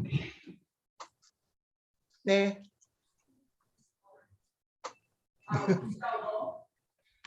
Voting on amendment. Aye. Aye. Aye. Aye. Commissioner Namuo. Aye. Commissioner Nevis, Hey. Commissioner Turia, Nay. Chair Ida. Okay, that's 6 ayes, 2 nays, motion passes on the amendment. So let's take the first bifurcation. So I'd like to hear, yeah, so I'd like to hear from Commissioner Kaupu because I'm not sure what he's proposing. No, I'm leaning toward nay on Roberts, only because I just spent a good amount of time reading through HAR 10-3, 22 and 23, and I don't see the regulatory authority for, it's not a health and safety, it wasn't a health and safety issue, it was a mess up on the department's part. I don't know how we, for Odetta, I see the health and safety reason, but not for Roberts. So I don't know the basis for approving it. That's why I'm prepared to vote against that one. Not because I wish ill to Mr. Roberts. I appreciate your point of view, Commissioner. It was a mess up on the department. That Is there wasn't- another section of the regulatory rules that give us authority to make these kind of cleanup for a department mess up? And these things happen from time to time, but it's not 10-3-23. I don't think Yes. so. Well, I can't speak to that specific, that rule, but I mean, the department. How about Ryan? certainly- Does Ryan know offhand? Ryan, would you care to opine? Offhand, regarding relocation, I don't believe there are any other HARs addressing relocation other than the one that you were looking at. Let me ask you a question, Ryan, if no one has any further questions. Ryan, does the gentleman have standing for action against the department for losing his mother's lot and him not having an opportunity to succeed? Well, he certainly can request a contested case. However, as far as the standing question goes, that would come up after we review and, assess whether to grant or deny the contested case. But I can't answer that right now. Okay. He does, I can put it this way, he does have a lease interest that is at risk.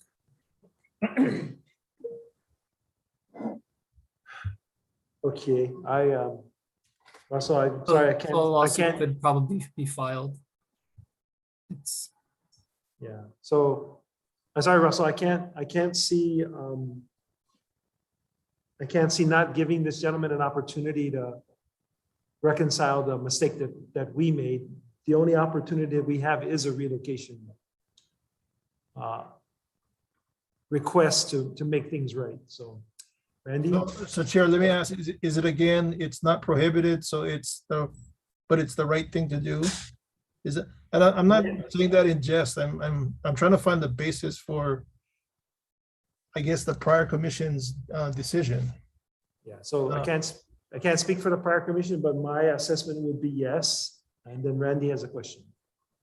For Ryan, so being cognizant of what Russell is asking, would it be within reason to argue that by not affording this person shelter, a home, a place to be, that would potentially create a health and safety issue for him if he has no other place to go? And it's largely the result of our shortcomings. So I'm just trying to figure out a way to address the health and safety. I'm gonna have to look at the HAR again, but I don't believe, as Commissioner Kaupu points out, I don't believe this particular or that set of facts fits under the relocation criteria. Just a second. Take a look at 10-3-23-1 and tell me if the previous lease was made under compelling circumstances and denial of award of another residence lot lease would be unreasonably unfair to the applicant.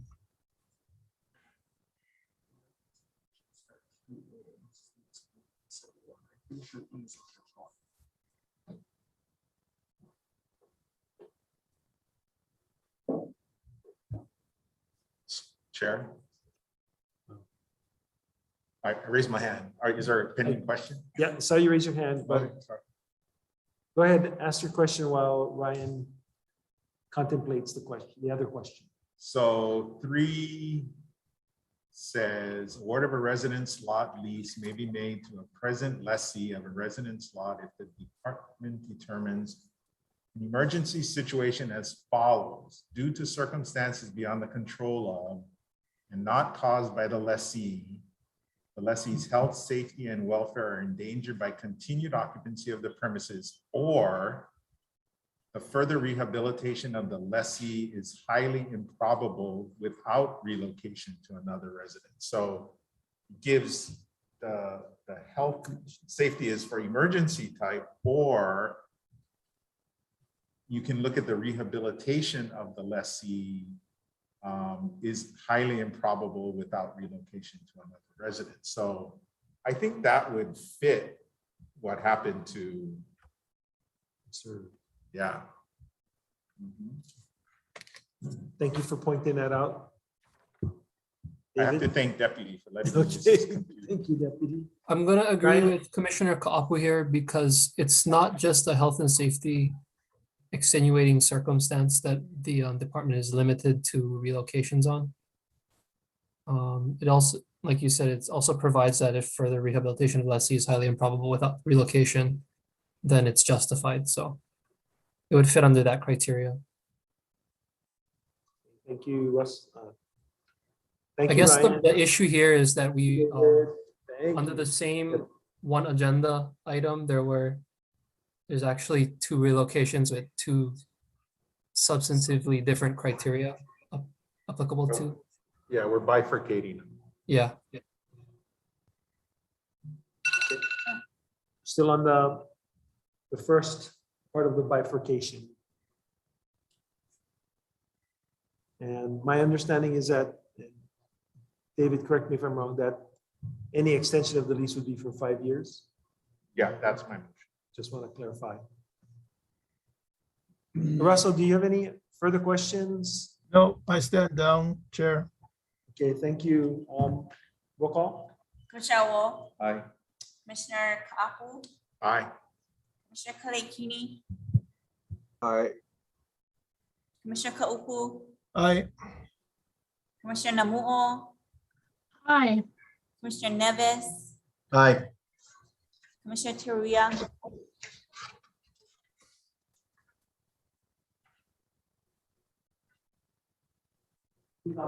Muted, sorry. What are you voting on now? I thought we voted.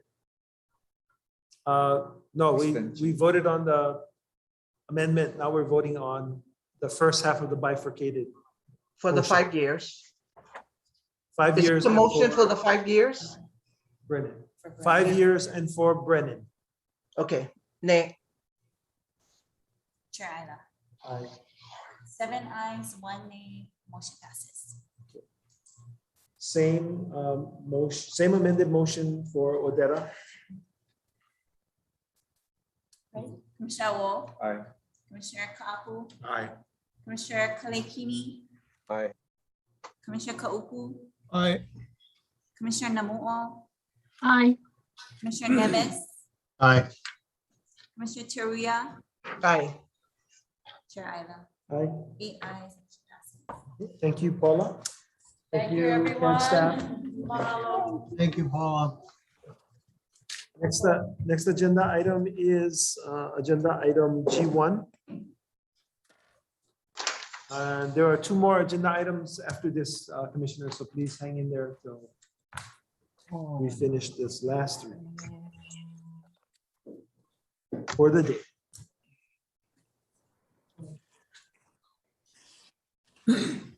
That is really long, your agendas. Terrible.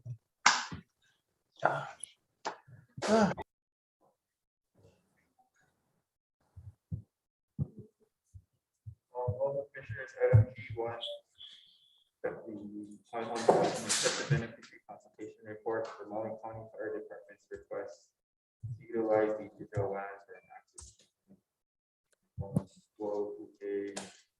And I just wanted to point out, based on the public testimony from Cora Schnackenberger, that there was an error. I apologize for that error. The TMK should be 001 and not 002. So I apologize for that error. So the recommended motion is that the Hawaiian Homes Commission accept this beneficiary consultation report as the official public record of beneficiary input and feedback relative to the Maui County Fire Department's request to utilize Hawaiian homeland for an access easement in Waipu'e. Okay, we have a motion to consider staff recommendation. So move. Move. Second. Okay. I just had a quick presentation to give. But in the meantime, Acting Fire Chief Brad Ventura is on the line. Should you folks have any specific questions for the fire department after I finish the quick presentation? Okay.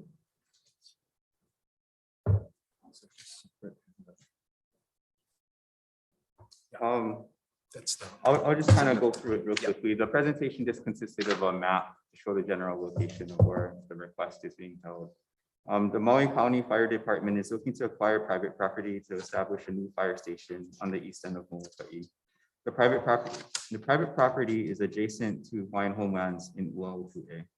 The fire department is seeking an easement from DHHL to better allow large fire trucks and vehicles to access a newly planned fire station at the site.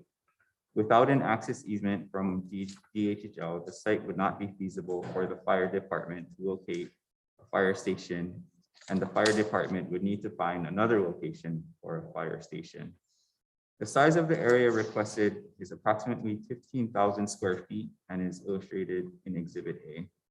The purpose of the beneficiary consultation meeting was to provide more information regarding the fire department's request and collect beneficiary mana'o on the fire department's request to use DHHL Uaupue lands for an access easement.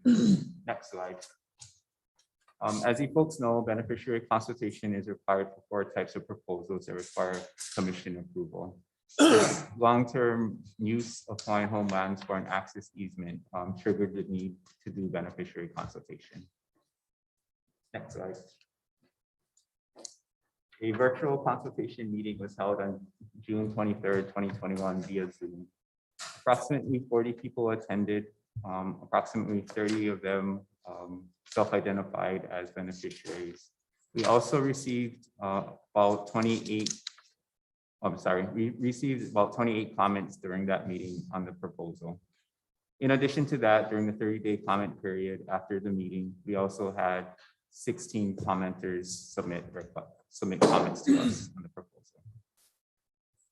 Next slide. So this slide just summarizes real quickly the consultation findings.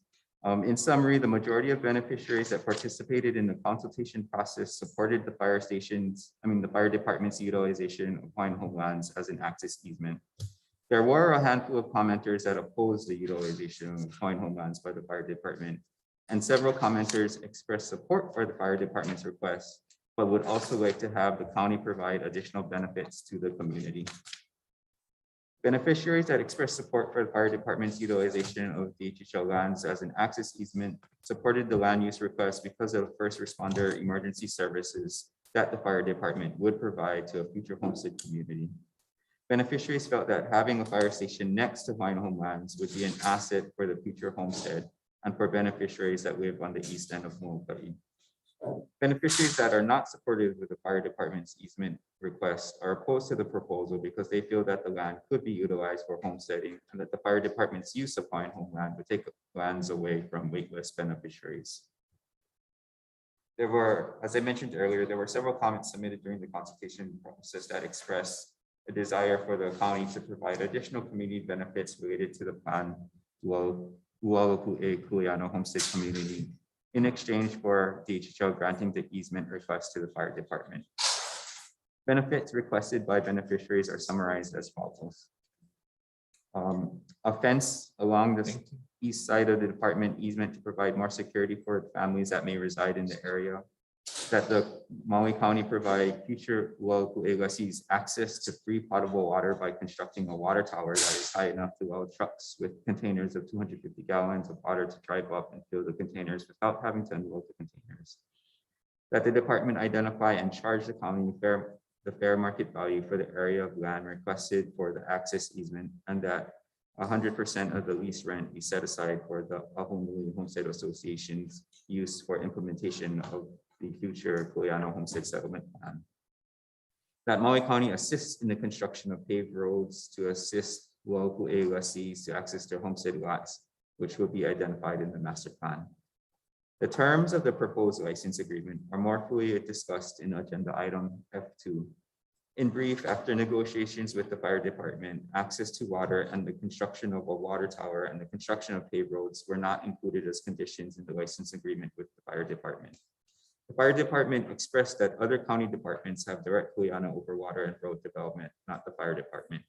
However, the fire department did commit to making inquiries to the other county agencies, the Departments of Water Supply and Public Works, those agencies responsible for these types of improvements that beneficiaries are seeking for the new homestead community. The fire department seemed open to a one-time license fee for the access easement. Also, the fire department was open to constructing a fence along the easement area if a fence is compatible with the future settlement plan for the Uaupue homestead. The access easement to the fire department will be a non-exclusive easement, meaning other users such as future homestead lessees could utilize the easement as an ingress and egress. However, ingress and egress to the future homestead community have not been identified at this time and will be identified during the settlement plan process. So that is a quick summary of the consultation reports. And I believe Gigi also had received communication from Commissioner Helm earlier today. And Gigi, did you just want to pass those sentiments on? Yes. Aloha, good afternoon, commissioners. Gigi Kyrell with the Planning Office. Commissioner Helm was not able to make it today at the meeting, and he forwarded his comments on this item. So I'll just quickly read. It's short. So this is from Commissioner Helm. I very much support this request by the County of Maui Fire Department. I am also in support of a lower fee per square foot for the easement instead of the proposed DHHL fee of $1.89. It is a win-win situation for our beneficiaries and all of our East Molokai residents and community.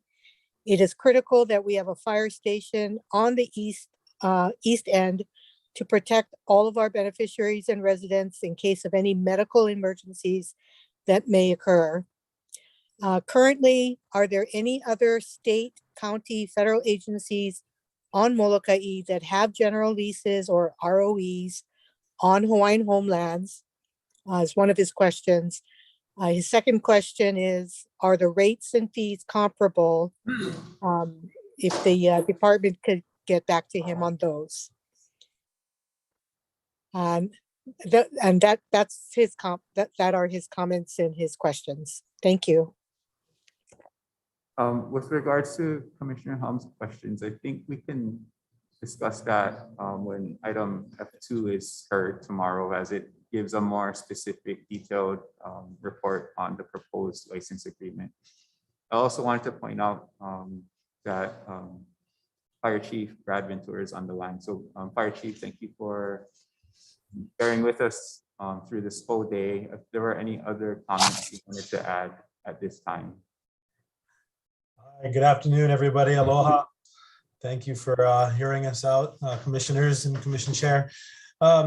This is just something we've been working on for about 5 or 6 years to relocate our current fire station out of the Department of Health property. And a couple of other projects have fallen through, and this has become available to us about a month and a half ago. So we just thought that because of the location and where it's at, we know how sensitive this side of the island is to new construction. So we're going to try to take advantage of an already existing home and property to turn into a fire station. That being said, this is kind of a lot of information that Andrew presented today, but basically what we're looking for is access. The driveway that's currently on this piece of property we're looking to buy is only 6 feet wide. It's not big enough to bring up a fire truck. So by creating that easement on the east end of that driveway, it would widen the roadway for us to gain access into the house. And then we would exit on the government road on the west side, which is where the rest of the easement is. this driveway that we're creating off of Cam 5 Highway also goes up into the homestead lands area. And like Andrew was saying, this is something that could be shared for, future homesteaders once that area is developed as a driveway. Open to any suggestions or questions. Hey, commissioners, any questions? Hi, Mr. Chair. Mine is just a comment.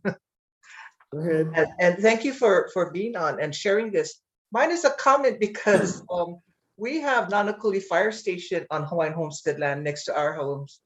And they need the access. And I think it's a win-win for the homestead to have a fire department close by for the residents, and I think this whole project, I thank planning department for putting this together. It's a good project for the community. I read through the documents and I was surprised that the group were asking for a community benefits package on this proposal. I think it's a win-win to have the fire department located where you're requesting for the community. I mean, we love our fire department out in Nanakuli, and it works very well, I tell you. And so I will be supporting the the item on the agenda. Thank you, Mr. Chairman. Thank you, Patty. Other commissioners? Okay, seeing none, there's a recommendation to approve the beneficiary consultation. All those in favor say aye. Aye. Aye. Aye. Anyone opposed? Motion carries. Okay. Okay. Thank you. Is that Captain, Fire Captain? Thank you. Fire Chief, sorry. I didn't mean to demote you. It's just been a long day. Hey, you guys are marathoners. Mahalo for all your hard work. I appreciate it. The whole planning department's efforts helping us. Aloha, everybody. Aloha. Thank you. Thank you. Okay, hang in there, commissioners. Two more FYIs for your information. We're gonna do the P1 first. Okay. Can we bring him up? Which one? Okay, we're gonna do updates for E1 and E1. So we're gonna split it up. So we're gonna do a KIUC update on the project to build the electric thing.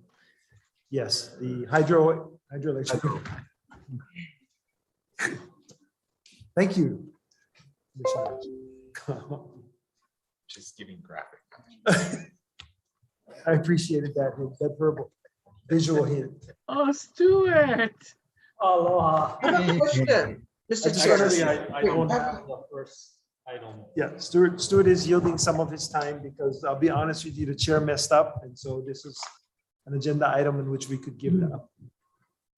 Open. Got it. Open and transparent. So, okay, we have it on the screen, and if you'd like to take it away, David, Bissell. Thank you, Mr. Chairman, and good afternoon, commissioners. Today I'm going to be providing an update on the West Kauai Energy Project, which is a large renewable project to be located on 3 areas, 3 state agencies, one being DHHL land. And I'm not sure if you guys have the presentation or I should take my screen back and. This is your screen. You have the slideshow on there or? Yeah, hold on 1 second, David. We're taking down Stuart's presentation and putting yours back up. Okay.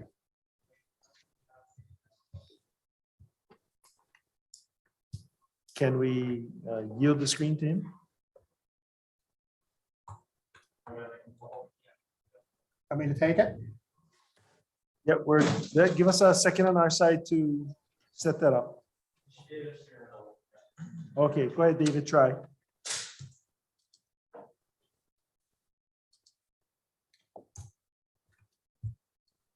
Okay, can everybody see the slideshow? Not yet. Oh, I'll try again. I'm sorry.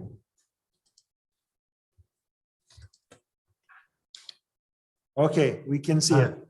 All right, great. Sorry for the delay, and thank you, everybody, for bearing with me this afternoon. Well, on Kauai, we're pushing for 100% renewable, as most of the other islands are as well. We're just happen to be further along, particularly during the daytime when we've got a lot of PV going. We're routinely hitting 100% renewable, where we have 0 gallons of oil being burned, and a lot of that's solar. Solar energy does have problems, and it's either you have to use it when the sun's out, and if you've reached 100% during the sun, you have to do something with it. So to date, we've been putting it into battery systems where the PV fields would run into a battery, we'd take it back out when we could use the energy when the sun isn't shining.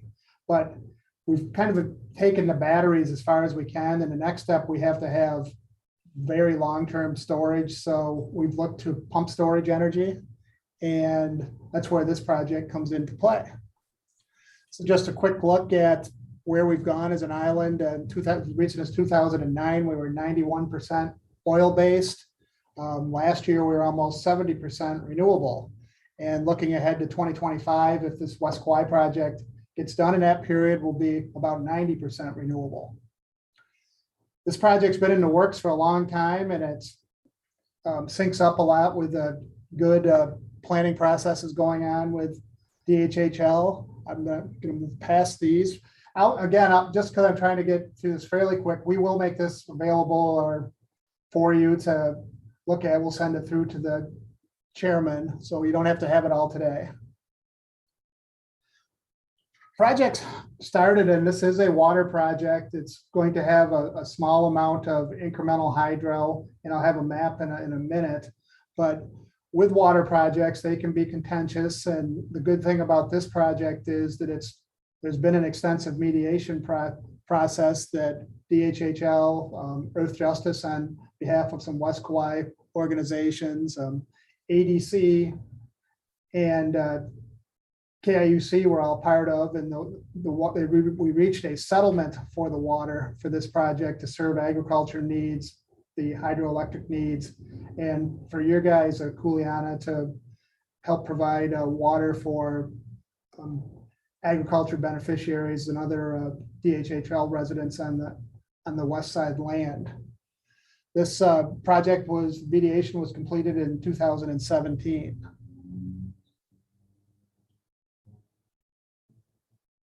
Covered that. The project itself, it's an integrated project. It's going to have 24 megawatts of pump storage hydro, and the pumping will be fueled by a 35 megawatt PV field. So for Kauai terms, that'll be about twice the size of any other of our utility scale projects we've done to date. And substantially all the energy from that PV field that'll be down on the Mana Plains will be using to run pumps and push water uphill from the Mana Reservoir up to DHHL's reservoir, Pu'uopai. And so push the water uphill during the day when we can't use the energy at nighttime, or when it's cloudy or rainy. We'll let the water come downhill, we'll spin a turbine at the bottom, and we'll create energy. So basically the water is a big storage medium for the project, similar to a battery, is just more economical. A lot of good things from this project starting. This is all up on Kokee. We're going to rehab the ditches that are used, the Kokee ditches. We're going to upgrade the diversions, the existing diversions, so we can stay in compliance with the interim in-stream flow standards that were set for this project as part of the mediation. Be 2 sections of buried pipeline and 2 new powerhouses. One small one would be by the Pu'uopai Reservoir. This map is just showing the various sections. The project starts way up at top of Kokee with the 4 diversions, runs down through DLNR land, crosses over into DHHL land, which is the yellow area here.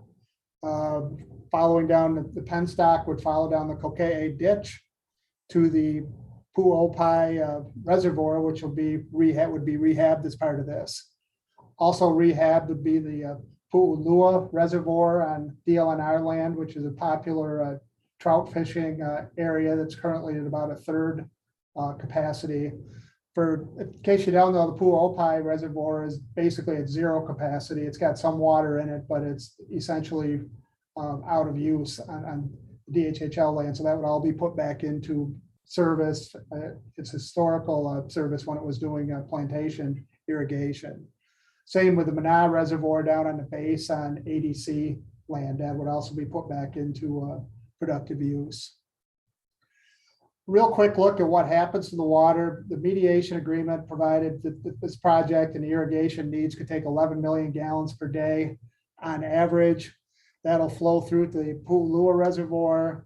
DLNR Parks will serve the bathrooms and the restrooms there. Then it rolls into a DHHL land. DHHL has a approved water reservation for 6.9 million gallons of water. To do the Malka Village, provide 0.5 million gallons a day to the Malka ag tenants, and then it gets rolling on down towards the reservoir where there'd be the remaining of the 6.9 could be used for irrigation of the to be established agriculture lots there. I believe there's going to be 200 agriculture lots that would come into service and can put beneficiaries on. Water then would go down. It's not used by DHHL, would go down the penstock to the Mana Reservoir and would spin the two turbines to create some more energy. Benefits to DHHL, 6.9 million gallons of water would be delivered, to be reliable, be able to use for agriculture and the other purposes I talked about. We'll also improve roads to be able to access the Pu'opai Reservoir. It's not going to be to normal public access capabilities, but the roads will be able to handle four-wheel drive access and we'll be able to get the beneficiaries much better access to the land that will be established there.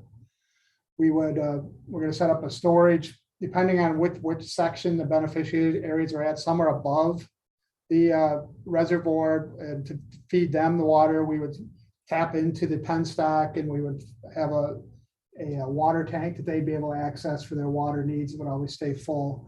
Down below, the ones below the reservoir would be served from the reservoir itself, where they'd be able to tap into water from that to serve agriculture needs. Also, we're going to bring electricity up there for the small powerhouse, so there'd be a distribution service to the beneficiaries would be provided, likely through underground electrical service following the penstock route there. And additionally, there'd be annual lease payments going to DHHL. Where this sits in terms of DHHL, we have a right of entry for the project we've had since 2018, and embedded into that is a lease that has all the terms established for it. So a lot of the heavy lifting was done years ago on this, which is why this is more of an update on the project today. Further list of benefits, I talked about the reservoir, but that'll be totally redone, put back into productive use, meeting modern dam safety requirements for it. And really that's the key for enabling all the agriculture use up there, is that there'll be a steady, reliable source of water. That water on all three of the reclaimed reservoirs will be kind of on the theme today for fire safety. It'll be available for the fire departments to access and for the helicopters to come down and grab water to feed any wildfires on the west side that unfortunately happen fairly regularly. So this project would also help the fire safety side of the island. Benefits to KIUC and really all the members on Kauai is, when this project goes into action, it'll reduce our carbon emissions by about 80,000 tons a year. And that's all from replacing 8 million gallons of fossil fuel oil that we're burning today that would be replaced by that. This project's about 25% of Kauai's energy needs. And as I talked about earlier, it'll be there and generate when the sun's not available, because the water, there'll be a lot of energy stored in terms of water in the reservoirs. And it'll also bring jobs primarily during the construction period, which will be about 2 years to build the project. We have to get through 2 rainy seasons to be safe. Status of the project since 2013, we've been working it, had meetings with beneficiaries, beneficiary organizations, and the community at large. As I said, in May 2018, a right of entry was executed.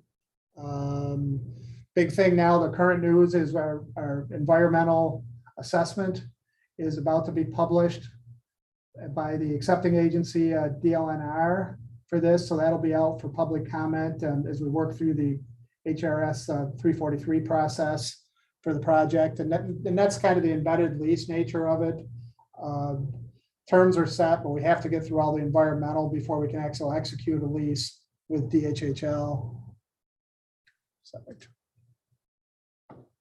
We continue to hold community meetings, both with the greater community and with beneficiaries. I think within the last 2 weeks, Chair Isla and his team was out meeting with beneficiaries and talking about the projects. And as an organization, we're committed to holding monthly community meetings. Unfortunately, our first one that was going to be scheduled last week had to be canceled because of concerns over the COVID and our inability to control the crowd size at that point. But we're optimistic we're going to get back out in the community and try to hold at least monthly meetings, open talk story meetings, to work through and discuss any issues with the community.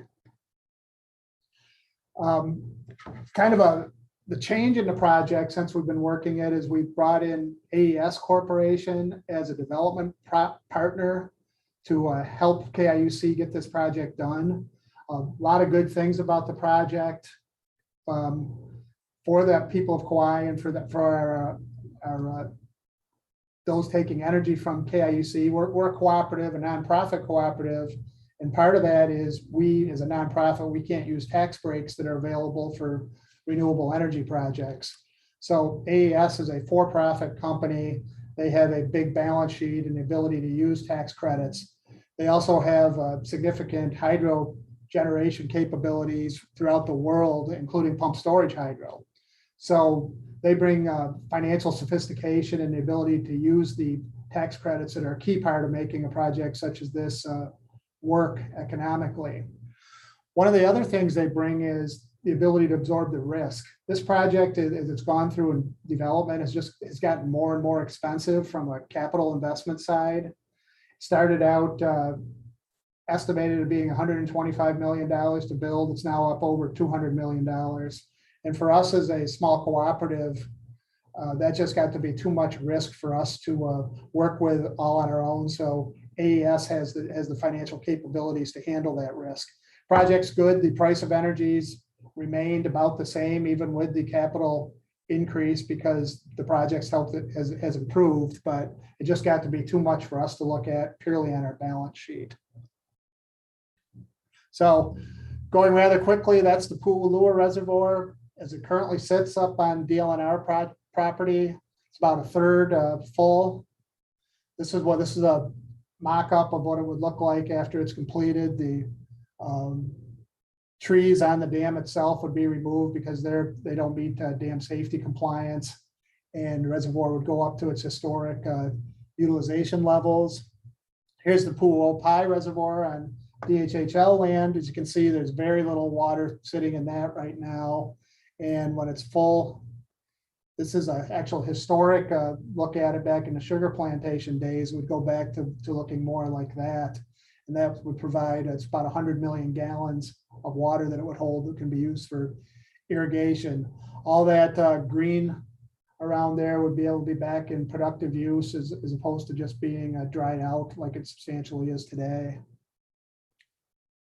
So went through it rather quick, and the real purpose today was just to reacquaint the commission with this project. It's been since 2018, I think, since we were back in front of the commission. There's no action or requirements today on it, but I am happy to take questions, and ultimately, some point down the road, we'll be back looking for approval of a sublease to enable AES to come into the project and to keep it going, but that's not going to be for a while. So with that, I'm available for any questions, and thank you so much for your attention at this late hour of the afternoon. Thanks, David. Commissioners, questions on this update?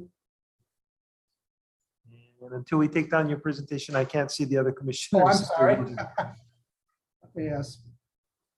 Appreciate the update and you hanging in there with the additional costs, because this is a good project for DHHL, its beneficiaries, and folks on Kauai. I'm sorry, I'm struggling with getting rid of the presentation. Let's see here. There it is. Okay. I'm sorry, I will get to it. It's down on another screen. Okay, Mike, you have a question? Thank you, David. Nice update. I'm curious, when do you folks anticipate the PUC making a decision on the proposal? We have asked for a decision by fall of this year. It's well in the process. We've gone through most of the discovery on it. Our actual agreement with AES calls for a decision to be made by the end of the year, which is necessary to support the timeline. I didn't talk about the timeline for the project, but to be eligible for the tax credits, which on the federal side are 26% of the cost, the project needs to be complete by the end of 2025. So it's seems like a long time, but that's a pretty tight time frame for a project of this nature. Okay, so once you get PUC approval, what's the time frame for construction to commercial operation? We still have to complete the HRS 343, the HEPA process.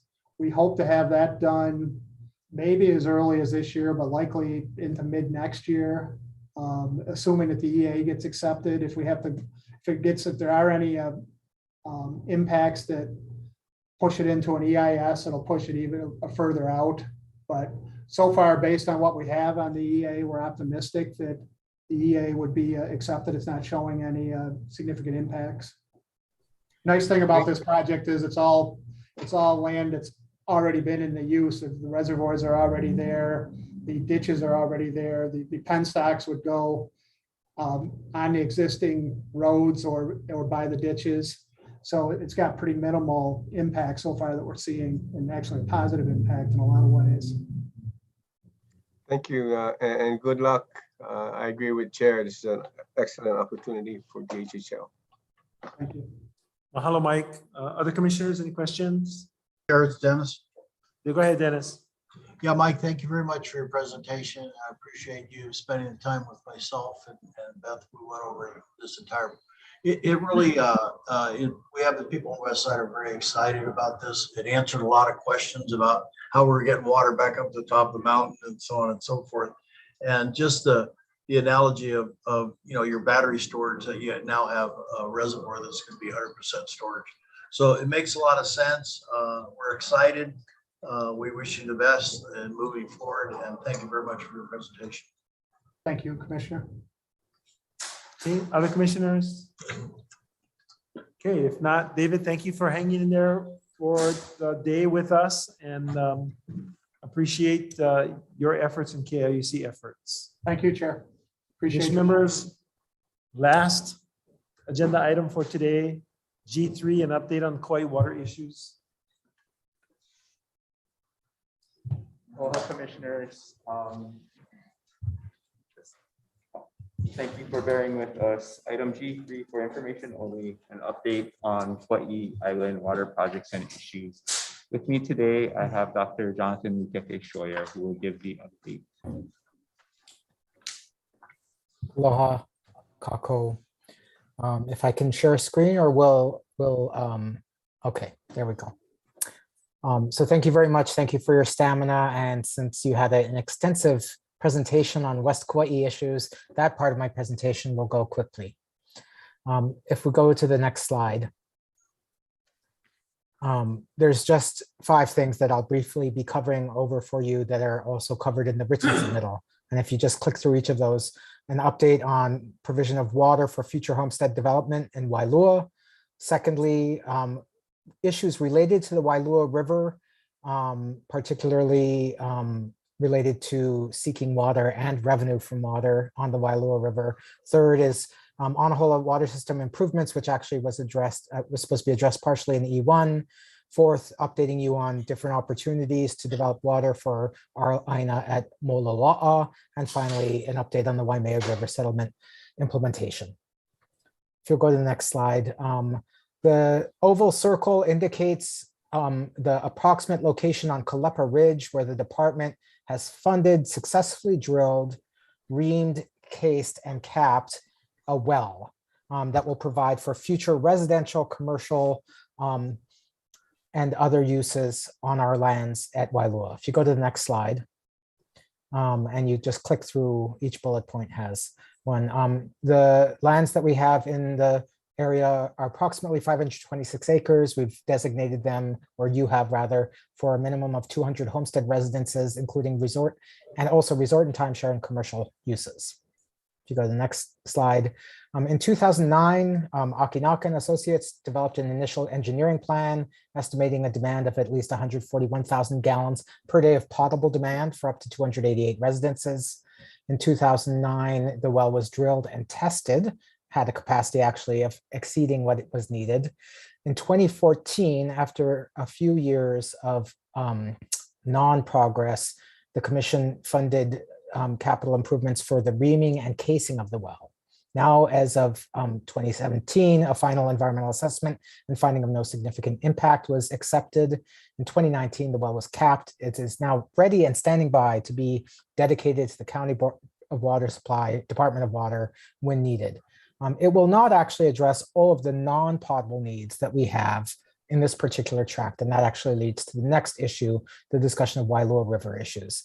This, what you're seeing above in this slide, is the so-called blue hole diversion that takes water from a tributary of the Wailua River through 2 hydropower projects, also operated by KIUC, and returns it to the Wailua River. They are right now continuing to seek a new lease for water for what is called the Waiahi Power Plant.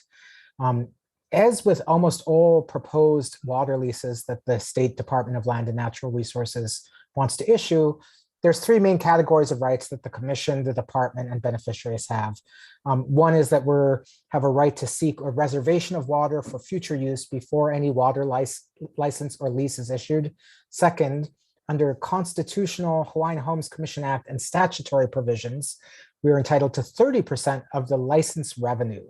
OHA also, in addition, is supposed to get 20% of the license revenue. And finally, uses and diversions can impact the traditional and customary practices of our beneficiaries. In this case, in October of 2018, we were successful at securing a reservation for our non-potable needs on the Wailua tract of roughly 500,000 gallons per day. However, we don't know yet at this point how we will get the water to our lands. Old plantation diversions are no longer in operation. Our lands are so close to the river, we could actually theoretically pump it, but that will need to be determined in the course of developing our lands at Wailua. The other thing that the department, hold on, if you go back one second, the Department of Land Natural Resources and the Water Commission also need to set an in-stream flow standard for these streams prior to leasing the water. So the same process that was successfully done via settlement in the Waimea River on the west side has to be gone through in this area. There's a contested case proceeding, however, on that IIFS where certain community members felt that there was an insufficient protection of streams from the impacts of the proposed hydropower lease and development. That contested case hearing is still pending. The petition to grant the contested case hearing was granted in 2019. Now, if you go to the next slide, very briefly, and I believe this should have been covered earlier in another submittal on E1, DHHL has received notice of, in 2016, of $3 million in USDA RD funds with a DHHL match to do water system improvements. If you go to the next click, it serves 77 users. The improvements will do a number of things, replace components that are quite near the end of their life, improve pressure on the system, as well as address safety and security issues. It's going to increase operational efficiency on that system. Item E1 was supposed to also address some of these matters. If you go to the next slide, I'll just briefly talk to you about Moloa'a, and it also involves the state potential leasing or licensing of water. An old plantation well exists in the Moloa'a Forest Reserve on DLNR lands. Because it's on DLNR lands, it's subject to the same state provisions, 17158G, that require the state to issue a water lease to anybody who has a proposed use of it, as well as guarantee a reservation right to DHHL. We have 316 acres of undeveloped land in Moloa'a allocated right now under our current land use planning approved by the commission for 47 3-acre homestead lots, as well as 86 acres of general agriculture. These have both potable and non-potable needs, which could be both met by the existing well. The state well is currently on a revocable permit. It's in the process, along with other revocable permits around the islands, to be converted to a general lease. We have sought a reservation on that, as well as an agreement with the neighboring landowner, but have not succeeded so far on securing water from that state well for our needs. Further work is going to be necessary by the department to secure that water source for homesteading at Moloa'a. Finally, if you go to the last slide, Mr. Bissell just covered this in actually great detail, so I will just whip over this. This is the existing power plant, the so-called Waiava power plant that takes water from the Kokee ditch. This will now be less operational as the new pump storage project becomes operational. There's a long history to this. I would say that the presentation by KUC to a degree was focused on KIUC's interests. This will just discuss that this issue really started in 2013. The Hawaiian Homes Commission authorized the staff and consultants to seek a reservation of water from this area. In July 2013, the petition and complaint for restoration of stream flows was also filed. In November 2015, we filed our first reservation petition related to the waters on this. In 2017, we agreed to be one of the participants in the mediation that led to the Waimea River settlement. Commission on Water Resources Management agreed a little bit after we did to mediation. If you keep clicking through, finally in 2017, sorry, the last bullet point was just that we secured our reservation for 6.9 million gallons a day on June 20th of 2017. So that water has to be provided in the context of this Waimea River settlement. Since 2017, since the settlement was issued, there's been a lot of efforts at implementing the settlement, which I think all parties think has taken longer than was anticipated, including somewhat difficult matters regarding approval from the Army Corps of Engineers to modifications to stream diversions. However, progress is being made. As you just heard, KIUC is now referring to this as the West Kauai Energy Project. They are planning to, we've issued a final environmental assessment for our proposed settlement plan around Pu'opai. A draft EA, as Mr. Bissell just said, is planned to be issued with KIUC, and we've been continuing to work with beneficiaries and other stakeholders to address some ongoing and lingering concerns related to the project. The photos that you saw at the end of Mr. Bissell's presentation were from a site visit, which included an attempt to start discussions around the operational agreement, which in addition to the sublease will be necessary for successful settlement of the Pu'opai area and implementation of this project. With that, I am done and happy to answer any questions. Mahalo. Thank you, Jonathan. Commissioners, questions for Jonathan? I know that he went through it rather quickly. Sorry, I know you guys are tired. Yeah, that's okay. I mean, it was all good news at this point. And you know, the first water reservation, of course, on Kauai, that was a big. And the first surface water reservation to the department since the law was created in 1980. So, and really, this if this goes through, not that it's all smooth sailing, but if it goes through, this will. These lands were some of the first lands set aside by Congress. right, in 1921. So to actually get our people onto those lands with water is really the realization of Kuhio's vision. Commission members, questions for Jonathan or Andrew? Okay, I think Mahalo we- nui for your time. Thank you, Jonathan. Thank you, Jonathan. I think we're Thank all you so worn much, out, Jonathan. Aloha. except that staff has to hang around for the community meeting. So with that, we will recess till tomorrow morning. Thank you, commission members. Thank you.